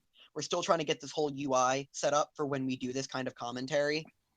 We're going to put an on-stream timer for you guys. So you guys, ooh, the Shining Strike to get the flicker. That is such a good play. 4 stones already. Both these decks ramp out like crazy. It's really interesting. That is insane ramp. All right, we're going to reset the stream at the end of this round for a few minutes to get a timer on there for you guys. And there's a Magic Stone analysis. So as soon as we know what's going on there, we will 100% be back up and running before round 8. And this time we'll be able to tell you if someone should stall or not. All right, this is just, the ramp on both these decks is just ridiculous. Another soul is coming down. Soul. He's at 6 stones right now. Percival is going to find him. Let's see. He's going to be at 7 because he's going to attack with that soul and flicker it again. Yep. Did he take an Excalibur? I didn't see what he took. Wow, the double Gwyber play. Ooh, yeah. Oh, this is going to be hard for Tufford. Gwyber is the one way I think he honestly does get far enough ahead to win, because Gwybers just fly over Alice, and they can smack Alice down to nothing. I don't know if Tufford will have enough time to flicker that reflect, or not flicker, but get that reflect to enough counters to where he can. I think he's gonna be dead before he even has the mana to shift it. Like, it's not gonna be the counters that are the issue; it's gonna be the shifting. Well, he has to have both. Yeah. He's gonna have to heavily rely on, like, he's gonna have to find a ferment and quickly to just gain a little bit of life here. So right now, he's gonna get smacked for 4, 6. He's gonna get smacked for 30 next turn. Unless he plays a fog. Oh, yep, he can fog. True. That's true. He's gonna have to rely on ferments and fogs here. But fog is still gonna slow the turn to which he can flicker. Yeah, because he'll only be up to 2 counters, which means next turn. Yep, here comes the fog. But he'll only be up to 3 counters, so he won't be able to shift this turn.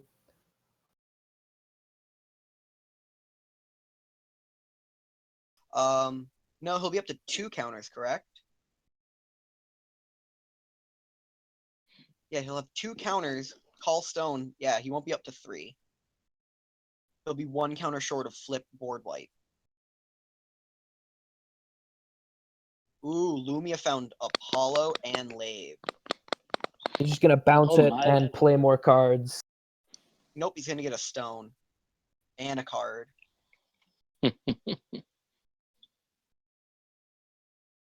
Oh no, he played the stone. He played the soul off of. Yep, found another Apollo.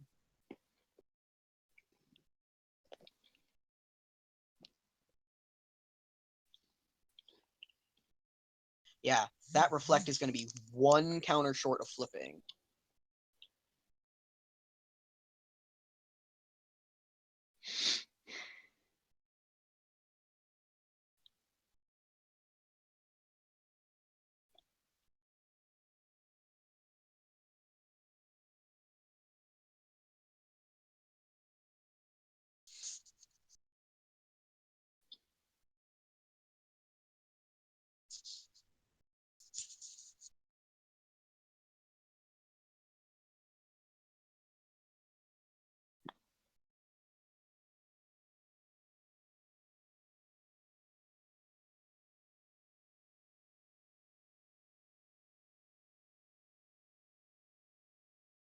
The only way Steven wins right now is if Zach doesn't have another fog in hand. But if Zach doesn't have another fog in hand, then it is legitimately over right here.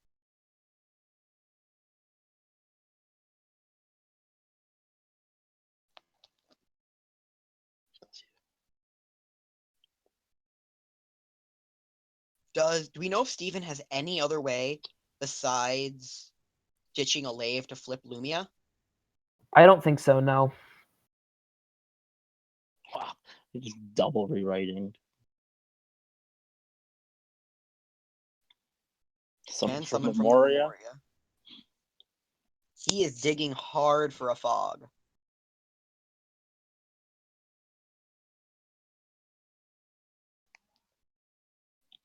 This deck is ridiculous. Both of these decks are just... they're ramping so much. The amount of things they can do in one turn is just amazing. I mean, did you see Steven's last turn where he just literally, like, did all the things? Oh no, they're both both of these things are ridiculous right now.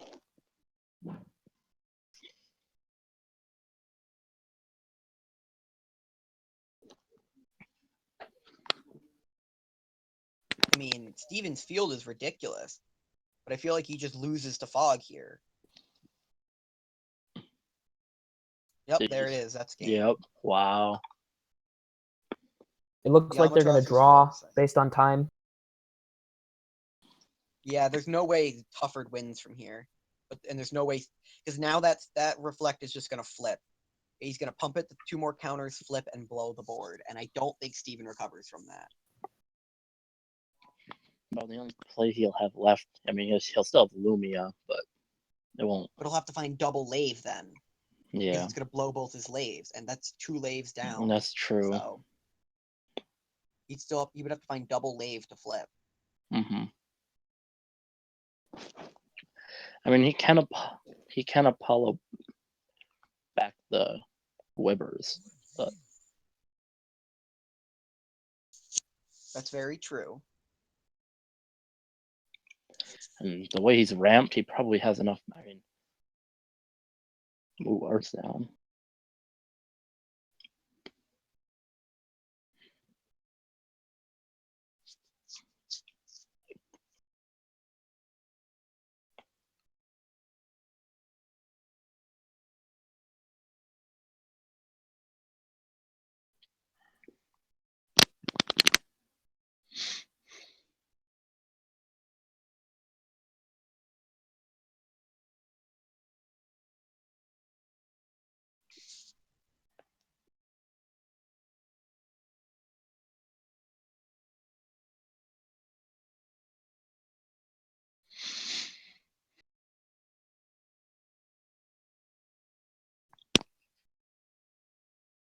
I feel like him playing the Lumia a second time there, the little Lumia, was a misplay.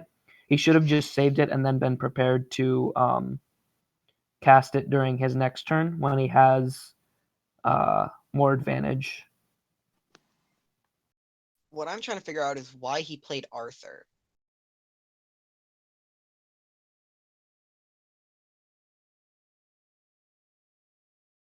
Because, I mean... Just digging for the Tsukiyomi, that's why. Now his opponent can't shift. Oh my god. Oh my lord. Oh my goodness. Oh boy. This Oh game. baby. No. Wait. Tufford just misplayed. Tufford can't put... Oh no, he did it in response to the noble entering the battlefield, right? Yeah. But now Okay. he can't shift and he can't Wow. Oh my god, Steven. Balls to the walls, and he's gonna win this game because he has so much board presence now. Oh. What do we know about Tufford having removal? Like, besides the reflect, what have we seen any other removal out of him? No, we haven't, and I don't think he has, like, he would need, like, black to kill it, or, like, red. Oh, doesn't he have can't Lumia's even Purification? Oh, he Does plays have Lumia's Purification. But if he Purifications, he loses his Reflect, too. Yeah, he has... Or Lumia's Judgment, yeah. He has to literally rewriting into Judgment.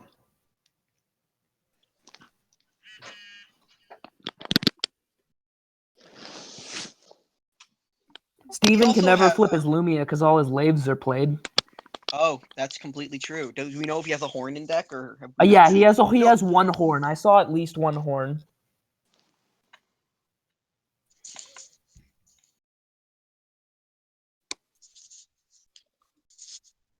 So we know he has a horn, so there's a chance that he just pops a bunch of his lave. If he goes down to enough cards in deck, you might see him pop all his laves just to find a way to get one off of something like a Lumia or a Percival. But he just has, like, I just don't see, like, Tufford is buried in card advantage here. The board's just, I don't see how Tufford recovers from this without finding Judgment. And even if he does, he loses his Reflect. He would have to go, like, Lumia's Judgment into Frigg. There's the rewriting.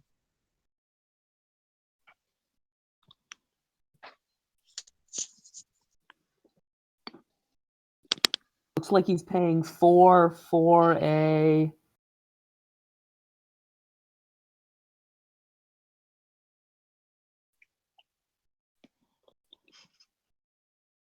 He can get to 5 to Judgment away the Arthur too, right? Yeah, he has 3 mana open. So he can get to 5 to Judgment away both the Gwibbers and the Arthur. But here's the problem. That removes the Reflect from play, and Steven just responds by literally sacking his entire board to late. Ooh, that is escape. Is that not? Wait. No, it's the Shift Lumia. It's Shift Lumia. That's Shift Lumia.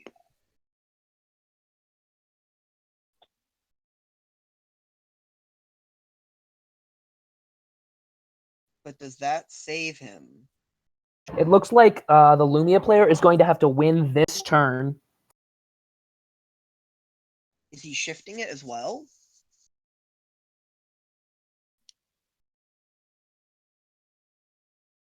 He can't shift it because of Tsukiyomi.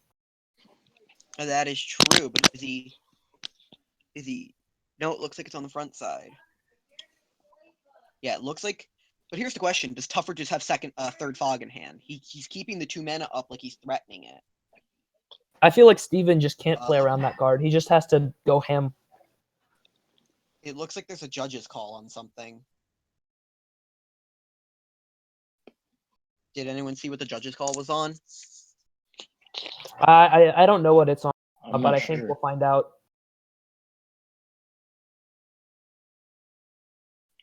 I don't think Tufford recovered Tree during his recovery phase and just attempted to tap for stone. I think what Tufford is trying to do at this point is just build board presence. Lumia is a 0/10, right? Yes. I don't get why Steven didn't make the reflect attack by tapping his Arthur. I think he's worried about Lumia's Purification.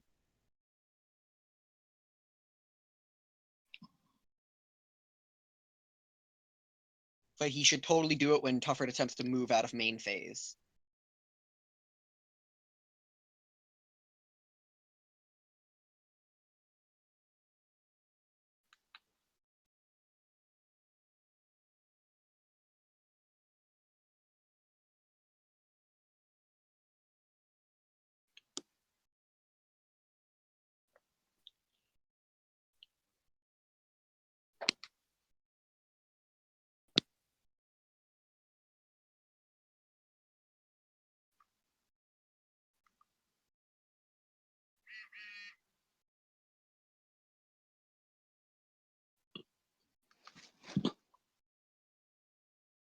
Is he going to be 100 damage short of winning? He might have a Shining Strike. That's what I think's about to happen. Well, another soul. All right. So there's the Al. Well, that's the problem. Is I don't think he can win there. I think he's digging for a Bedivere.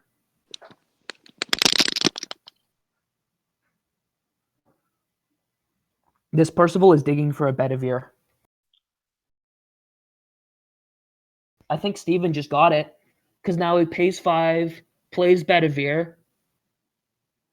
Yep. And then he's got exactly 2 attackers left, right? He's got double Percival. That's exactly lethal. Oh my god. Steven savaged. This is what I call savaging. That Tsukio Minobu play was amazing. That Tsukio Minobu won him the game. Just finding that off of all. That's why he kept bouncing that Lumia. Well played. Yup, there's the concession. Steven now moves to 6-1. Looks like Steven's going to be top 8ing this event. That was a really strong. Strong game 3. Definitely. If him and his next opponent are both 6-1, there's a chance that they draw in on each other. Because you can't draw in last round of Swiss. You cannot draw in last round of Swiss. Yeah, that's a good point. I forget Forcible has that rule.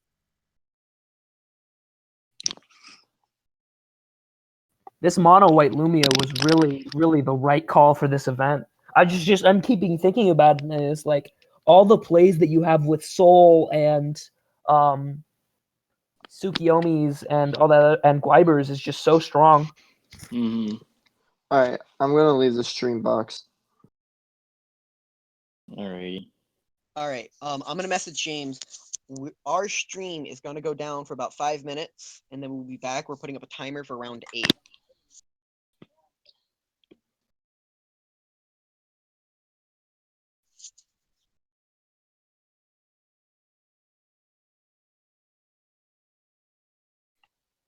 I guess we don't have to drop stream. Oh, it's already up. We're good.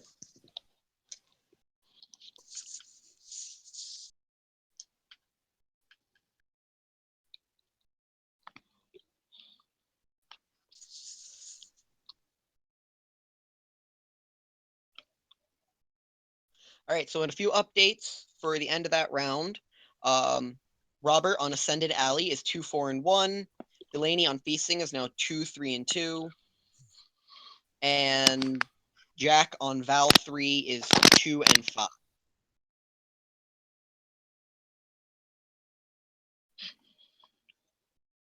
As soon as I get updates from our players that are still in chance to win in, I will update you on those. I'm gonna go through, and as soon as the other teams update as well, I will update you on them as well. Let's see if Rebirth has updated theirs yet.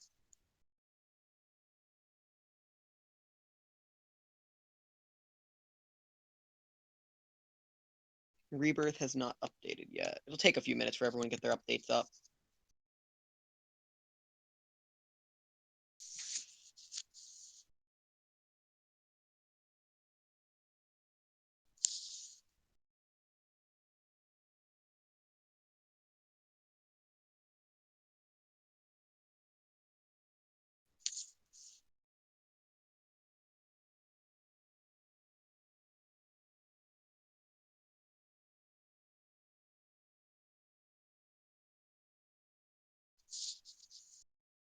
All right, so this is for you guys on stream, for everyone watching. Is there any specific players that have played in the event today that you would like to see on a metagame breakdown? I'm assuming you all want to see Tufford and Steven's decks. Is there anyone else specifically that you guys would like to hear from on their day at GP Atlanta?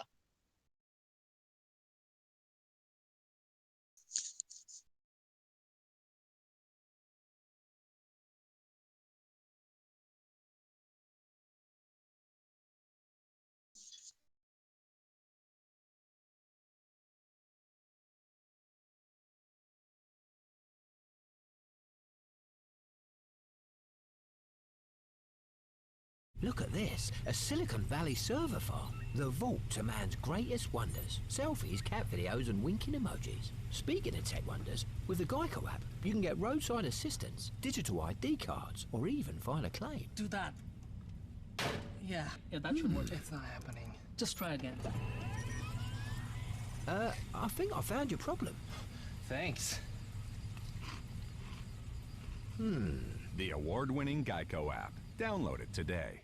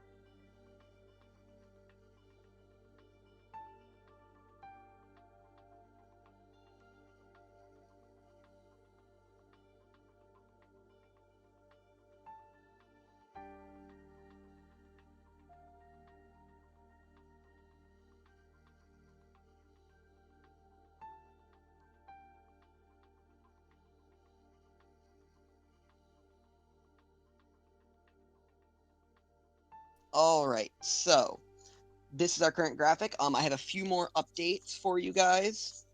Our White Dragon control list has kind of started to bottom out. It is now 3, 3, and 1. Damn. Robert on Ascended Alley is 2, 4, and 1. Delaney on Feast is 2, 3, and 2 now, and Jack on Val 3 is 2 and 5. As soon as I get updates on our top 8 contention players, Roger, Jimmy, and Kyle, I will update you. As for later today, is there anything you guys would like to see besides Billy Button's deck list? Who would you like to see on a metagame breakdown that we will be having later? I'm going to try and track down as many players as you guys want to put on here. Also, I'd like to talk a little bit about our UI today and why our stream is even going. I give credit to our techie, James. He is the mastermind behind all our tech. Check out our page and download his Lackey update.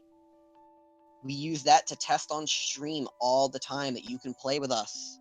We have Roger streaming Monday, Wednesday, Friday, competitive testing and some fun games.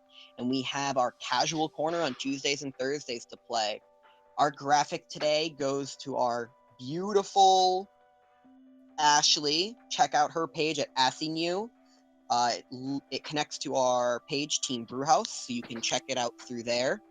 She's got some great, wonderful art. And lastly, I'd like to thank Barcadia for sponsoring us, getting all of our players Vingolf today and helping them with their trips. If you need Vingolf still, they have 200 boxes. Please check them out. They ship great. And yes, I believe there are some feasting players doing well. Blandon, at last we heard, was undefeated on his Titania version of it. It is hookless in the main. It's quite an interesting take, and it's maining Tritons as well from Vingolf 3. There are some powerful cards coming out in Vingolf 3 that we've seen today. And guess what? One of them is not Abdul. It's the one card that I've seen barely anywhere at top tables. Oh yeah, Abdul tanked. Yep. So, is there anyone you would like to see for a metagame breakdown later? Please in chat tell us. There are 33 of you here.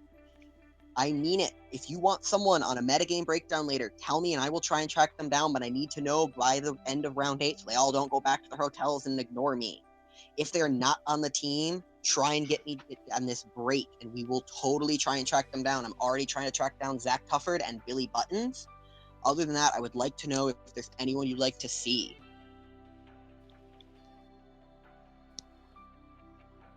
Other than that, I'm gonna go and grab a drink. That Mono Lumia, yes, Steven is on our team, so I will Yeah, we'll get in totally contact track- with Steven, definitely. Steven will definitely be on a metagame breakdown, and he will be talking about that deck list choice. If there's anyone else you'd like to know, as soon as I have Roger Page, Jimmy Nunez, and Kyle Parker's round 7 scores, I will update you guys. They are our top 8 contention players still.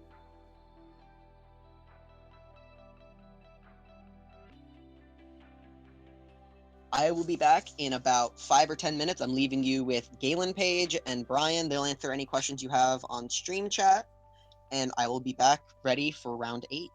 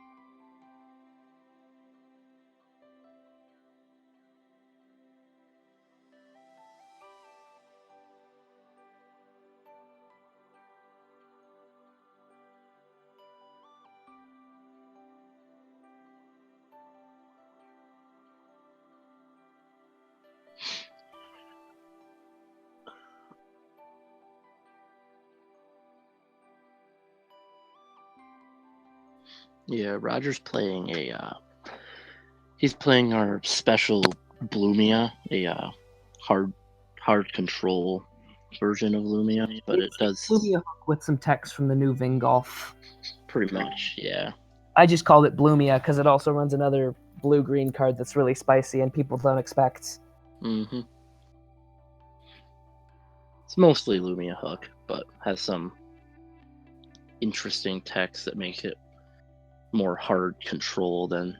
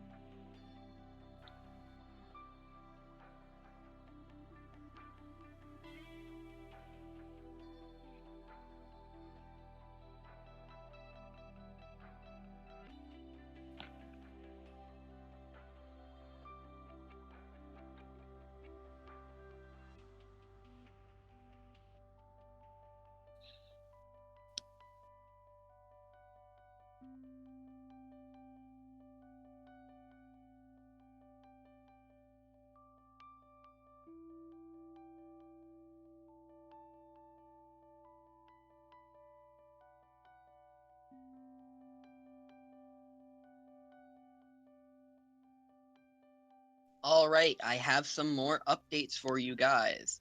Kyle, our Blazer aggro player, is out of top 8 contention at 4-2-1. Sad day for everybody.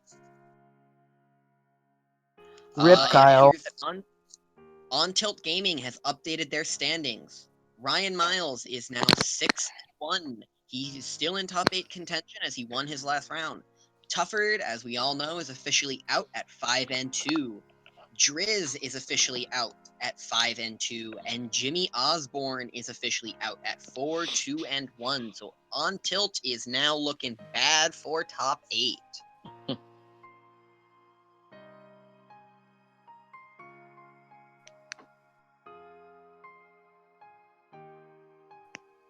We finally found our last player. Edward is on a Fox list. He is 4-2-1 now. If you want to see Blazer aggro, we will get Kyle on there. We might not get him on tonight because it's going to be the night after GP and everybody's going to be out partying. But we will definitely get them on in the close future. We will have a big metagame breakdown that they write. But we will have a few of them on for later, hopefully. I know it is after GP, so everyone will want to go out partying, but we aren't planning to do it right after anyways. Yes, Edward is on Fox. He is 4-2-1, so he is also out of top 8 contention. I think we're still waiting on Roger and Jimmy's matches to finish up. Yes. And then we'll see who is still in contention. I'm still waiting, and we're also still waiting on Rebirth to update theirs. I know a lot of the Rebirth players are doing really good. So I will update you with them as soon as I see it.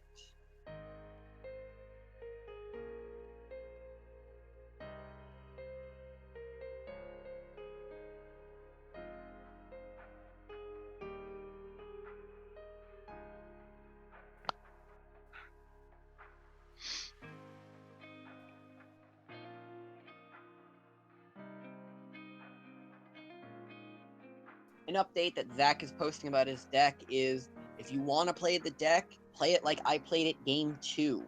So it appears that the deck is looking to fog, tempo, and gain life, and then drop an Odin and go basically infinite until it can do ridiculous things with a whole bunch of mana.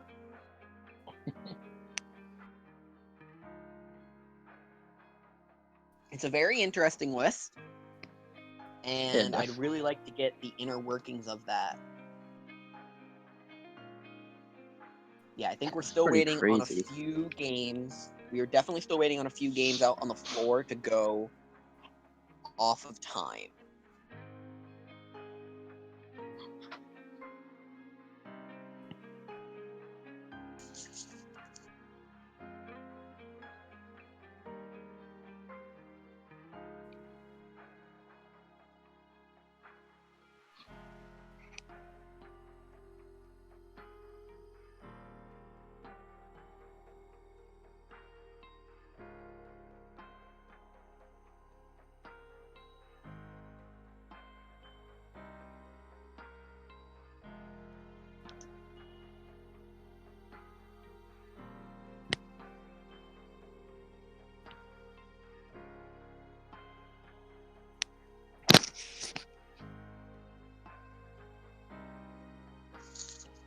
I'm going to see if I can catch any of our Atlanta players while they're on break right now, while the games are still going on before they go into games, just to hop on stream and talk about how their day is going.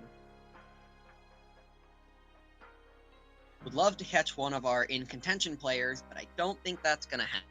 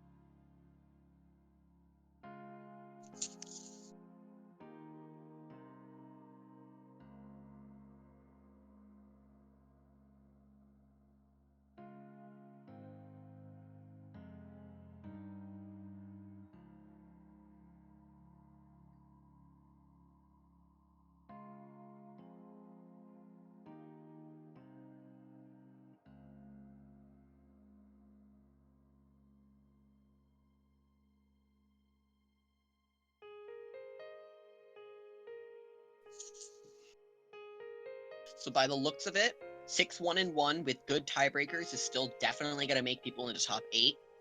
It's actually looking even more that more 6-1-1s might make it than we previously thought. And it just came in. Roger won his round, so Roger now advances to 5-0-2. If he wins his next round, he's definitely in top 8 because he has a better record than the 6-1-1s. That is very true. Yes. Yep. If Roger clenches his last round, then he will definitely be locked because it's looking like we're gonna have at least 2 6-1-1s. But you know, he's the bubble king, so I'm prepared for that quick get That wrecked. is also true. Roger is Hey, the definition of never lucky. Like he was playing. I've bubbled as many times as he has. No, you haven't. He's bubbled like 16 times at this point. Really? I didn't even know that. I know. Yeah, it's crazy. The amount of times he's bubbled like more than any player I've known in this game or in some other card games. I mean, I've bubbled 4, but 16? It's not like 16. It's like 12 or 13, but it's in the double digits at this point. Wow. It's crazy. And like he always bubbles to like unlucky things. Like at Nats, he lost to in his last round at Nationals, he was playing and he lost game 1 to not hitting a killing stone till turn 5, and then he lost game 2 to not hitting a killing stone till turn 4. So like he just gets unlucky. I hope he doesn't get unlucky. He needs the top 8 at GP finally. Season 3, 13th time the charm, right? Yeah, we're still waiting because I'm still waiting on Rebirth because they are the best team in for contention because they have Alex Blandon as of round 6. They had Blandon at 6-0. They had Ken Tolber at 5-0-1, Kathy Boatman at 5-1-0, Jalen Rojas at 4-0-2, and MacGyver at 4-1-1. And Victor Harris is at 3-0-3, so with super amazing tiebreakers, he might actually beat out 6-1-1.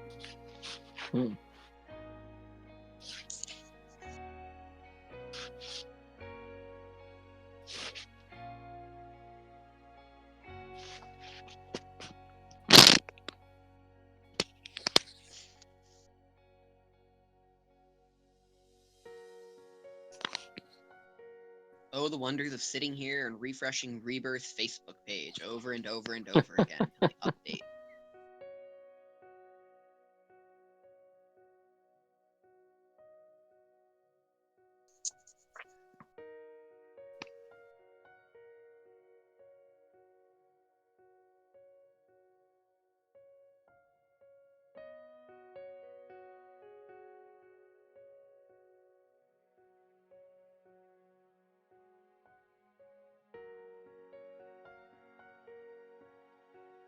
People are actually talking about White Drago winning, like, it's actually a thing. I mean, they're 3-1-1, but still, people are excited that it even did that well.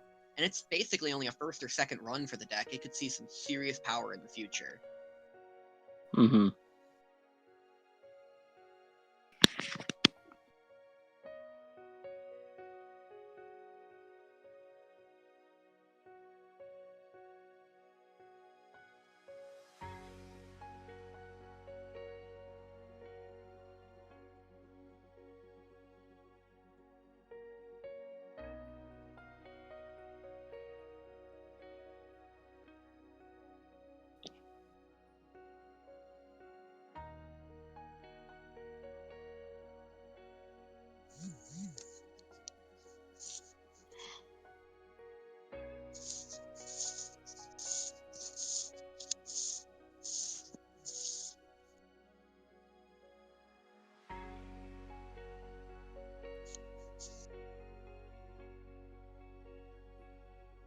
Come on, chat. There's 36 of you. We all know you're watching and listening to us because we're the only ones that are actually keeping you amused today while watching this stream. Otherwise, Sort all of. 36 of you would be on and watching with 148 people watching in silence. So let's talk about anything. What is people's responses to the metagame breakdown today that Stephanie did? Not as much of a feasting or Lumia-dominated field as anyone thought it would be. It's a large number of decks, with Dark Control being the most heavily represented across the entire field today. What was the most heavily represented? Sorry, I missed that. Dark Control was, if you add together all the Val 3, Mikage, Dark Alice, and Charlotte decks, beats out Feasting by 4 decks. Well, we know one of the Charlottes was a Zach Tufford special. That's true. So there'd be 27 Dark Control lists. There might have been some other random decks in there that weren't blue-black, but or for the Charlottes, but it was most likely that there were quite a few. I know at least a few zeros were. We also don't know, according to some of the people, about half of the Blazer lists are actually blue-black Blazer, but I can't confirm or deny that, so I didn't include them in my numbers.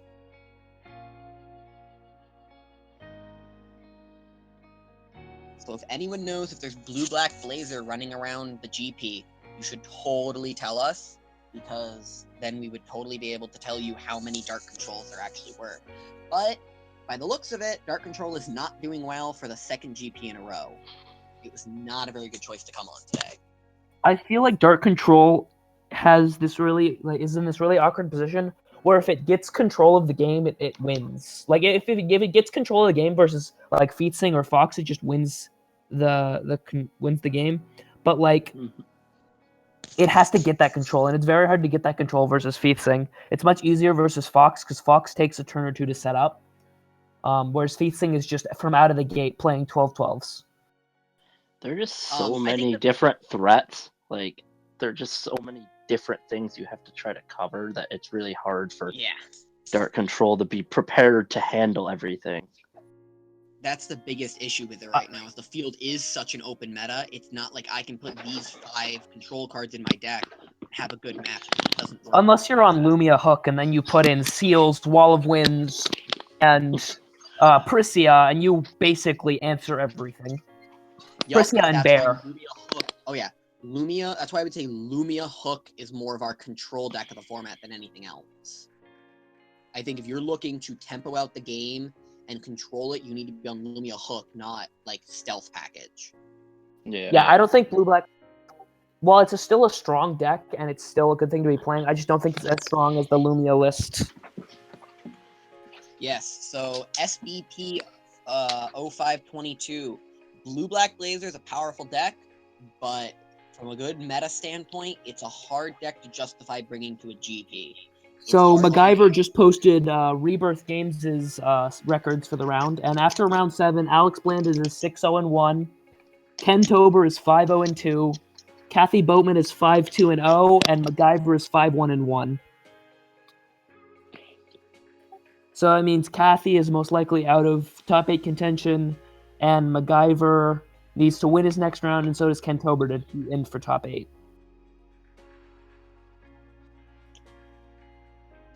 I don't.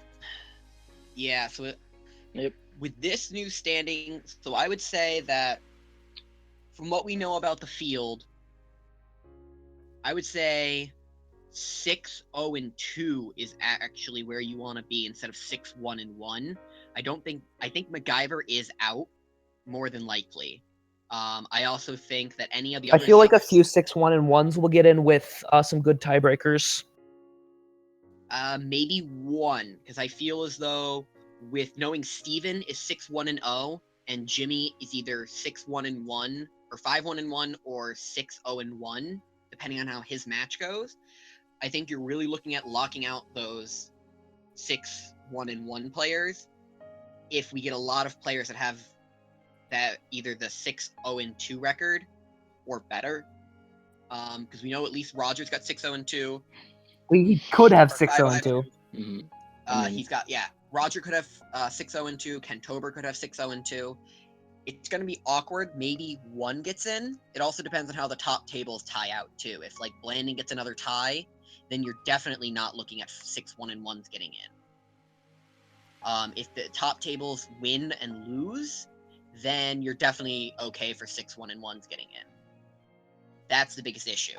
Is if you get a bunch of top table players that are getting draws on their last matches and they end up 6-0-2, that means there's a whole bunch of players on 6-0-2 and almost none that are worse than that, so it gets a little awkward on the numbers there.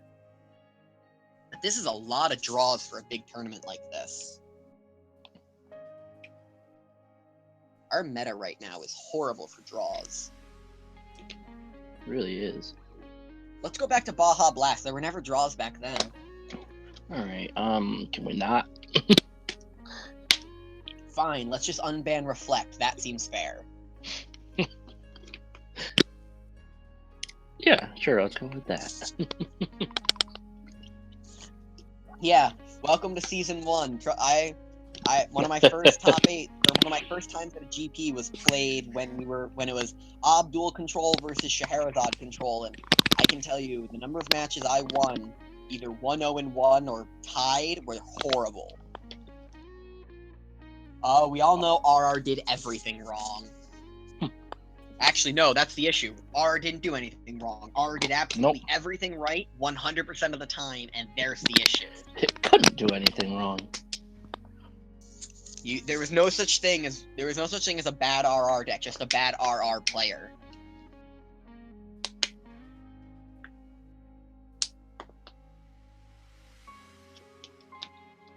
Alright, so we're gonna do one more update. We're waiting on Jimmy Nunes. Hopefully I can find him.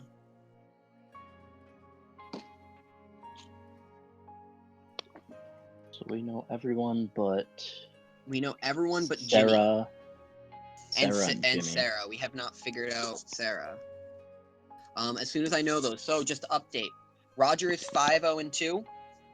Delaney is 2-3-2. She's on Feasting. Jameer is on 3-3-1 on Guardian Light.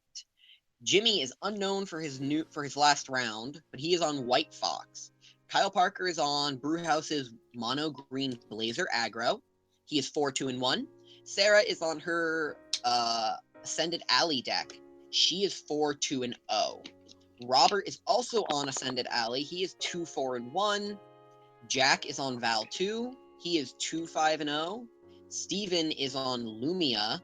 As everyone saw, he is 6-1-0. And Edward is also on Fox, and he is 4-2-1. I'd like to go over a few last things before the round starts and we go on a small break again, because it appears as though they're not getting ready yet, so I think we're waiting on the last few matches going to time still. I'd like to thank James, our tech guy, for getting this stream up and running today.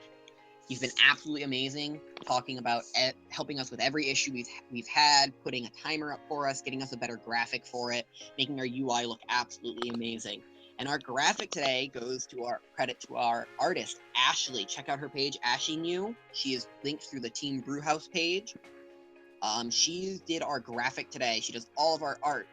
Check out her art page. She's great, and we'll be posting up some things on our page as well, with some exclusive Brewhouse stuff through her. Lastly, I'd like to thank our sponsor, Barcadia, for getting everyone the ability to get Vingolf for our team. He had Vingolf pick up for Atlanta at all our teams, and he helped sponsor us. We would like to thank him for it, and check out his page. He has 200 boxes of Vingolf, so if you are still looking for your Vingolf, or your shop did not get all the Vingolf it was supposed to, check out Barcadia through TCG Player. They have plenty of it, and they ship really well to anywhere. And he doesn't do it for that expensive, so it's probably your best bet unless you want to wait. Check out our Lackey update on the page. We update it pretty regularly with bug fixes.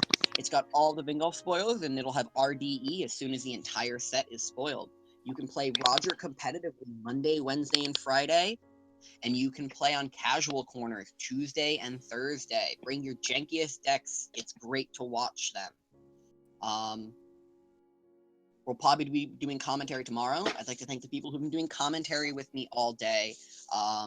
Galen especially, because he's been helpful, and Brian. They've been really helpful in doing these games with me, so I don't have to do it all by myself, and you don't have to hear me the entire time. And some of the other people that have been on, Cole was on earlier. He's our resident Val expert.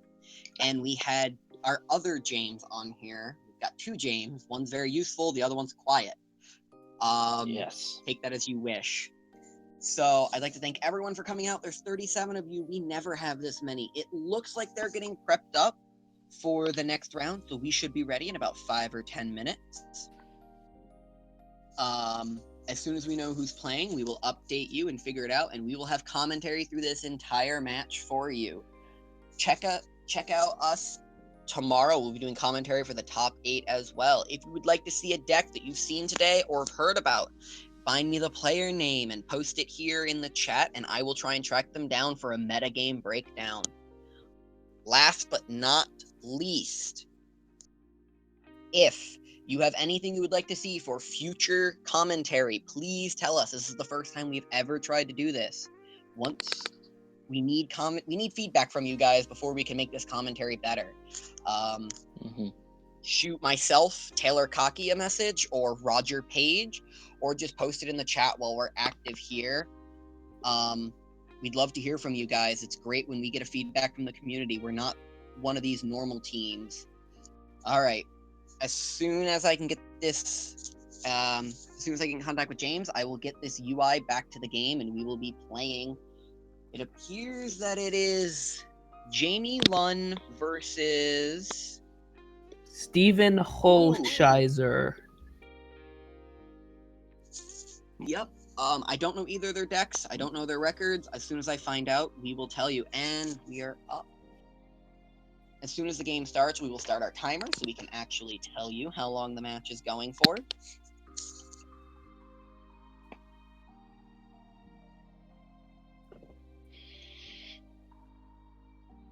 Oh, it's actually Jimmy Nunez, I think, or is that Jamie Nunez?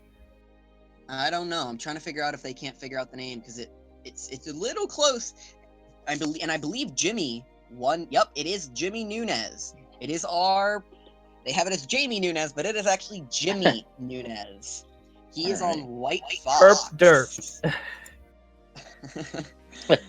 That's okay. It is yes, it is 100% Jimmy Nunes playing, and he will be on a Brewhouse White Fox special. We've been working on this deck with him for a while. Or is it? I don't know if this is Jimmy. There might be another Nunes whose name is really? Jamie. I'm not sure. Well, we will find out who it is as quickly as possible for you guys. And also try and figure out the records of these players.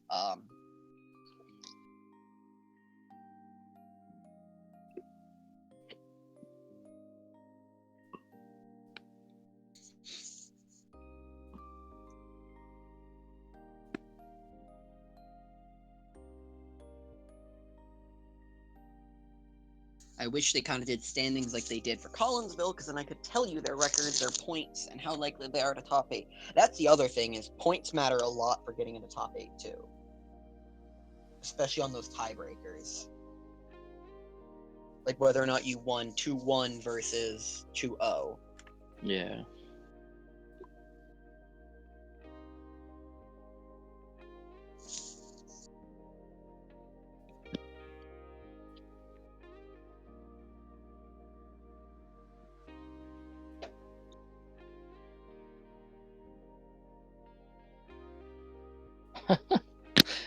He has Fox in a Dark Alice sleeve.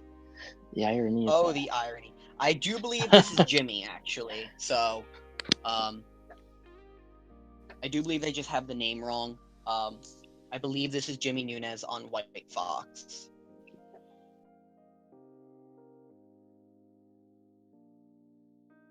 And this is an Alcyrus. Yep, ascended definitely from the artwork.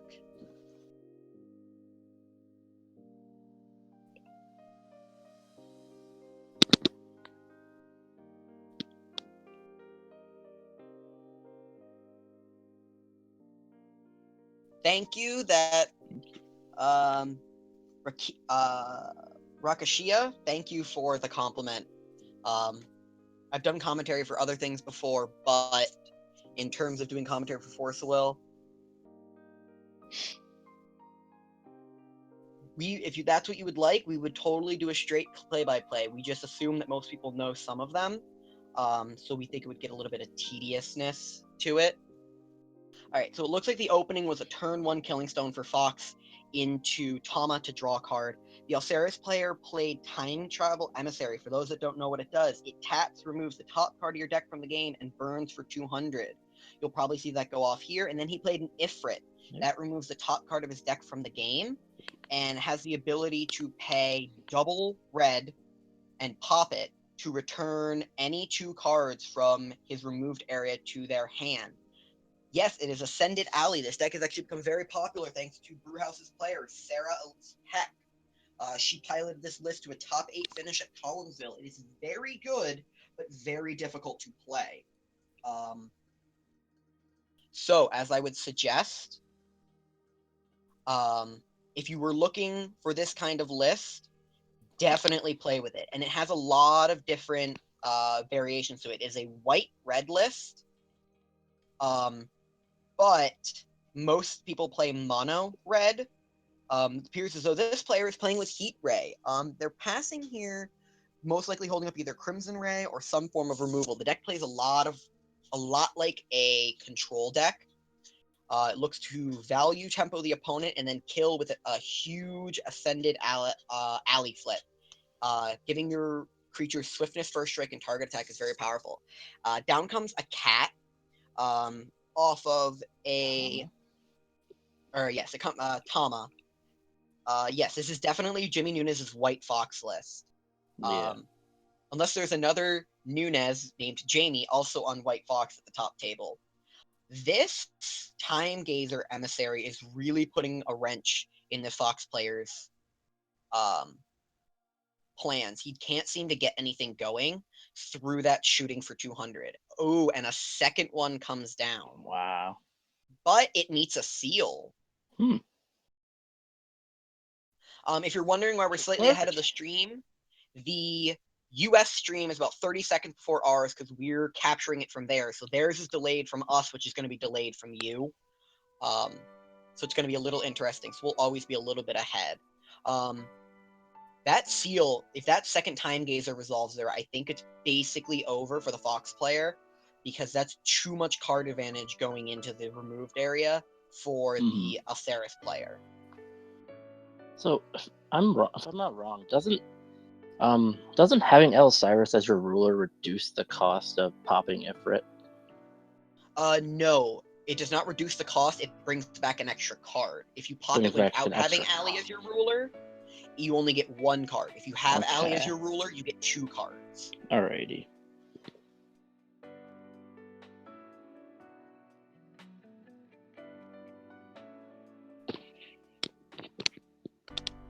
Alright, triple Killing Stone for the Fox player, it appears like. That's going to really give them gas if they can get going. If the Alceris player skips a beat for a moment, that's probably going to spell GG, because the amount of tempo that can be gained off of triple killing is ridiculous. It appears the time-gazing emissary is going to shoot itself at the end of turn to get a card into the removed. The reason why they're doing it at end of turn is it's very important that the damage clears before your own turn. Jimmy is just asking what's in the remove to know.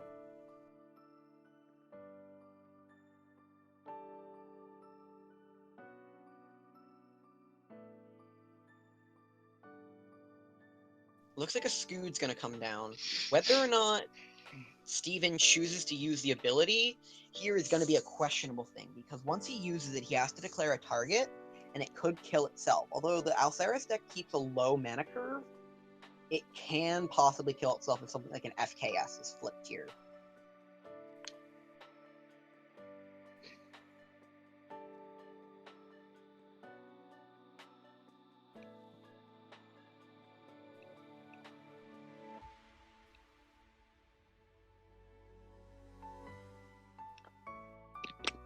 One thing that is to note about all of the keepers, their abilities are resolution based.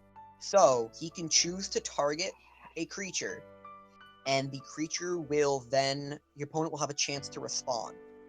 The opponent then chooses to respond or not. If they do not respond, they can choose to remove the 2 cards. If they do choose to respond, they can instead not choose to remove any. It is a resolution trigger, which is very unique to Force of Will alone. So Guinevere and Lightning Strike were removed. So that was... Yep. It did target itself, yeah? Well, Yes, it did target itself. it's quite a few cards been removed already. Yes, I believe it's 1, 2, 3, 4, 5, 6, if I can see the die. Yeah. He's got 6 cards in the removed area.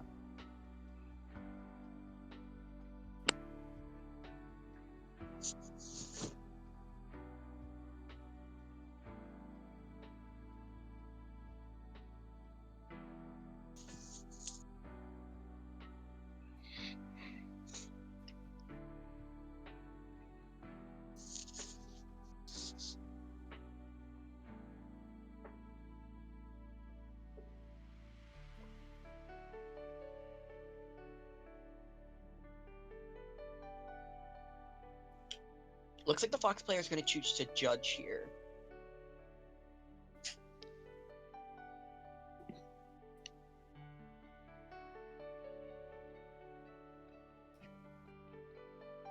The judge seems a little premature unless they can be assured that they're going to force through a play here.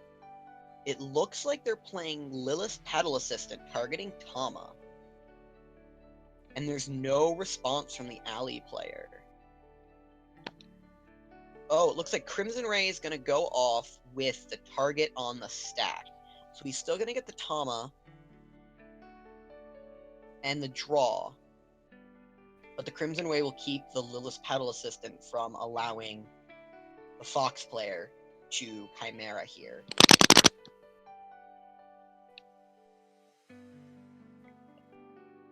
And then he's going to shoot at end of turn. I've never really Yeah, I think realized... the Alceris player is definitely going to be able to get a quick judge and probably a lethal hit very quickly in this match. I've never realized the power of that emissary wizard. I've never. Yep. Emissary is a very powerful Yeah, he's card in the super- current format. It just has Mhm. the deck is very good against Lumia too. Although Time Gazer Emissary does not shoot down dorks, it does a very good job of at least dealing with a lot of things they play. And it's a 0/4. So Mhm. it doesn't die to all the current removal. Although it does die to Prisia, which is very important to know. That's why Ali, I think, has been doing a little bit worse than it did in the past. Yeah. Prisia is a lot more common in all of these Lumia lists as their go-to removal. Mhm.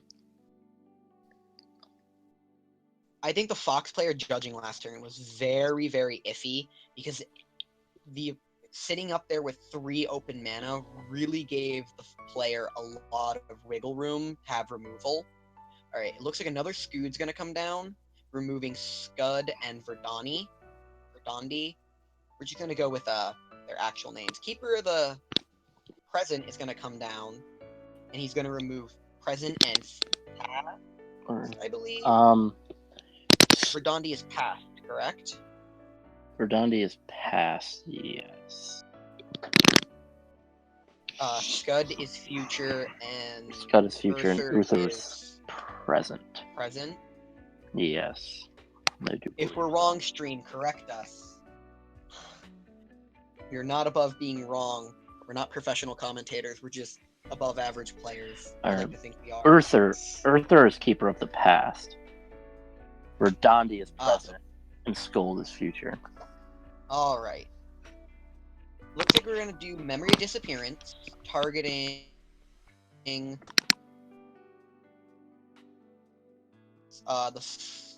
keeper of the future, and then I think we're gonna immediately see the future come down on the board, and it's gonna remove Lave and those are now Crimson Ray.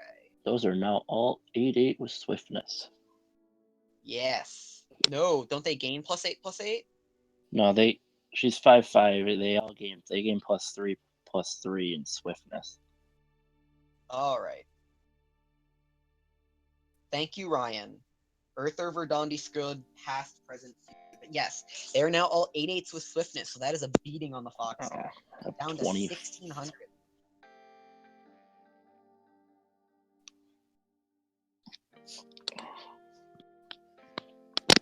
That is a brutal board now. I think we're looking at a next turn. That is 10 cards removed. That is a 3-mana Judgment. And he is at 6 stones plus the... There's a Moonbeam Butterfly. For 1. So I believe we're going to get Monkey here. Oh, he goes into Sacred Elf. Nope, Tama. Or Sacred Elf. Yep. So we're going for Sacred Elf. I think what we're looking at for the Alceris player is just flip, Goddard, kill. There's the monkey from hand.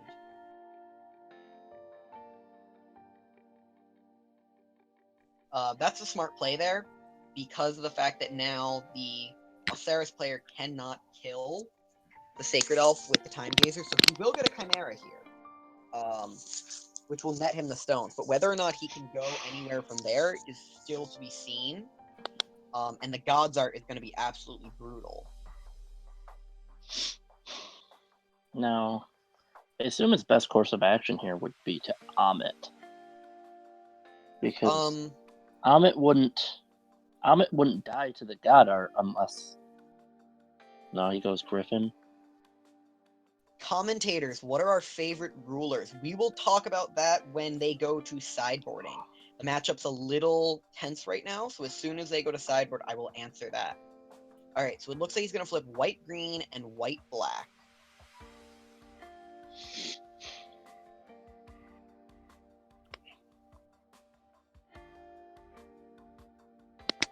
Alright, so where does the Fox player attempt to go from here? That Time Gazer Emissary is going to shoot down literally everything. Alright, it looks like he just passed his turn. And on the draw, he's going to shoot the Griffin for 200. And then Demon Flame, I believe? Yep. Which will meet a Dance of Shadows for Pedal Assistant, and will for Pedal Assistant, which will grab Tama,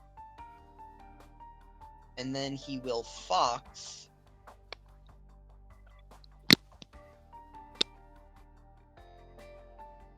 Fox effect will resolve. I believe he's going to omit his own. Nope, looks like she just grabs another Griffin. And then he's going to Wall of Wind the Demon Flame. Alright, that was an interesting play there.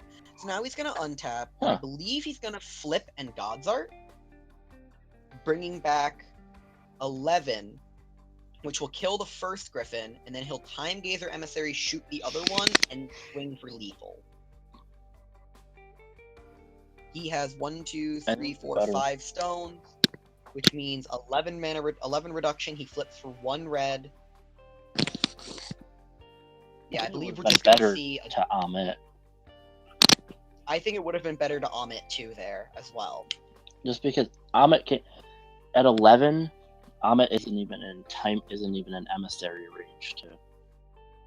That is very true. I think that was definitely a misplay by Jimmy. If he had played Amit, he would have been up to 29 and at least had a blocker for one of the Scuds. Now there are 12 and removed. So yes, we're going to see a Judge here, followed by an immediate God Art. If you don't know what New Ascended Alisarius does, he judges for 11, and that's a scoop. So what Alisarius does there is he judges for 11 colorless and 1 red, reduced by 1 colorless for each card in your remove. So he'll judge for 1 red there. When he flips, he's going to bring Veil Severian, the Blazing Metropolis, onto the battlefield, and then he's going to God's Art for 3 red, which means he can return any number of cards from the removed area to his graveyard and deal that much damage times 100 to every creature, every Resonator, and J-Ruler your opponent controls. But because Veil Severian, Blazing Metropolis, is on the battlefield, all those cards will immediately go back to the removed area, which will then allow him to swing in for lethal because all of Jimmy's creatures will be dead. So that's the kind of game that the Ollie player is looking to get against the Fox. We saw the power of the Time Gazer Emissary there. So now, SBP 0522. What are our favorite rulers? Well, I am a hard-locked control player. So I know this is going to sound really bad, but my favorite ruler ever was RR. Not because it was broken or anything, but because of the utility it provided control. I never played aggro with it. If I had to pick a current ruler, I would pick Feasting as my favorite ruler because Gwibber is Bay. I think that card is very powerful. Yep. The deck has a lot of stay power, and I like Feasting as a whole. If we go farther back to Wander or the format that we'll be popularizing soon, Genesis, I really like Abdul. I think he had super utility when he could cancel all the enters and gave control decks a way to control what the opponent did on a level that we don't have anymore. So Brian, what are your favorite ruler and or rulers through time? Through time. Well, if we start in the beginning, pick a current ruler. Start with a current ruler. All right. So current ruler, I would probably have to say. I mean, I really do like Lumia, and I love the like variety of combat tricks you can pull with Lumia and all the different it's super interesting all the different ways you can use Lumia to pull off different plays. Going back a ways, I always loved Cheyenne. Cheyenne is Bay for me. That was always my thing. I played for a long time. Prisia was another one of my great. That's why I despise Valentina. You know, when you love Prisia and Cheyenne, you don't really like her too much. And if we're going Wanderer, and I loved Vlad. The Vlad control. That was my. I love to play that. Blazer is Bay. I don't know if I. I don't know if I could say Blazer. Creepy Clown Blazer or Dragon Blazer? Dargan. I should correct myself. Cyrus. Yes, Alcerius attempts to burn the timeline, and if anyone for being a Doctor Who fan, it's more of a wibbly wobbly timey wimey thing. So, that's why I prefer RR's definition of time. I just change it.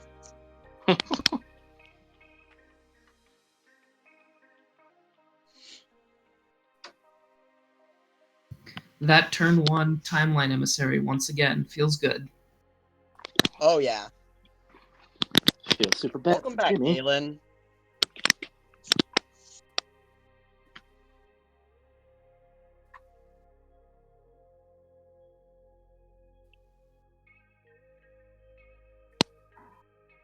I feel like with this kind of start, it's really hard for the Fox player to get anywhere. You know, let's not talk about Doctor Who because I will feel like completely out of. Oh, that just the feel bad. Not only does he have time emissary, triple white green stones.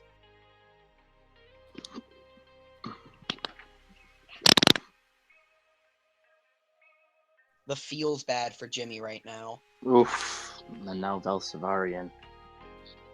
Nope, that's gonna meet a seal. Mm-hmm. He needed to stop that. Yeah, the card advantage that a card like that provides is just ridiculous in a deck like this. You're talking so fast of a flip there. He finally pulls Killing Stone. And on that same turn, he plays the fox that's supposed to find him his killing stones. Big body, not susceptible to. That is very important. He can totally go judge into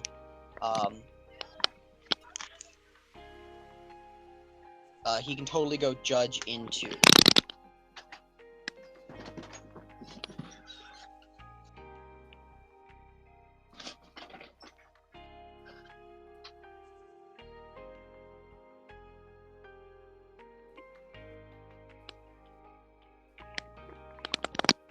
Ooh, the Demon Flame. That's important there.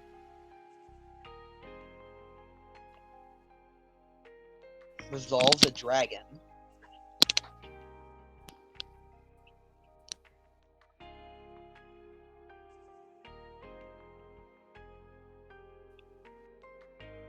Double Verdandi exiled. Damn. Alright, let's see what the alley player can pull together from here. Because I think he's in a very commanding position over Jimmy on White Fox. Favorite classic Doctor and new series Doctor. I think I'm the only one that knows Doctor Who well enough, but I like 2 and I like 9. Alright, looks That like the White moment Fox. when you've never watched an episode of Doctor Who. Same though. Alright. It's gonna be. There's the Crimson Ray on. Ooh! The seal. That's gonna be super important. Now that means there's a Fox activation coming here. Did Jimmy flip Fox first? Yes, Fox was flipped.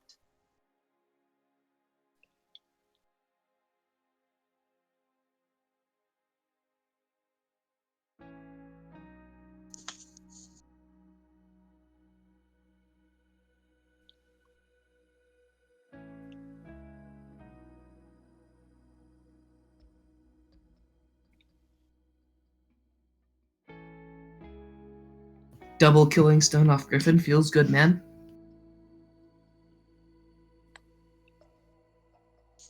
Alright, let's try Is that and an see. LDS? That is an LDS.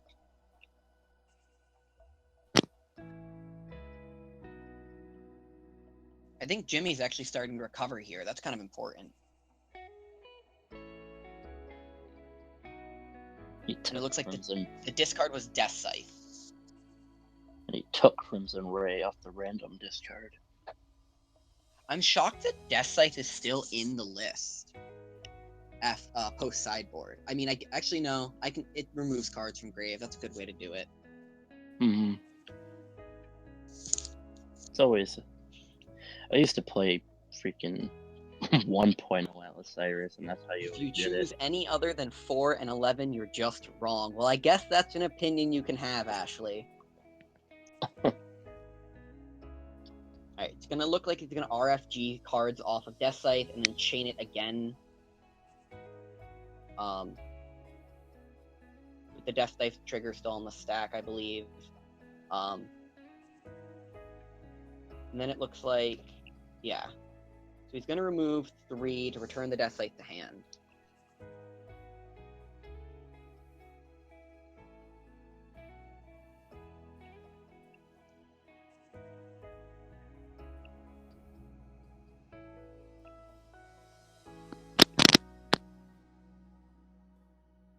Fox is going to shuffle Killing Stone.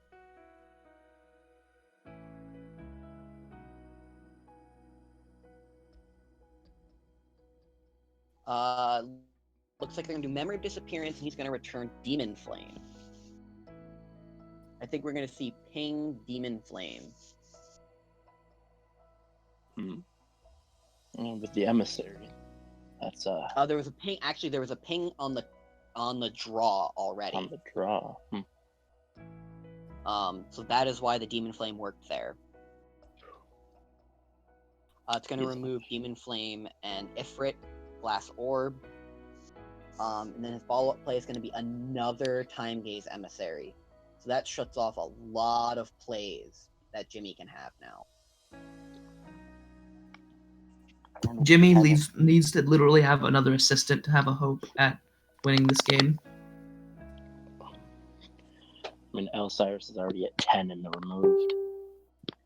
Ooh, yeah. Even if I don't think there's a comeback from here. If Steven's hand is just stacked with enough keepers, he can just go for a quick 4,000 hit, especially if it's like Verdandi. Verdandi hits hard. Very hard.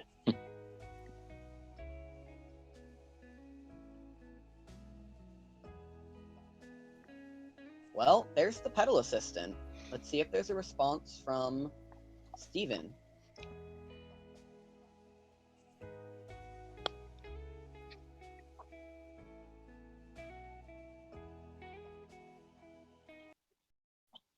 Look like it's going to be Lightning Strike. Yeah, it looks like the response is going to be Lightning Strike, and that's going to be met with a Seal. And the cat will resolve.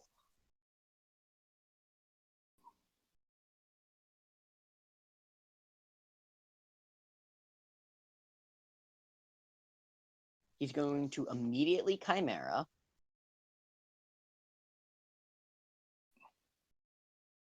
Oh, the fun of keeping track of Fox life.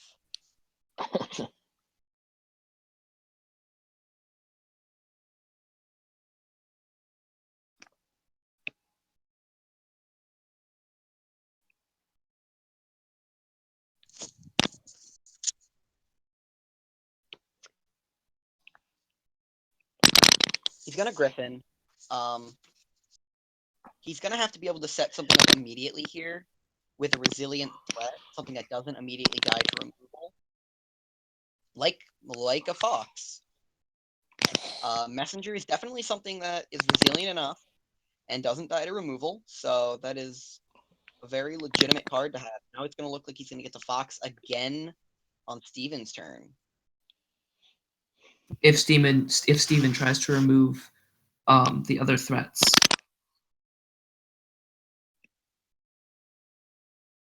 The issue is that with now 11 cards removed, or 12 cards removed. That's a 1-mana flip and immediate God's Art that kills any Griffin.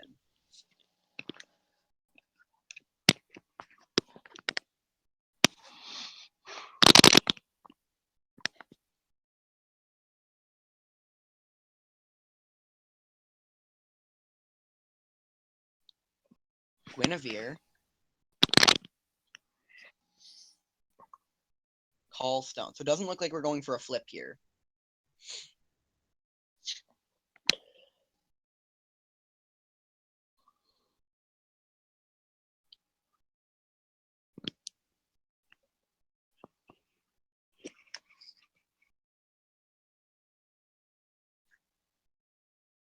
Another issue that might come up is the fact that we're at 20 minutes left in the round, and unless one of these players can finish this round quickly, we may go to a tie as 1-1.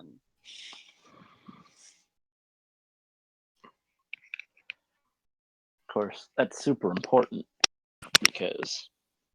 Well, if we won't go to a tie at 1-1, it'll be first damage. Yup, this is last game round. 3. Oh, yep. First in game 3 wins. Yup. It'll be first damage done when time is called, which I think will probably go to the Alceres player because they have direct damage themselves. It might go straight to the what's it called player though? It might go to the Fox player if they get a quick activation on their Fox. That is also true. It would come down to who basically got the turn play, I think.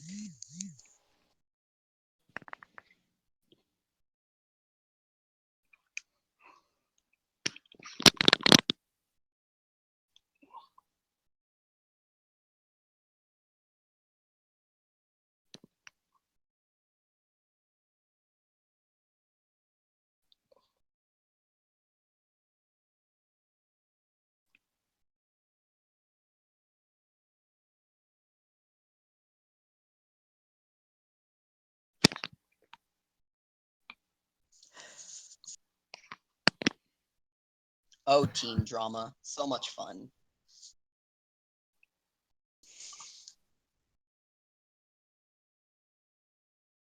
All right, so we've got a monkey play, a messenger play, a swing with the griffin.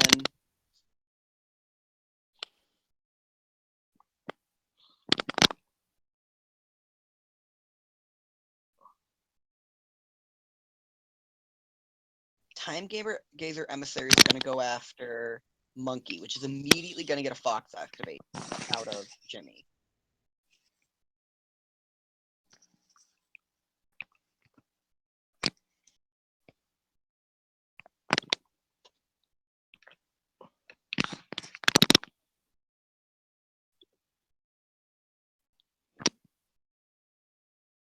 He's going to Mana Core and go for hand, which is interesting. That is very interesting here. I think it's the right play, though, because he may not necessarily have enough stones in deck to do it. I think he has exactly 2 left.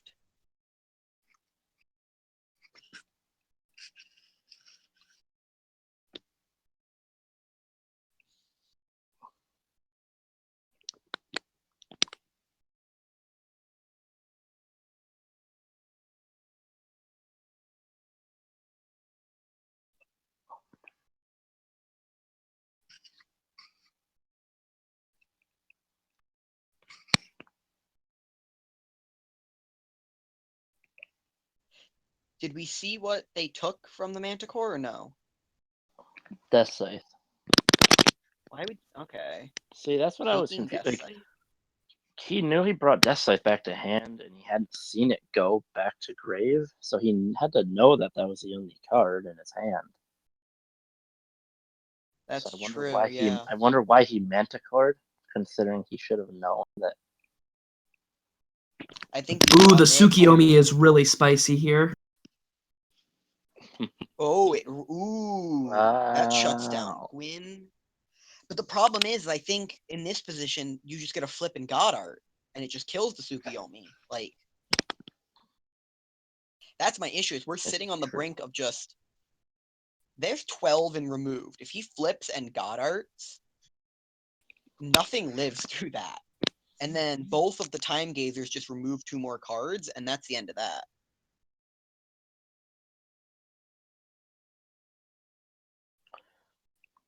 He can fox something on his turn, but He can Fox for an Amit, but the problem is the Amit still dies to double activation off of I the feel like he just time gazer. omits for targeting his own omit to gain life here. Yeah, I think that's what he has to do. Mm-hmm.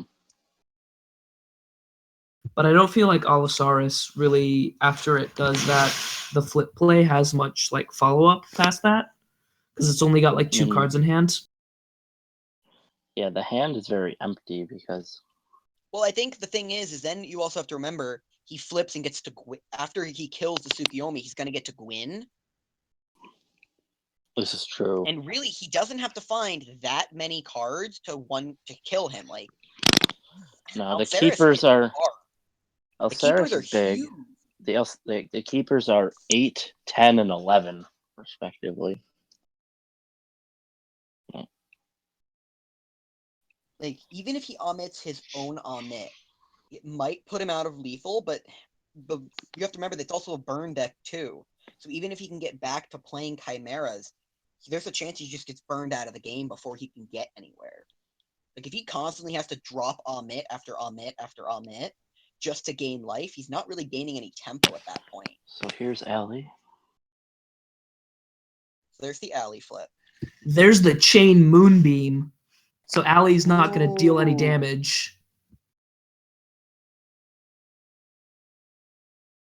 Wow. Is he still trying to Goddard? I'm assuming it was Chase Goddard. Yeah, it was hold priority Chase Goddard. But then it's going to die instantly. Yeah, I think Jimmy jumped the gun and didn't ask for priority and just threw out the moonbeam. I think judges are allowing Steven to hold priority there, even though the moonbeam was already played.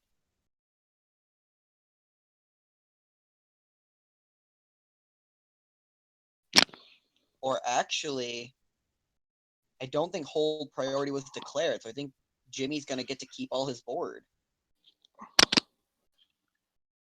Huh.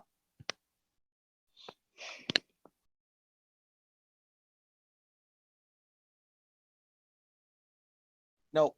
They're allowing the hold priority Chase Goddard.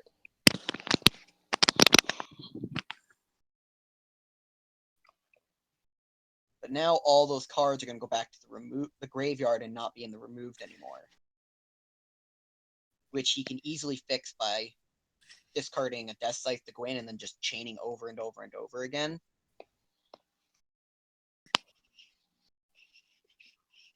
There's a large chance Steven stalls out for the 1-0-1 win. I mean, we're at 13 minutes.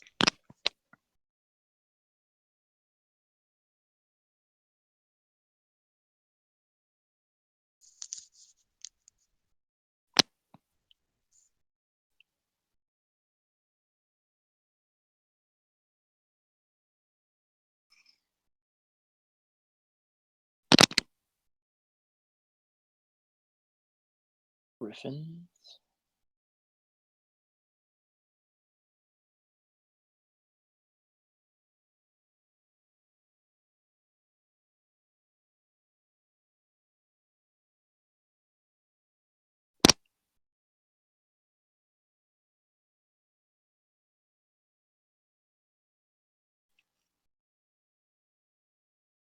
Now he's going to search his Blazing Metropolis. I think he fails to find, actually. Does he have it in hand? Or does the deck not play one? The deck has to play one.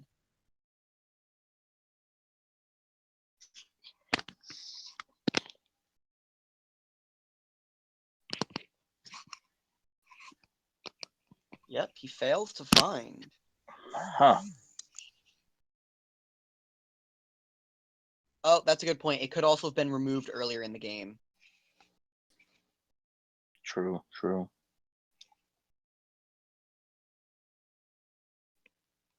Because we know his hand is Death Scythe X.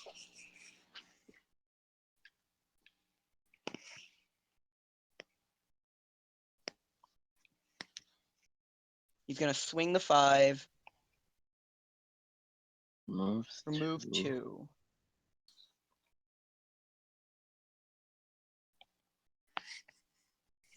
It almost feels like he's trying to slow play.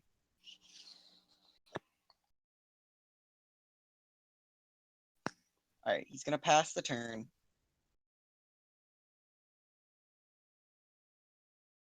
So Jimmy has 11 minutes, almost exactly, to attempt to deal 2,400. But basically, the alley deck has basically blown everything it needed to do. So he has a good chance if he can get a bunch of Chimera activations going off.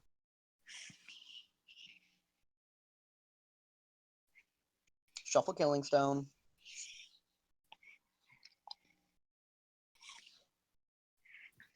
I feel like our Fox player is sitting on double, what's it called? Double Dance of Shadows, and I'm just gonna Dance of Shadows 2 Griffins back and go for game.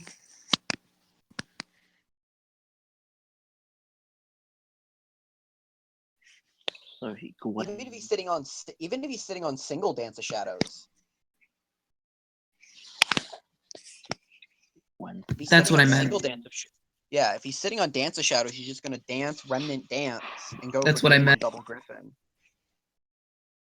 And still have the option to sack them both to Fox if something goes bad and get like an Amit. The problem is he can't stall, he has to win, so he has to make aggressive lines of play. The alley does have a flying blocker as well. Oh, yeah. The dragon's still a flying blocker. Now he doesn't.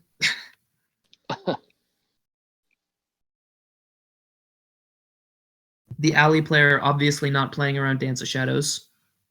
No, not even close. I think we can assume there's some form of like removal in the alley player's hand. Because he has to know that it's a possibility of getting double danced here. Wait, isn't he 1 mana short of double dance actually? He'll get it off the first Griffin. Oh, yep. Maybe that's the issue here. Yeah. There's another Demon Flame. How many Demon Flames have we seen from the Allosaurus player this game? I know 1 got removed, and I think we've seen 2, so there's a chance of 1 more Demon Flame being in hand. Oh, nope, there's the last one going, I think.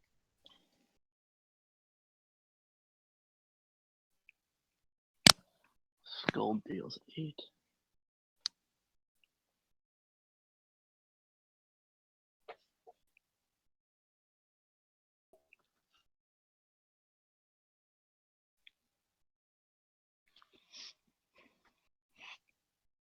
So Jimmy draws for turn, which means he doesn't have the Dance of Shadows in hand.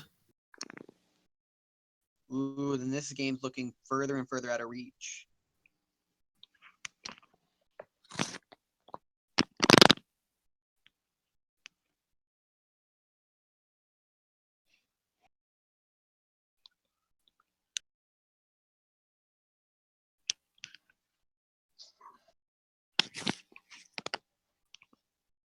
I'm surprised we haven't seen something like Barrier Seal come down out of the alley deck yet. Shocking, he flips Killing Stone, considering his stone deck is double Killing Stone.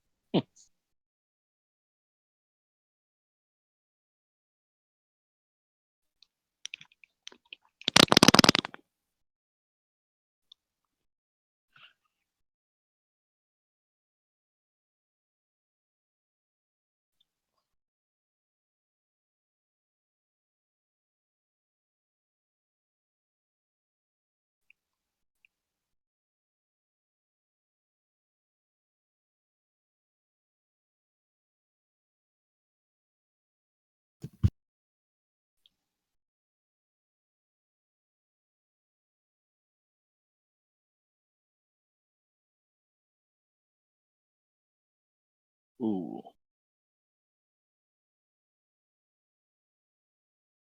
Down to 14.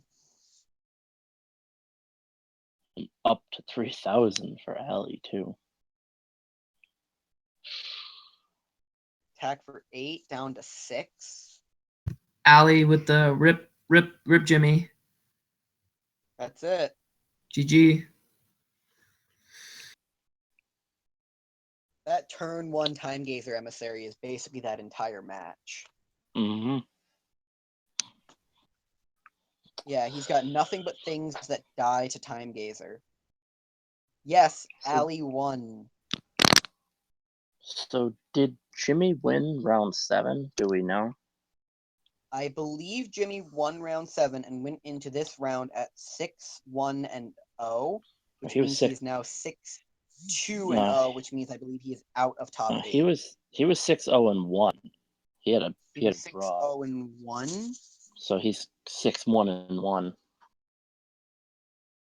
I believe, because he was 5-0-1 going into round 7. So assuming he won, 5-1-0. I thought it said. Let me check.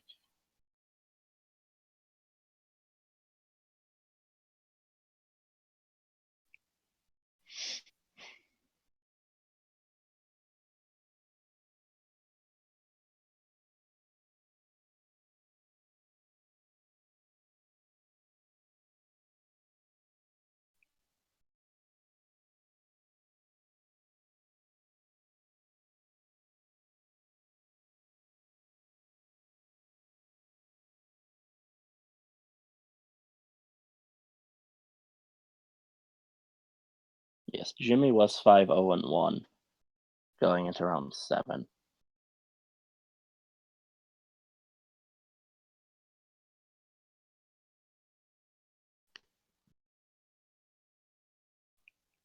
So, assuming he won round 7, then he would finish 6-1-1.